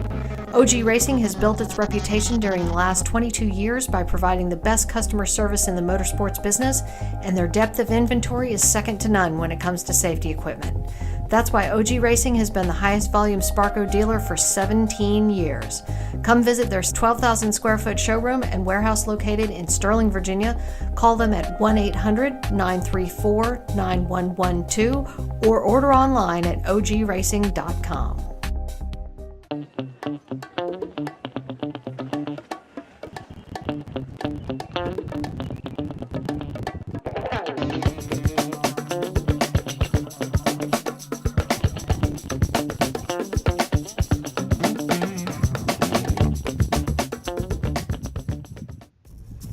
RP Performance is the only premier race shop in the region that specializes in both street and track Mazdas and is located right in the heart of racing at Summit Point's Gasoline Alley. RP has been involved in countless race wins and series championships across many classes with drivers of all ages.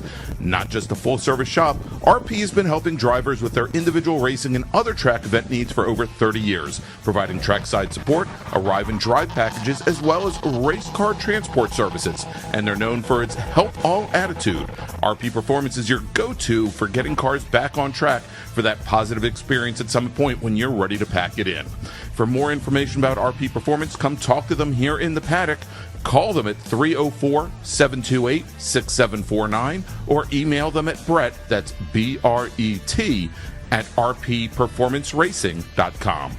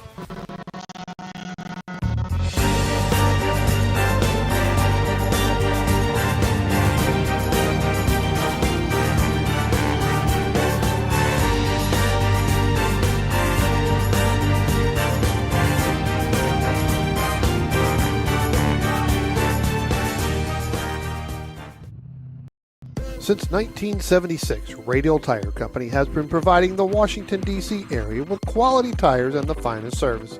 They have earned a reputation as a premier specialist in hard-to-find performance tire and wheel applications. They stock tires from all of the top manufacturers for whatever you drive, from small economy cars to SUVs to trucks. Their mission is to assist you in getting the most out of your tires and car.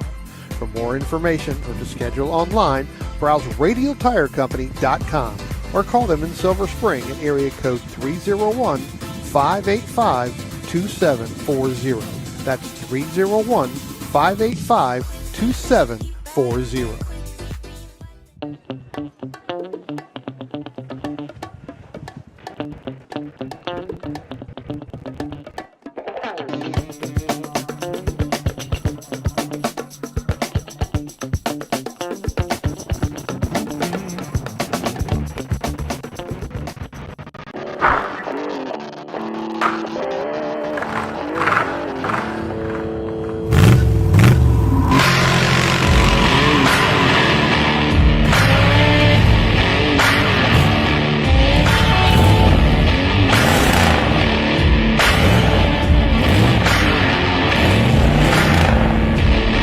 Hey dog. Belmont Classic Cars, where we take you back to simpler times. Belmont, Ohio.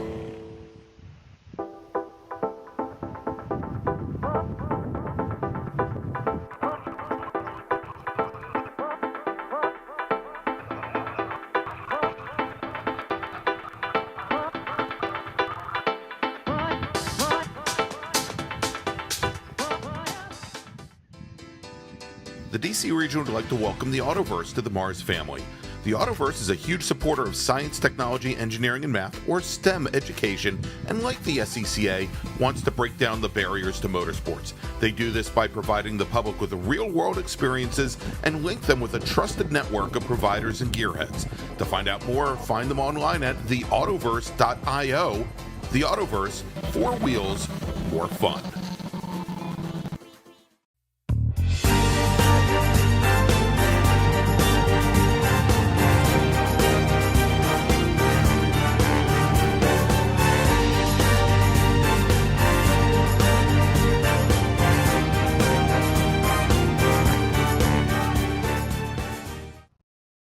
If you like what you see today, become part of the action by joining Sports Car Club of America. Whether you want to drive, flag, or just have fun with cars, SCCA membership opens the door to all kinds of motorsports to feed your obsession, along with 65,000 like-minded members ready to be friends. Ask someone trackside how to get involved or visit SCCA.com for more information. OG Racing carries just what you need to get on the track, from driving suits and shoes to helmets, data and video systems, to your favorite brake pads from Performance, Friction, Hawk, and Paget. OG Racing has built its reputation during the last 22 years by providing the best customer service in the motorsports business, and their depth of inventory is second to none when it comes to safety equipment. That's why OG Racing has been the highest volume Sparco dealer for 17 years. Come visit their 12,000 square foot showroom and warehouse located in Sterling, Virginia. Call them at 1-800-934-9112 or order online at ogracing.com.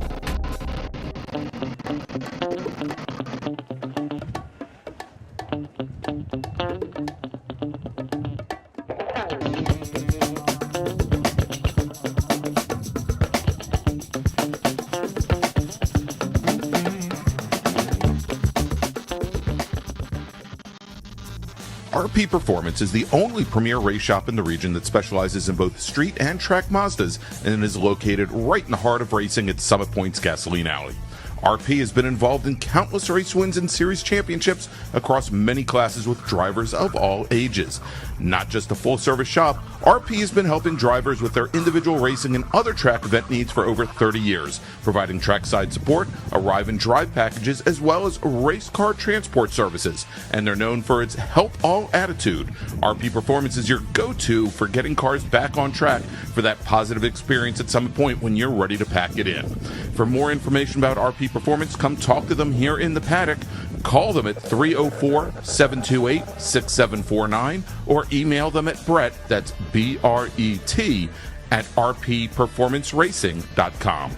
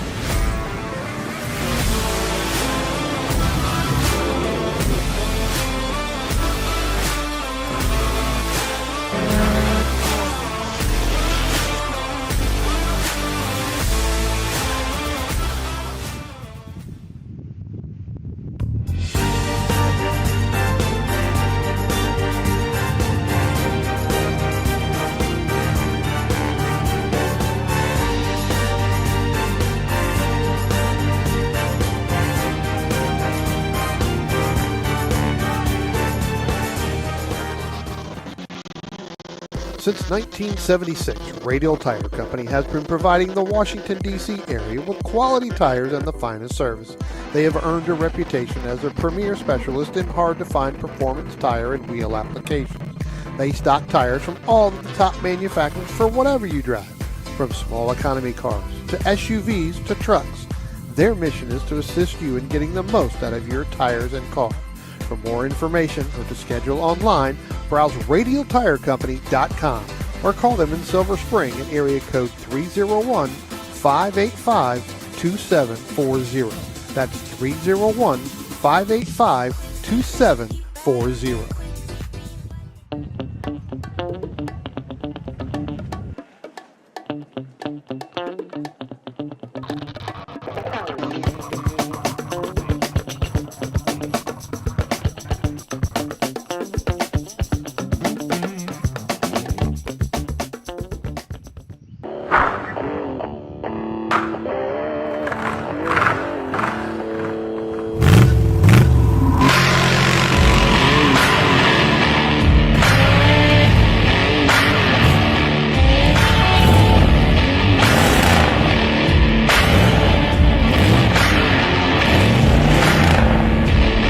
Hey, dog. Belmont Classic Cars, where we take you back to simpler times. Belmont, Ohio. And we're back here at Summit Point Raceway for the June MARRS presented by RP Performance. I'm Greg Ginsburg, along with Brian Donati, Spencer Gaynor. Brian, we've got our improved touring racers heading out on track right now. That's ITA, ITB, and ITS. Let's run down the starting order. All right, looks like we had 17 cars that took qualifying time today, so let's go ahead and start off with the 17th position in the number 97 in a Mazda Miata. That is Barry Brown from Alexandria, Virginia. Starting in 16th position in that Alfa Romeo GTV, that's the 36 of Patrick Pegues.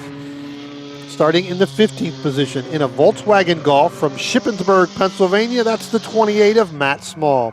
Starting in the 14th position in the BMW 2002, that's the 89 of Alton Fryer III.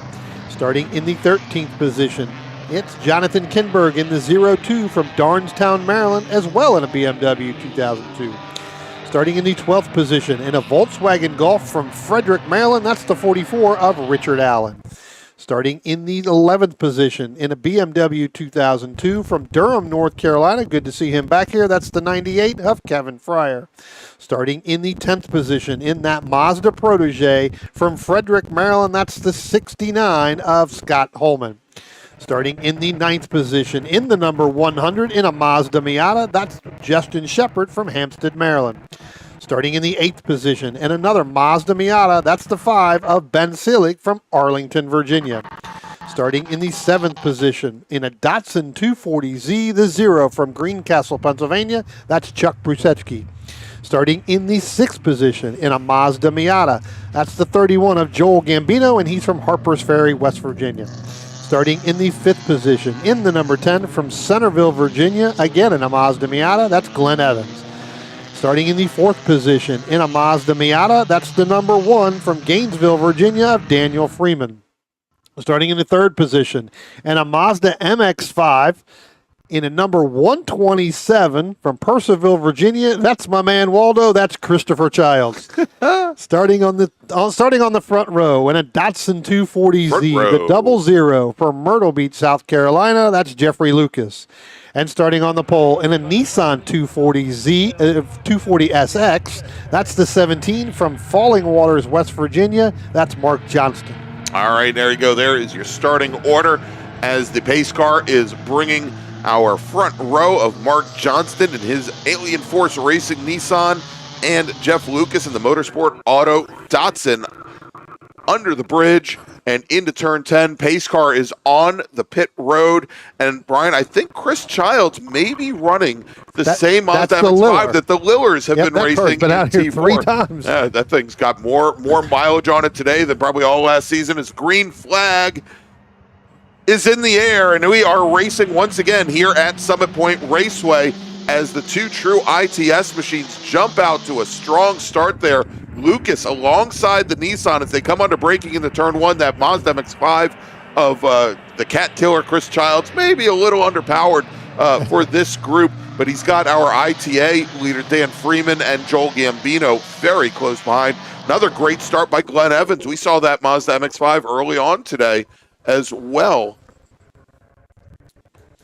I tell you what, Lucas gets out to a great jump over Mark Johnson, and as you talked about, Christopher Child just a little bit underpowered, had that ITA machine of Daniel Freeman as they head up out of turn 3 and down into turn 5. We'll see whether or not they're going to sort it out, but it looks like our front 2 leaders there with Johnston and Lucas, they're starting to pull away. Chris Child still holding on with that car as they head down through turn 5. As we just had Chuck Bucheski in his ITS Datsun going side by side as Dan Freeman outbrakes him into turn 5 so that Freeman can make up a position and hold on to that ITA lead as he had Joel Gambino closing things down on him from behind. Now, Dan Freeman, he did not race at the April MARRS. If you remember, Brian, we had Morgan Burkhardt in that car racing at the April MARRS as Dan Freeman had a rib injury. I think broke a rib or a shoulder injury, something. One of those two.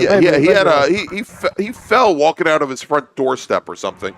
But meanwhile, he couldn't race the car. Morgan Burkhardt took it to a race win. Freeman back in the car and soundly out-qualified multiple-time MARRS champion Joel Gambino And there's a brake lockup from the number 1 machine as Freeman tries to follow Chris Child's ITS Mazda into turn 1, and Freeman maybe a little bit late on the brakes trying to follow him in. That actually doesn't look like brake lockup, Greg. That looked like smoke coming out of the rear tailpipe. Other than that, we'll have to keep an eye on that. We saw that in April again a little bit when Morgan was in it.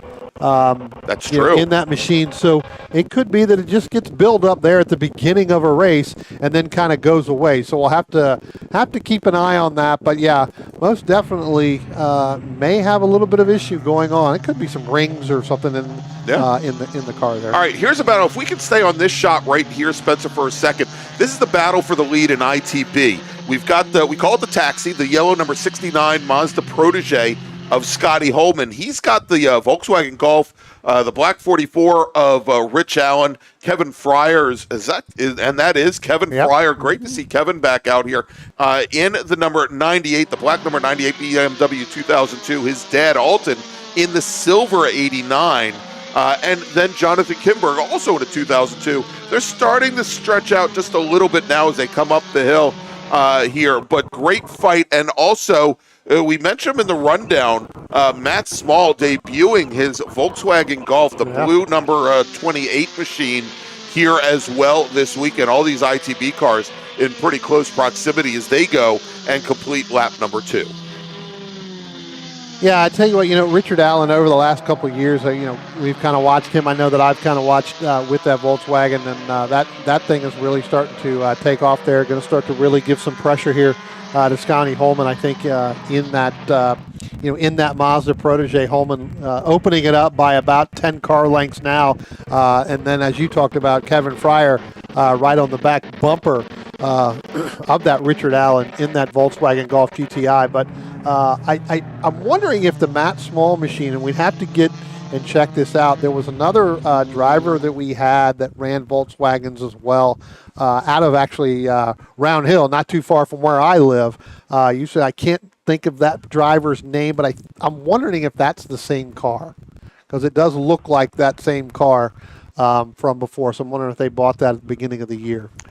And so, it's been a couple of years now since Scotty Holman switched over from his used to run the old Dodge Challengers, the Mitsubishi-built Dodge Challenger, the 70s Dodge Challenger, same as a Plymouth Sapporo for a number of years, moved over to that ITB Mazda, and it's been so strong here in the MARRS series. But we see here as he and Rich Allen continue to go at it. But let's jump back down now over to turn 1, Brian, in this battle for the lead right now. Jeff Lucas, Mark Johnston, and the Mazda MX-5 of Chris Childs. And, our ITA leader, Dan Freeman, he's right in the middle of that fight. I'm sure, probably best that he doesn't get into that battle, but, that's just creating one more distraction for Chris Child, who's sitting at the back of that 3-car battle for the lead in ITS. Yeah, it seems like that 127, that Chris Child's machine is really getting a great run coming out of the carousel, coming up through 9, coming up the hill, and then really being able to stay with Jeffrey Lucas and Mark Johnston for that ITS battle. But you're right. I think Dan Freeman, at this point, you've got the lead in ITA.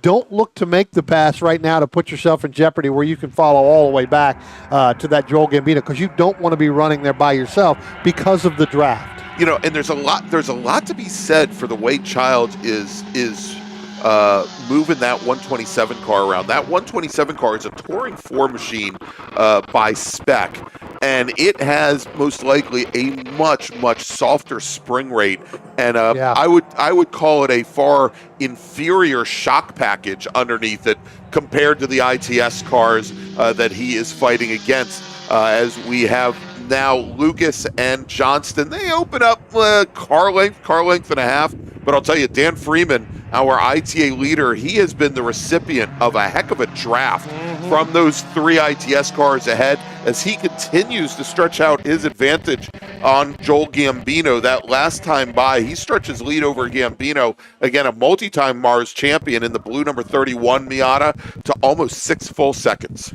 Yeah, Freeman's got to be careful. You've got to stay with Christopher Childs. That is the driver you really need to work with right now for the rest of this race in order to stay in front, because if you start to drop back, Joel's gets a little bit of a draft as well from Chuck in the Zero machine in that Datsun 240Z. That can actually help Joel move up to catch Freeman if he loses that draft with our front three. When we last watched him go down the start-finish line the last time by, you saw Lucas and Johnston staying nose to tail, where Johnson wasn't pulling out to try to make the pass on Lucas, and they were able to pull away a little bit from Childs. But now it looks like Johnson's getting a little bit impatient there again, trying to make that move as they come out of turn 10. We'll see, but if he looks to make that move there, that's only going to bring Childs in, as you can see it right now, Greg. As we look at our start-finish line camera, you're going to see where Johnson's going to pull out to try to go side-by-side with Lucas. That's bringing Chris Childs in that 127. Indeed, he's putting a big hole in the air for the Mazda MX-5.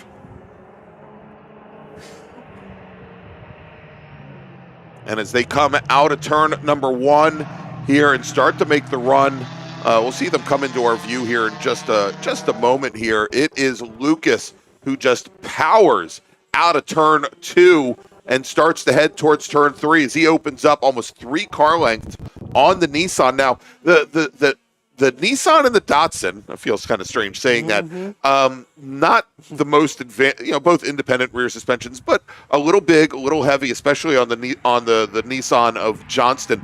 They are not the quickest down through the carousel here. This is where Chris Childs in that Mazda MX-5 has the advantage. The problem is there's no real easy way for him to get around or get underneath either of these two cars that can just outmotor him up the hill at a turn 9. I don't want to say he's stuck, but it's definitely going to be a challenge for him. Let's do this if we can. I want to try and jump. We're going to try and pick up the battle here in ITB. Scotty Holman has started to stretch things out on the rest of the ITB field, Brian, but Kevin Fryer, who's in the black number 98 BMW 2002, and then Rich Allen, who's in the black Volkswagen Golf hatchback. We're going to try and catch up with them. The last time we saw them come to the start-finish line, they were more or less nose to tail, and that's the fight right there coming up the hill, and things have started to stretch out just a little bit there. Yeah, it looks like Kevin Fryer's going to get in front of Rich Allen in that 44 machine. So he's starting to pull away a little bit. That's going to open it up to about 0.6 of a second there. So as they go by the start-finish line and then head down into turn 1, you've got Richard Allen able to get a little bit deeper in the braking zone, Greg, than Kevin Fryer in that BMW. So that has been the advantage of those A4 Golfs for a very long time, is they are very balanced and they've got real big front brakes on them. You can't stand them on a dime, but they're much stronger than the 2002s are. Now, the reason I keep saying that it's so great to see Kevin Fryer out here and racing, and I keep calling it the black number 98. I think it's now white. It's white 98. Right. Is Kevin Fryer was in a very big incident at Road Atlanta back at the Hoosier Super Tour when he was racing his T4 MX-5. And that T4 car, pretty much a write-off, as they came down into the 10A, 10B chicane with another driver. He ended up with a concussion out of it and some real beat-up ribs. So great to see him back out just 2 months later. As our ITS leaders now heading into turn 1, and we'll catch up with that ITB fight in just a moment here. And it's much as it has been, as our leaders now having completed 7 laps, working lap number 8. Brian, let me make a call to the grid for our next group.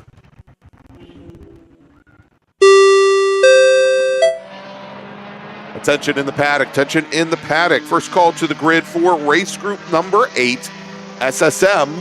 SSM drivers, please head to the grid. Your race is next. Race group number 8. This is your first call to the grid.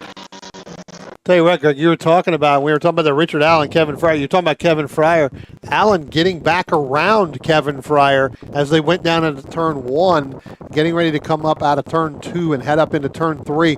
Great run, great deep braking by Richard Allen in that Volkswagen Golf 44 machine, able to get through. At one point, I thought Kevin Fryer was going to look to do the over-under, just wasn't able to make that stick. tucked back in there as they come out of turn 4, headed down in. You can see this is where Kevin gets a little bit deeper on the braking there in that BMW. So they've got a couple spots on the racetrack where one is better than the other, and what that does is that kind of evens them out. And again, that is the battle for second and third in ITB. All right, let's jump back to our fight for the lead in ITS. They're just now coming out of turn 2. All right. And, Mark Johnston, he gets these great runs out of turn 10. He pulls right up alongside Jeff Lucas and just can't get the power down coming out of 2. Now, I raced against this chassis when Kirk Doney had it as an ITA car back with a 2.4 liter, I think, single overhead cam. And the challenge that I always had in my low torque Honda was getting around the rear end was just very wide, but turn 1 was always a challenge for that car, it's a rear-wheel drive car, getting the power down on that machine and getting a good launch out of turn 2 going into turn 3. And it seems like even with much more horsepower, it's affecting that chassis here today as well. We talked about it earlier, again with the Daniel Freeman machine. I think if there is an advantage of him not racing in April when they had it, was putting Morgan in to give some feedback. A lot of data of what that car's capable of. Right. I mean, as they now come out of turn 10, headed down to the start-finish line, you'll see Freeman just very content to sit there as they go side by side now. And again, we have seen this over and over and over again with Mark Johnston. And what that does is that just brings Chris Childs right back into the fold. Those two drivers need to be careful because that Mazda will stick up underneath them. Not stink, but it will stick up underneath them and take that away. All right, so here's what we just saw going into turn 1 as Johnston really tried to push deep down into turn 1. He ran very, very wide. Chris Childs attempted to make an over-under on him, and that's where finally Johnston got the car straightened up going into 3 and has the advantage over Childs' MX-5, but that has also opened things up now for the Nissan, who is unfortunately coming up now on Patrick McGee's Alpha. But look at this. I think we've got a change for second, Brian, as at least for the moment, Chris Childs, gets around Mark Johnston's Nissan, so put the Mazda up into second in ITS, at least temporarily. Yeah, like I said, that Mazda, that's gonna sneak up in between them. That's what I meant to say, not stink. But it probably does stink for Mark Johnston because he sneaked up in front of them and got there as Pegues gets out of the way completely. What that does now, that opens it up for Lucas. I think Lucas at this point will probably just run away and hide with this thing, Greg. And Chris Childs went very wide out of 10 as we make another call to the grid for race group number 8, SSM. SSM racers, please head to the grid now. Race group number 8, your race is next. And just as I was going to make that call, Brian, we had Johnston and Childs almost side by side coming through 10, and Childs, to give room to Johnston as they were coming through, put 2 wheels off the curbing, drivers left, lost a lot of momentum, and that has allowed Mark Johnston now to move up in the second position. Yeah, Daniel Freeman going to drop back a little bit. It's got an almost 9-second lead in ITA over Joel Gambino. We'll see with 5 laps left to go whether or not Gambino's able to cut into that deficit, as we get to the back half of this race. Because again, Dan Freeman was really, really working with Chris Childs there early on, trying to just stay there in the draft and try to build that lead as much as possible. And I think that's actually going to help. It's going to be hard for Gambino, unless Freeman makes a mistake here, to cut into that 9 seconds. Last time by, when I say that, Gambino was 3 seconds faster than Dan Freeman was. But again, that was going around Patrick Pegues in that 36 machine.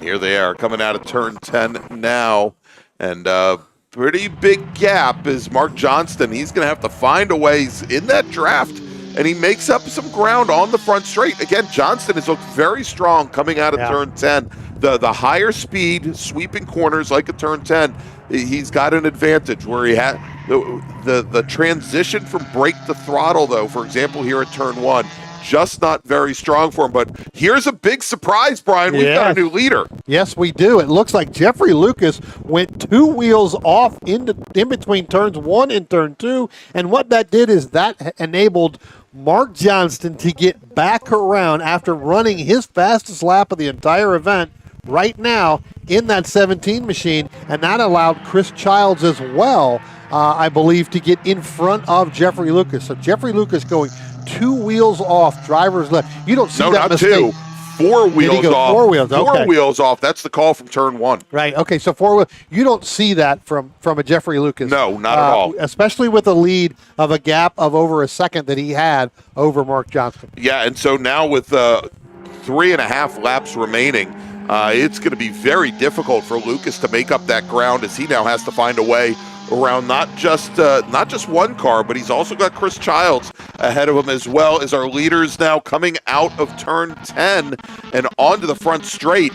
And as they come now up to the start-finish line, you'll see here Mark Johnston with, let's count it, 1, 2, 3, 4 seconds over Chris Childs. And then you've got Jeff Lucas right back behind him. So huge gift there to Johnston in his Nissan. Yeah. As I said, not a mistake you normally see Jeffrey Lucas make. They call him the professor for a reason. That's right.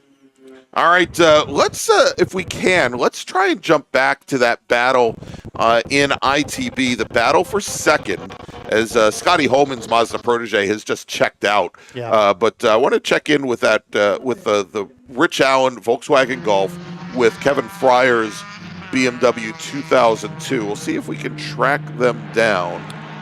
He should be coming out of turn 10 now. Yeah, and here they come onto the front straight. They'll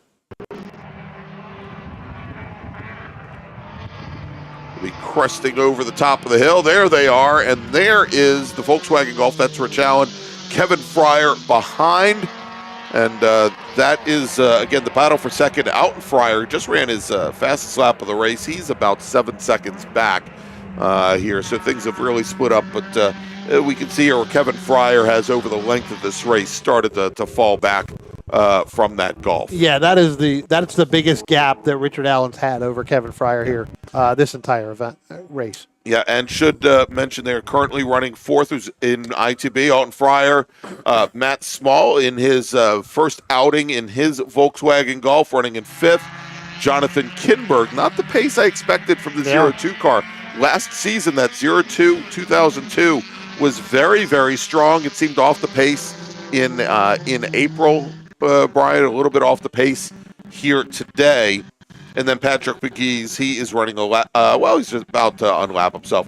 All of our ITB racers on the same lap. Patrick McGee's running in 7th position. ITS, it's Johnston, Childs, Lucas, Chuck Bucheski. And should mention, Chuck, his car is sponsored by Carlisle Events.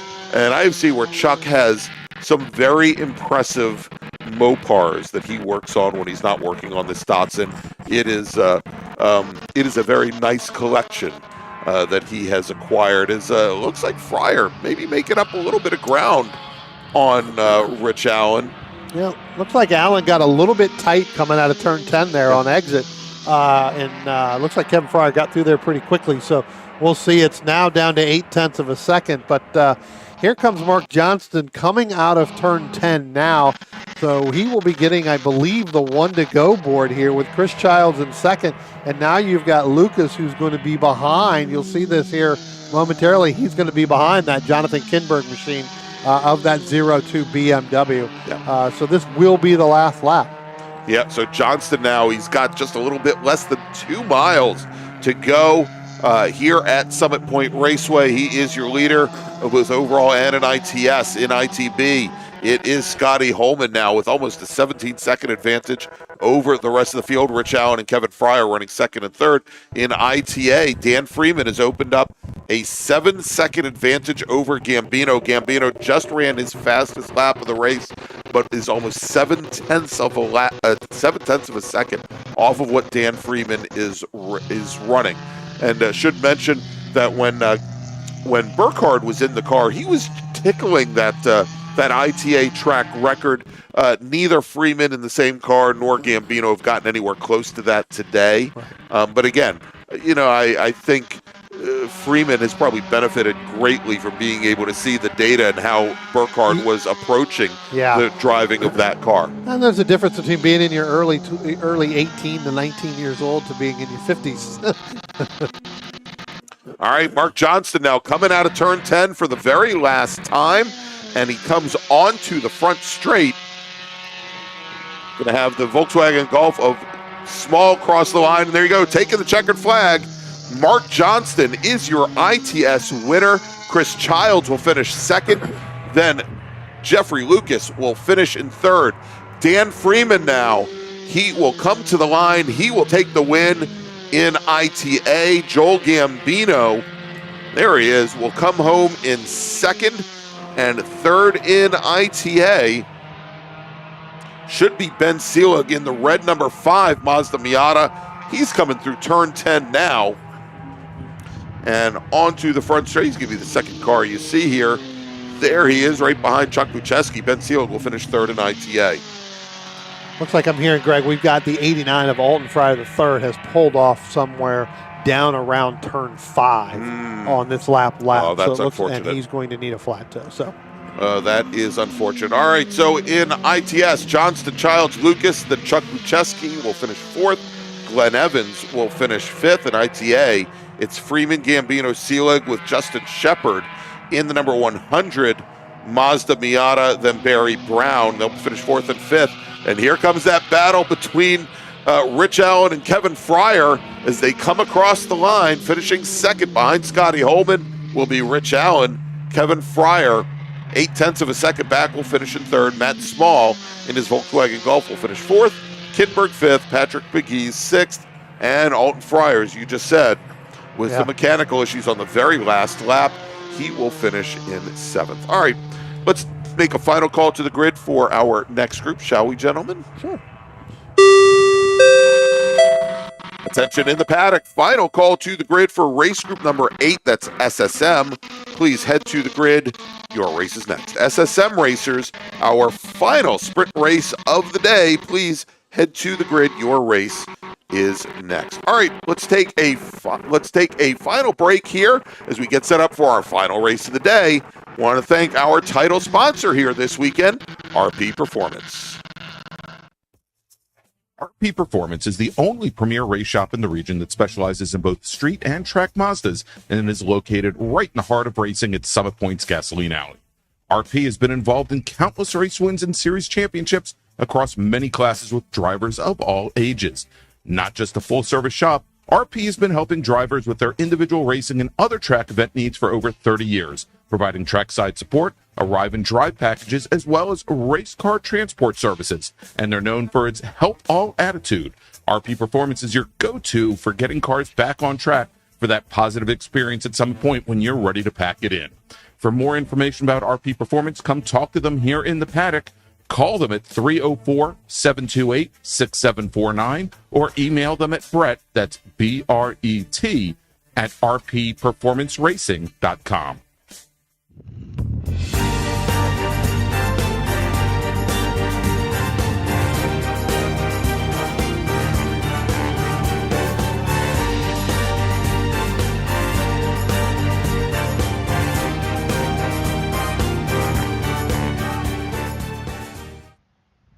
If you like what you see today, become part of the action by joining Sports Car Club of America. Whether you want to drive, flag, or just have fun with cars, SCCA membership opens the door to all kinds of motorsports to feed your obsession. Along with 65,000 like-minded members ready to be friends. Ask someone trackside how to get involved or visit SCCA.com for more information. OG Racing carries just what you need to get on the track, from driving suits and shoes to helmets, data and video systems, to your favorite brake pads from Performance Friction, Hawk, and Paget. OG Racing has built its reputation during the last 22 years by providing the best customer service in the motorsports business, and their depth of inventory is second to none when it comes to safety equipment. That's why OG Racing has been the highest volume Sparco dealer for 17 years. Come visit their 12,000 square foot showroom and warehouse located in Sterling, Virginia. Call them at 1-800-934-9112 or order online at ogracing.com.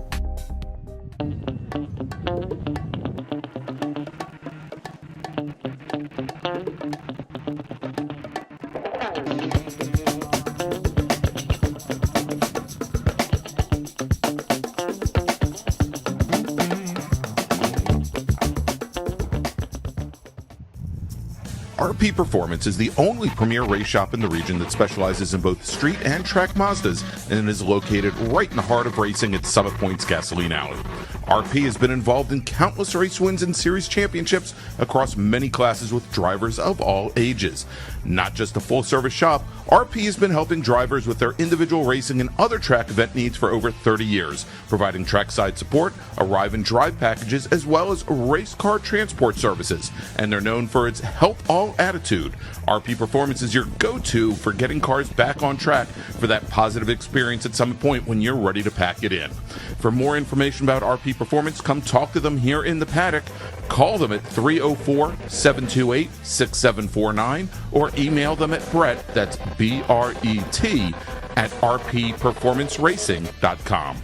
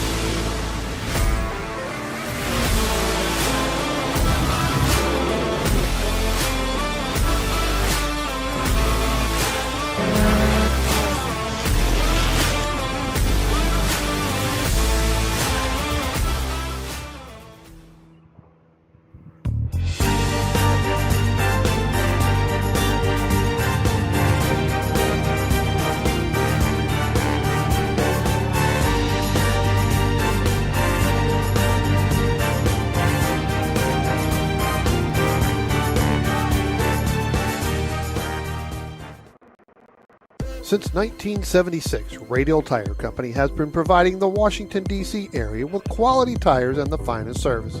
They have earned a reputation as a premier specialist in hard-to-find performance tire and wheel applications. They stock tires from all of the top manufacturers for whatever you drive, from small economy cars to SUVs to trucks. Their mission is to assist you in getting the most out of your tires and car. For more information or to schedule online, browse radialtirecompany.com or call them in Silver Spring at area code 301-585-2740. That's 301-585-2740.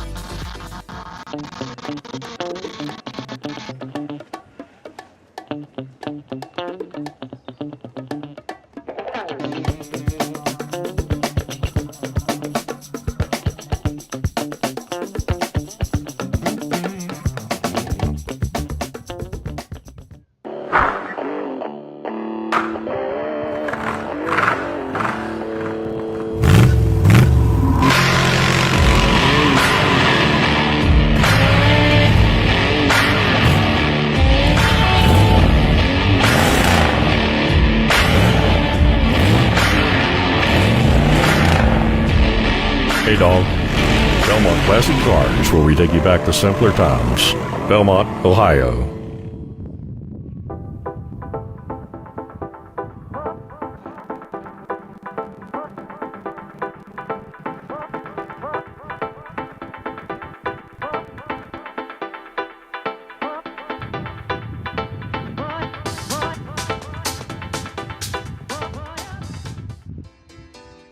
The the DC region would like to welcome the Autoverse to the MARRS family.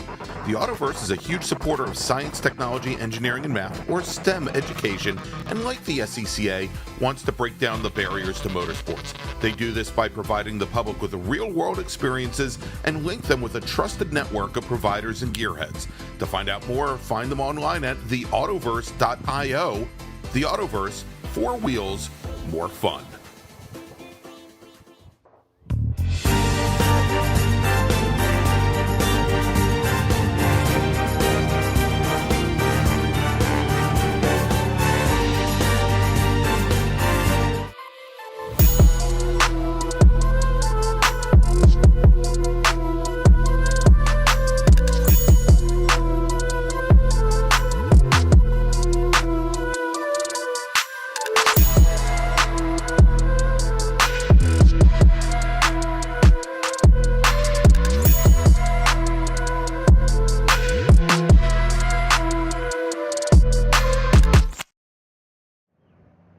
And welcome back to Summit Point Raceway, everybody, and the 2024 June MARRS presented by RP Performance. And next up, Brian, is our final race of the day. It is SSM. And for those of you watching the stream, just saw that wonderful ad from Toyo Tires, our spec tire provider for SSM. We're going to talk a little bit more about them and also a new wonderful contingency program that we have in SSM from G-Lock Brakes. But first, let me run down the top 20 drivers here racing this afternoon. We had 32 drivers set qualifying times. Here are the top 20.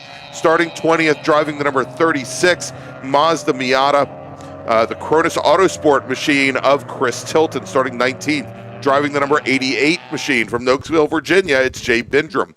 Ben Sarley starts 18th today. He's in the number 199 car. It's from Millersville, Maryland. Adam Volatile will start 17th. He's driving the number 04 Mazda Miata. He's from Sykesville, Maryland. Nokesville, Virginia's Emil Dogaru will start 16th. He's in the number 85 car with Ryan Harrison in the 146 machine. He's out of Washington, D.C. He starts 15th. Starting 14th in the number 44 machine from Hedgesville, West Virginia, Mike Monahan.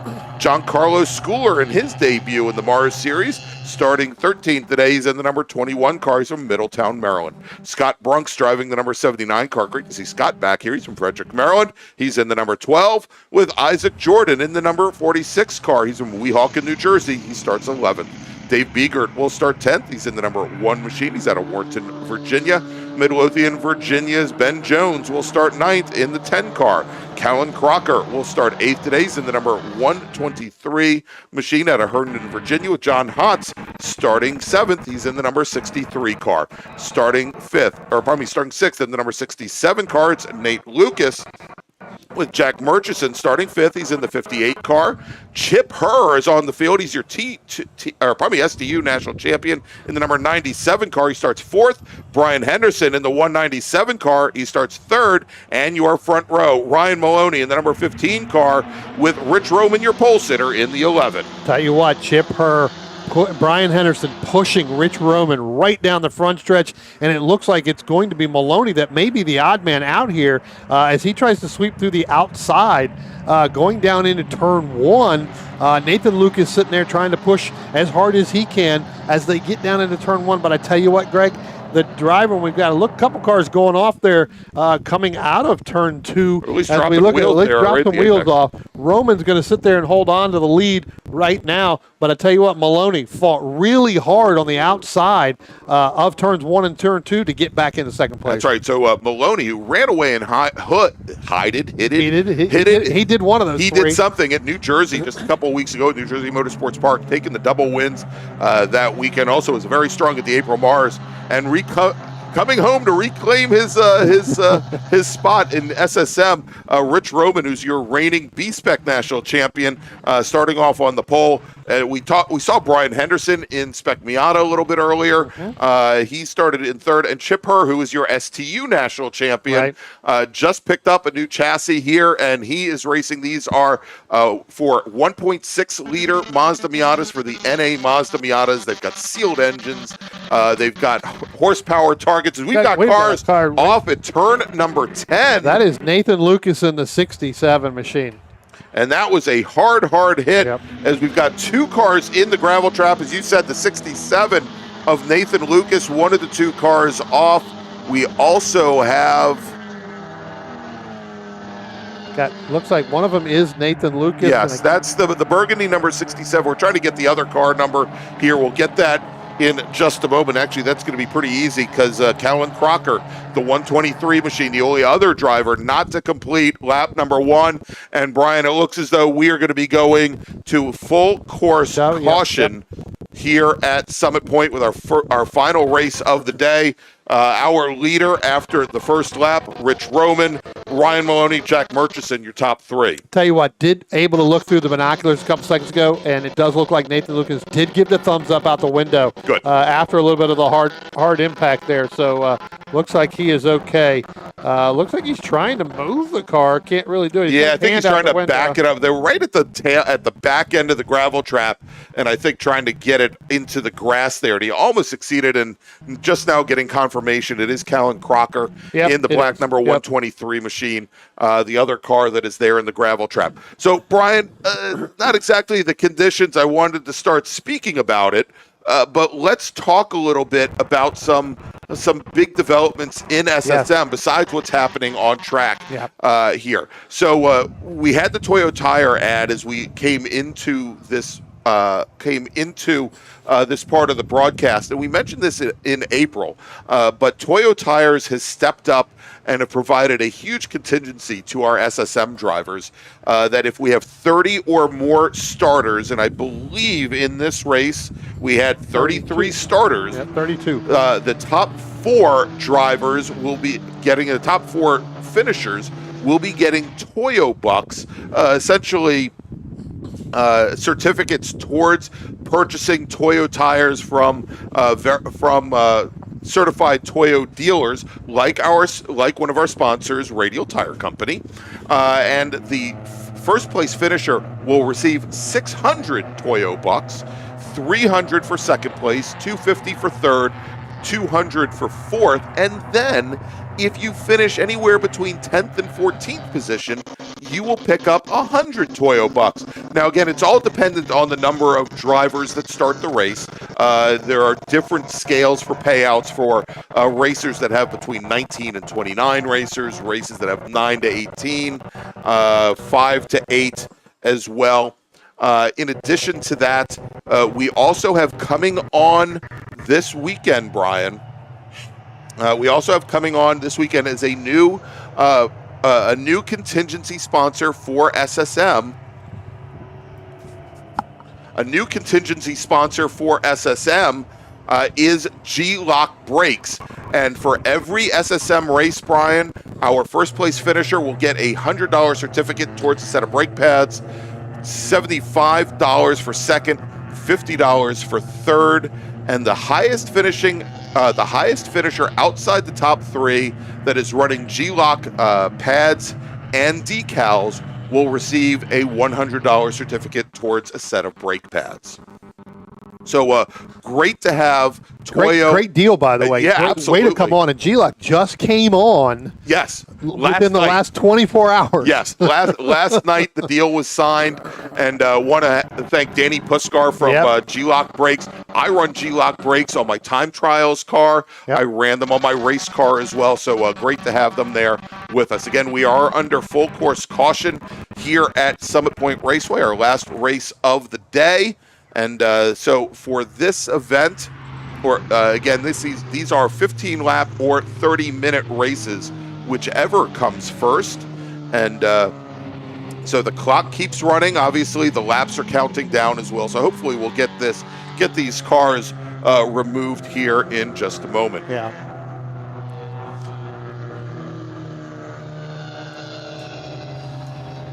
Not sure. I wonder if that's a backup car for Callan Crocker, because he normally has an orange 123 unless he painted it, but I do believe he does have 2 cars. He was looking to sell one of them in the off season, but I'm not sure. I think it was his orange one he was wanting to sell. So I think that this could be his backup car. I'm not sure.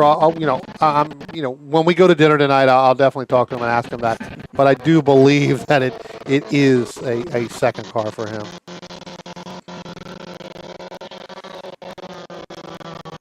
And want to thank, I think you're already talking to him down in the chat, Jordan Fuhrman, the meme lord, who was also an SSM racer. Unfortunately, had a little bit of damage to his car at the last event at New Jersey Motorsports Park. But Brian, he was in the chat for the Hoosier Super Tour last weekend from Watkins Glen, asking me all of my thoughts on the Mitsubishi Mirages. I think for those of you that are into computer system, NVIDIA, who builds graphics cards, wanted to know what my feelings were on that stock, which has just exploded, and all of life's more interesting issues.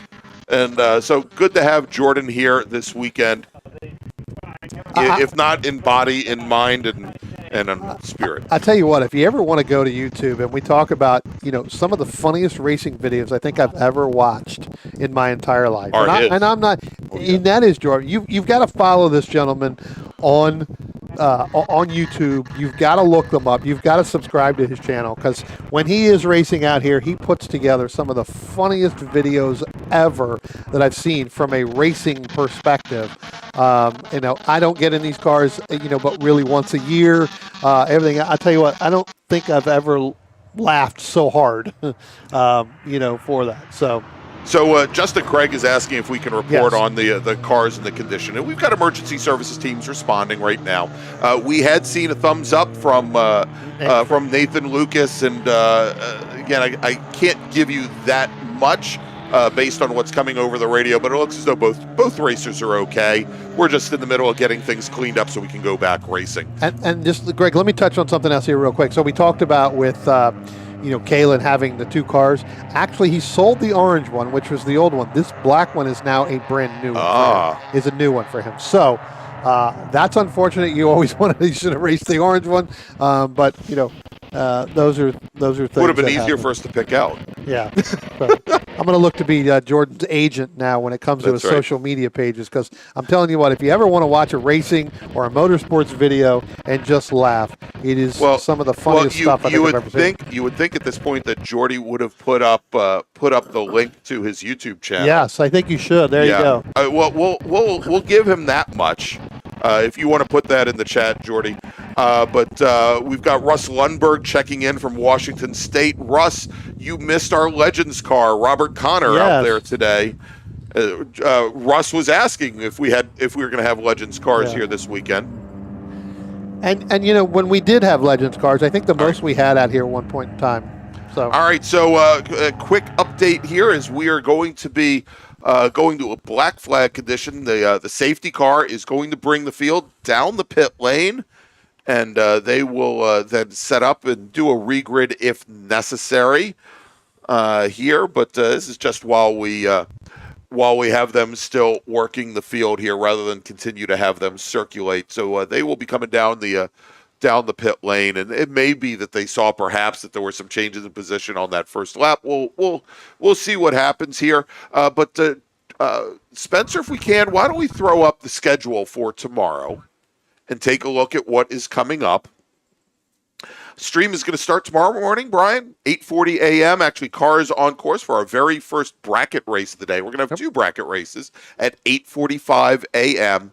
And it is a day full of MARRS feature racing. 20 laps, 40-minute races for our 7 different MARRS run groups. The Sprint Bracket Road Racing Series will have 2 10-lap races. That second 10-lap race, we've got word they're going to invert the finishing order from the previous race. That should be fun to watch. And again, we talked about this earlier. From bracket style racing, it's about getting the consistent time. So, but you still are racing the competitor on the racetrack. So that's going to be pretty fun. All right, so we've got the pace car now, or safety car, has brought, a good portion of the SSM field now onto the front straight. And one of the reasons why they're doing this, Brian, is it's making, they needed to bring a second tilt bed emergency services vehicle out to get the second car removed, and it was just much quicker and much easier to send it out if they had all of the race cars on the pit lane. So again, we are under full course caution. We had an incident at the end of lap number 1, putting 2 cars off into the gravel trap, and we've got emergency services teams responding to that now. Looks like Nathan Luke is driving that car back Yes. towards pit road, so that's good to see. Looks like we will be able to get. Yeah, he'll come into our view. He's going to come over the crest of the hill here. Well, I don't know if he's going to make the crest of the hill, so you can see him making that turn in right there. There he goes, just right now, into and brings it into the pits. Yeah, so that's one of the two cars, and then we've got Kellen Crocker's number 123 now that they're trying to get removed. Yeah, that's just. I think that's just a spin into the that's Miata Pinto deep over there. So that's right. I told you that's about double Miata Pinto. You don't want to be in the deep end of the swimming pool with a Mazda Miata. That's right. Yeah, and so we saw Lucas's car when it went off. It did impact the tire wall at the back end of the gravel trap. We did not see that from Crocker's car. Right, Crocker's car just went into the gravel and went all the way back. But he spun the car getting there. And that could have been a combination. I'm not going to speculate too much, but because we were looking out the window when it somewhat happened, and that is that could have been a chain reaction to put Kalen spinning in the in the gravel trap real quick, because he may have checked up a little bit, seeing the 67 going through there as well, and then somebody else taps him from behind. Again, this class right here, you need to be just on the rear bumper, not really touching them, but kissing them a little bit to make speed, right? So that kind of helps. So when you come through there, you're right back on the gas, and where they both went off, that you're really on the gas full at that point. So it could be just a chain reaction that started with that. So hopefully when they get that out of the gravel trap, hopefully he's able to do it, although it looks like they are backing the tilt bed up there, so it looks like he may have other damage than just pulling it out of the gravel trap. Yeah. So. And now next to appear on the scene is the street sweeper and blower truck to get all the gravel off the track that apparently they didn't get her.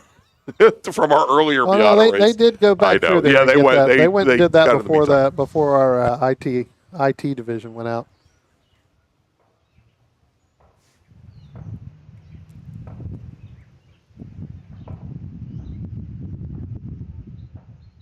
What this does for a mindset of a racer, though, too, right? You get up, and I know this is just a sprint race, but you get where you go out, you get yourself prepared as a racer where you're going to go the full 15 laps, right away. And then all of a sudden something unfortunately happens.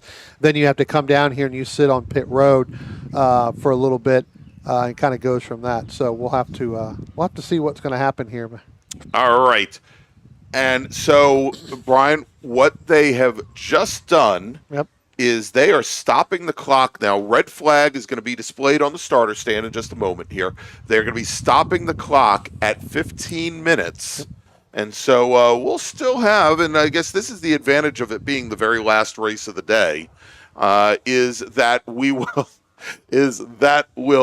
allow us to get a couple laps in for this MARRS SSM race. So all the cars are on the pit lane now, and when we send them out, the clock should start when they leave the pit lane and cross the start-finish line. We'll then have a pace lap, and we'll have 15 minutes on the clock. So, with these cars running about, say, a minute and a half a lap, we should get probably around six laps or so. Probably 6, maybe even 7, I think, when we come through. But, as I was saying here, when you get to a driver's mindset, you're strapped in, you're ready to go, you go out for your pace lap, you come in, you get, I really don't think they got one lap, technically, of green flag racing, and then before it went to a double yellow, and then we did 3 laps of, under the pace car there. But what ends up happening, and again, this is my experience of talking to a lot of the drivers down there that you go through this, you have to reset yourself. It's basically like you're coming back out of the paddock, getting relined back up. They're going to put you where you need to be. Then you got to refocus to get back in where you may have started to make a move on somebody or a couple drivers, then to turn around and have to reset everything from the very beginning. So, all right. So we were talking about Jordan Fuhrman earlier. and because he's actually sending messages in the YouTube chat while he's in traffic. Oh, nice. Good to know that, Jordan. He's not able to put the link to his YouTube channel up because I guess hitting the @ sign while you're in traffic is too hard. So what I'm going to do, because I'm nice and because he's a DC region driver and because this way he can't ask me any foolish questions, I'm going to put his YouTube channel there in the chat. And if you'd like, don't do it now. Seriously, do not do it now, even though we're under red flag conditions here at Summit Point. But go and copy that YouTube channel. Go back and take a look at some of the stuff that he has given us. As we've got now, most of our emergency services teams have left turn 10. With the exception of the track sweeper and the blower machines, to try and get some of that gravel off the track surface. And again, just resetting the field here, and good, we can show that we are under red flag conditions. It is here Rich Roman, Ryan Maloney, Jack Murchison, Brian Henderson, Chip Herr, your top 5. John Hotz, who we saw just a little while ago in his spec Miata in a completely separate car, he's running 5th. Ben Jones, Dave Biegert, Isaac Jordan, Scott Brunk, rounding out your top 10. Ben Jones not here in April either, right? So this is his first race here in this on the track this year. He may have been out here for some, testing and stuff like that, but not here in April. I think they were on vacation. They were out somewhere. So doing the family thing during that April event. So good to see Ben and them back out here running at Summit Point. And I saw this car coming into the paddock. He's running right now, I think, as we restarted, running 30th, driving the number 6 car. Jim Roberts out of Roberts West Main Auto. And, I always like mentioning when we have Friday at the track instructors here that are racing. We saw Barry Brown in our IT group just a few moments ago. I started off as a Friday at the track instructor here. Wonderful program from Summit Point and what used to be known as Bill Scott Racing. Also, Emil DeGaru, I believe, is I know he's an instructor for the DC Region's HPDE and time trials program. I believe he's also a FAT instructor, but Jim has been doing this since 2000 as an instructor since 2005, and he just finished off running the One Lap of America in a Chevy Corvette. It's 15 years that he has been doing that. He said he bought his first Corvette in 1992. Is how he got started. And good old Gary Shank, another SSM driver, got him into SCCA racing back in 2010, so almost 15 years ago. So pretty neat to get information like that from some of our drivers. You talk about Emil being an instructor. That car that he's now driving, he purchased. That's actually Jeff Horowitz's old car. Jeff has moved to Florida and decided to soak up the sun down there a little bit. Talked about coming back here to run a few races, but that is Jeff Horowitz's old machine right there. Mm-hmm. All right, it looks still waiting to get word on when they're going to be sending the cars back out behind the safety car. But indeed, what we have just been told, and it's been confirmed, is that the clock will start when they head out on track and leave the pits. We must be getting close, Brian, because the safety car is going to start staging up at the end of the pit lane, or a little bit further past the end of the pit lane than it is right now. Graham does know that means put it in D, right? Yeah, I'm starting to think that perhaps that car ended up sucking up all the battery power. Now it won't start for my camera. Good thing it's not an EV. Yeah, it's not an EV car, right? So we're going to be getting back underway here in just a moment. So, just as you said, so the clock's going to be, clock's been reset to 15 minutes. So as soon as they pull off, then the clock will start. So basically, you're looking at 2.5 minutes roughly for them to go back around to re-get the green flag will be a single file restart. So really you're only going to have probably about 12 and a half minutes, as you said, of potential green flag racing at that point. And I think at that point it will be probably that 6, maybe even 7 laps. So here we go. So Jordan Furman puts in the chat that he actually has Jeff Horowitz's hardtop on his race car, and this is why I always have to wait until a sentence is complete, Brian, because he then said I left Jeff on it. There we go. The name tag. You got to get a pic. I know you're driving, but at some point I got to get a picture of that car. That's got to get sent down. At least the top of it. I got to send that down to Jeff. Oh my God. And you're right, Mike. That is kind of lazy. My car is named Jeff as a result. Oh my gosh. And I thought his car was named Wrecked. So there you go. That's the nickname. Never mind. All right. Ouch. We've got people. We got to go back green flag racing. Yeah, I know. Here, very quickly. All right. Looks like somebody's push started Graham in the pace car there. And the pace car now has the field behind them. And cars are on course. And the clock now starts as we are counting down from 15 minutes, Brian. And it's going to take probably around 2 minutes for the pace lap here. So we'll probably be left with about 13 minutes of green flag racing. Right. You talk about, we were talking about Brian Henderson earlier winning that SM race, and now he's running an SSM. That car's quite a bit old. So that used to be a Timmy Terrell car. Really? It ended up getting, as in like mini Tyrrell. Yep, that used to be Timmy Terrell's car. At that point, it worked out a deal and ended up going over to the Hendersons. I was talking to his father, Dave, earlier this morning about it. That car sat around for a couple years since Brian raced it.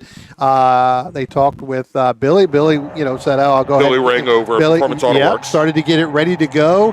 Kind of sat. Billy got it ready in a couple days. So it was kind of like one of those. The car hasn't been driven technically in about 6 years. So they were reinstalling belts, reinstalling seats, reinstalling everything you could possibly do to get that thing ready to go, and ended up, I guess, they might putting have it on just built a new car. Well, Billy probably could have done that in a short amount of time, and he had to do everything. So shout out to Billy getting that thing done in a couple of days, basically sitting there over at the shop when Dave and them dropped it off. So pretty good to see Brian out here running again. Brian, started a family, was running in the Michelin Pilot Challenge Series for a couple of years. Running with Atlanta Speedworks. Yep, Atlanta Speedworks. Come back here and again has been a regular out on the on the Super Tour. But good to see Brian and definitely Dave coming back and have a pretty decent run here today. But Brian running that SSM. It looks like our cars now are getting ready to come through the carousel. So pace car lights are out now. So again, this will be a single file restart. We do have that restart zone down there. Acceleration zone on the front straight. You can't see it in our cameras, but a series of very tall yellow cones. And once our leader gets to that first cone, it's about halfway down the pit wall. He can start to get in the throttle even if the green flag has not come out. And they come out of turn 10 right now. It is Rich Roman, your leader, as he takes the field through turn number 10. And green flag is in the air, and the green flag comes out just as they get to the end of that acceleration zone. And look at this, Brian. And once again, we are too wide going past the start-finish line as Jack Murchison and Chip Herr battling it out for third position here, but behind Roman and Maloney. I tell you what, Greg, it seemed to be a nice, easy, smooth, content restart until they got halfway down. That's right. Then it just all heck breaks loose right there as they started to go 3 wide behind Rich Roman and Ryan Maloney. Murchison now, he's going to put some pressure on Maloney coming up out of turn 2. We'll see whether or not he's going to be able to make that stick going into 3. Ryan not afraid to get there, not going to get on the brakes right there, going to get back in front of Murchison. Then you've got to throw in, I believe, that's Brian Henderson and Chip Herr. Right. Look for those two to work together. But as they were 3 wide going down, you notice John Hott stayed very far driver's left and let them do it, was able to sneak up and move a little bit closer. We'll see whether or not that's going to help John as this race continues. Yeah, and so Murchison, who is our 2023 Washington, D.C. region Rookie of the Year, he's out of Sykesville, Maryland. He's been racing in national races and on the Hoosier Super Tour in the new SMX class. He's had, I think, one podium finish, and good to see him come back here for the MARRS Road Racing. Didn't know this, but he is a skier and races on the two skis during the winter when he's not here racing race cars. As our leaders come out of turn 10 and cross the start-finish line to start what will be lap number 8 here, but more importantly, about 10 and a half minutes remaining on the clock. It's Roman in the white number 11. It's Ryan Maloney in the blue number 15 machine. And then that gray number 58, he is running in third. That is Jack Murchison. Brian Henderson running in the 197 car. He's fourth. Chip Herr is fifth as they come out of 2, heading into turn number 3 now. Tell you what, you had Chip Herr in the 97, pushing Brian in the 197, all the way down the front stretch. I thought for a minute there they were probably going to reel in the Murchison, Maloney, and Roman, but not able to capitalize on that as they went down into turn 1. As they come down the hill in turn 4, you still got Roman and Maloney. You see the difference in lines that each of these drivers are taking going through there.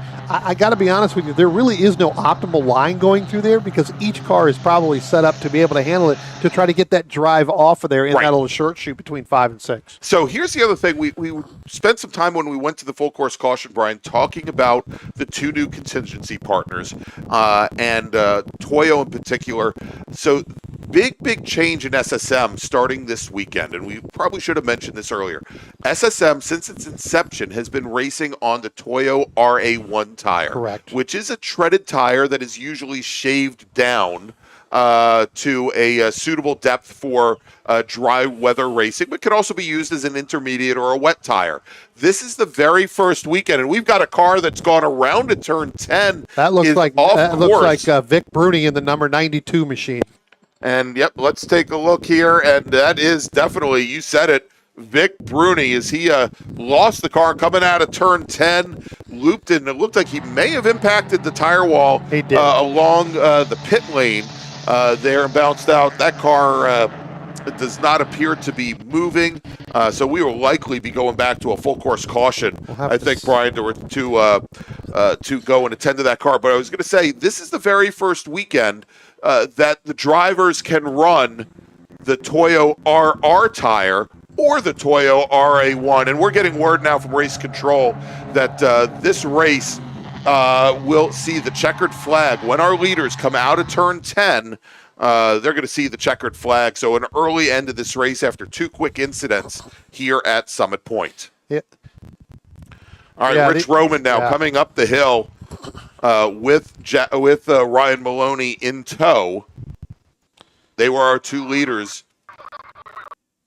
And here they come out of turn 10. They have that local caution at turn 10 for the incident with Vic Bruni, and checkered flag now in the air, and taking the win in the sprint race is going to be Rich Roman. Ryan Maloney second, Jack Murchison third. That's your podium. Brian Henderson, Chip Herr, John Hotz, Dave Beekert, Ben Jones, Scott Brunk, Giancarlo Schooler moves up to 10th on that last lap. Ryan Harrison, Isaac Jordan, Mike Monahan, Adam Volatile, Jay Bindrum rounds out your top 15. We'll tell you, it does look like the window net is down on the 92, so that actually is a good sign that he was able to reach out and pull that down there. All right, since our timing and scoring only goes to 16th position, let's go 16th, Isaac Crandall, Rich Uris 17th, Russ Maloney finishes 18th, Emil DeGaro 19th, Chris Tilton rounding out the top 20. So again, Brian, first weekend for where the drivers could run a brand new tire compound, and the big difference is that these are much like the Hoosier tires. They are a molded tire compound, so they are great for dry weather racing. The drivers can still use those shaved Toyo RA1s, and certainly the rain tire for SSM is going to be Toyo RA1s as well. But that is how things are going to play out here in our final race of the day. Unfortunately, not the way we wanted to see it end under a an event like this with two quick incidents here in this race. Normally we see SSM running very clean, but they're going to have another chance to maybe redeem themselves, Brian, tomorrow afternoon. Yes. But let's take a look at that schedule one more time here, Spencer, where, again, we're going to start off at Cars on Course at 8:45 tomorrow morning for our first of two Sprint Bracket Road Racing Series races. We will then go to MARRS Feature Racing, where we will have, I believe, our first four race groups of the day. In the MARRS series. You can see those groups listed down at the bottom of your screen. We'll break for lunch. We'll do it all over again and hopefully wrap up the June MARRS presented by RP Performance. So I want to thank our great sponsors. Again, want to thank our title sponsor here this weekend, RP Performance. Want to thank all the volunteers from the Washington, D.C. region and the surrounding SCCA regions that have helped put on the first day of road racing here at Summit Point Raceway. We really appreciate it. So for Brian Donati, for Spencer Gaynor, I'm Greg Ginsburg, and we'll see you tomorrow. RP Performance is the only premier race shop in the region that specializes in both street and track Mazdas and is located right in the heart of racing at Summit Point's Gasoline Alley. RP has been involved in countless race wins and series championships across many classes with drivers of all ages. Not just a full-service shop, RP has been helping drivers with their individual racing and other track event needs for over 30 years, providing trackside support, arrive and drive packages, as well as race car transport services. And they're known for its help all attitude.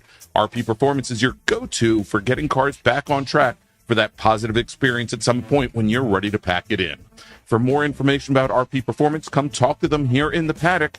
Call them at 304-728-6749 or email them at Brett, that's B-R-E-T, at rpperformanceracing.com.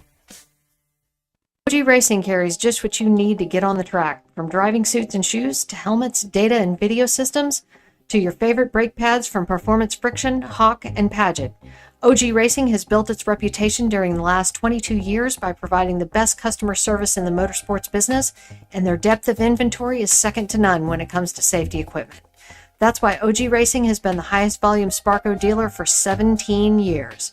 Come visit their 12,000 square foot showroom and warehouse located in Sterling, Virginia. Call them at 1-800-934-9112 or order online at ogracing.com. Since 1976, Radial Tire Company has been providing the Washington, D.C. area with quality tires and the finest service. They have earned a reputation as a premier specialist in hard-to-find performance tire and wheel applications. They stock tires from all of the top manufacturers for whatever you drive, from small economy cars to SUVs to trucks. Their mission is to assist you in getting the most out of your tires and cars. For more information or to schedule online, browse radialtirecompany.com or call them in Silver Spring at area code 301-585-2740. That's 301-585-2740. Belmont Classic Cars is a family-owned classic and collector car dealership located in Eastern Ohio, specializing in 1960s and 70s American muscle cars and other unique automobiles. Belmont takes pride in taking you back to a simpler time with iconic classic rides and never selling anything that they wouldn't want in their own collection. To see Belmont's extensive inventory of classic cars, visit their website at belmontclassiccars.com or find them on Facebook and Instagram at Belmont Classic. The DC region would like to welcome the Autoverse to the MARRS family. The Autoverse is a huge supporter of science, technology, engineering, and math, or STEM education, and like the SCCA, wants to break down the barriers to motorsports. They do this by providing the public with real-world experiences and link them with a trusted network of providers and gearheads. To find out more, find them online at theautoverse.io. The Autoverse, 4 wheels, more fun.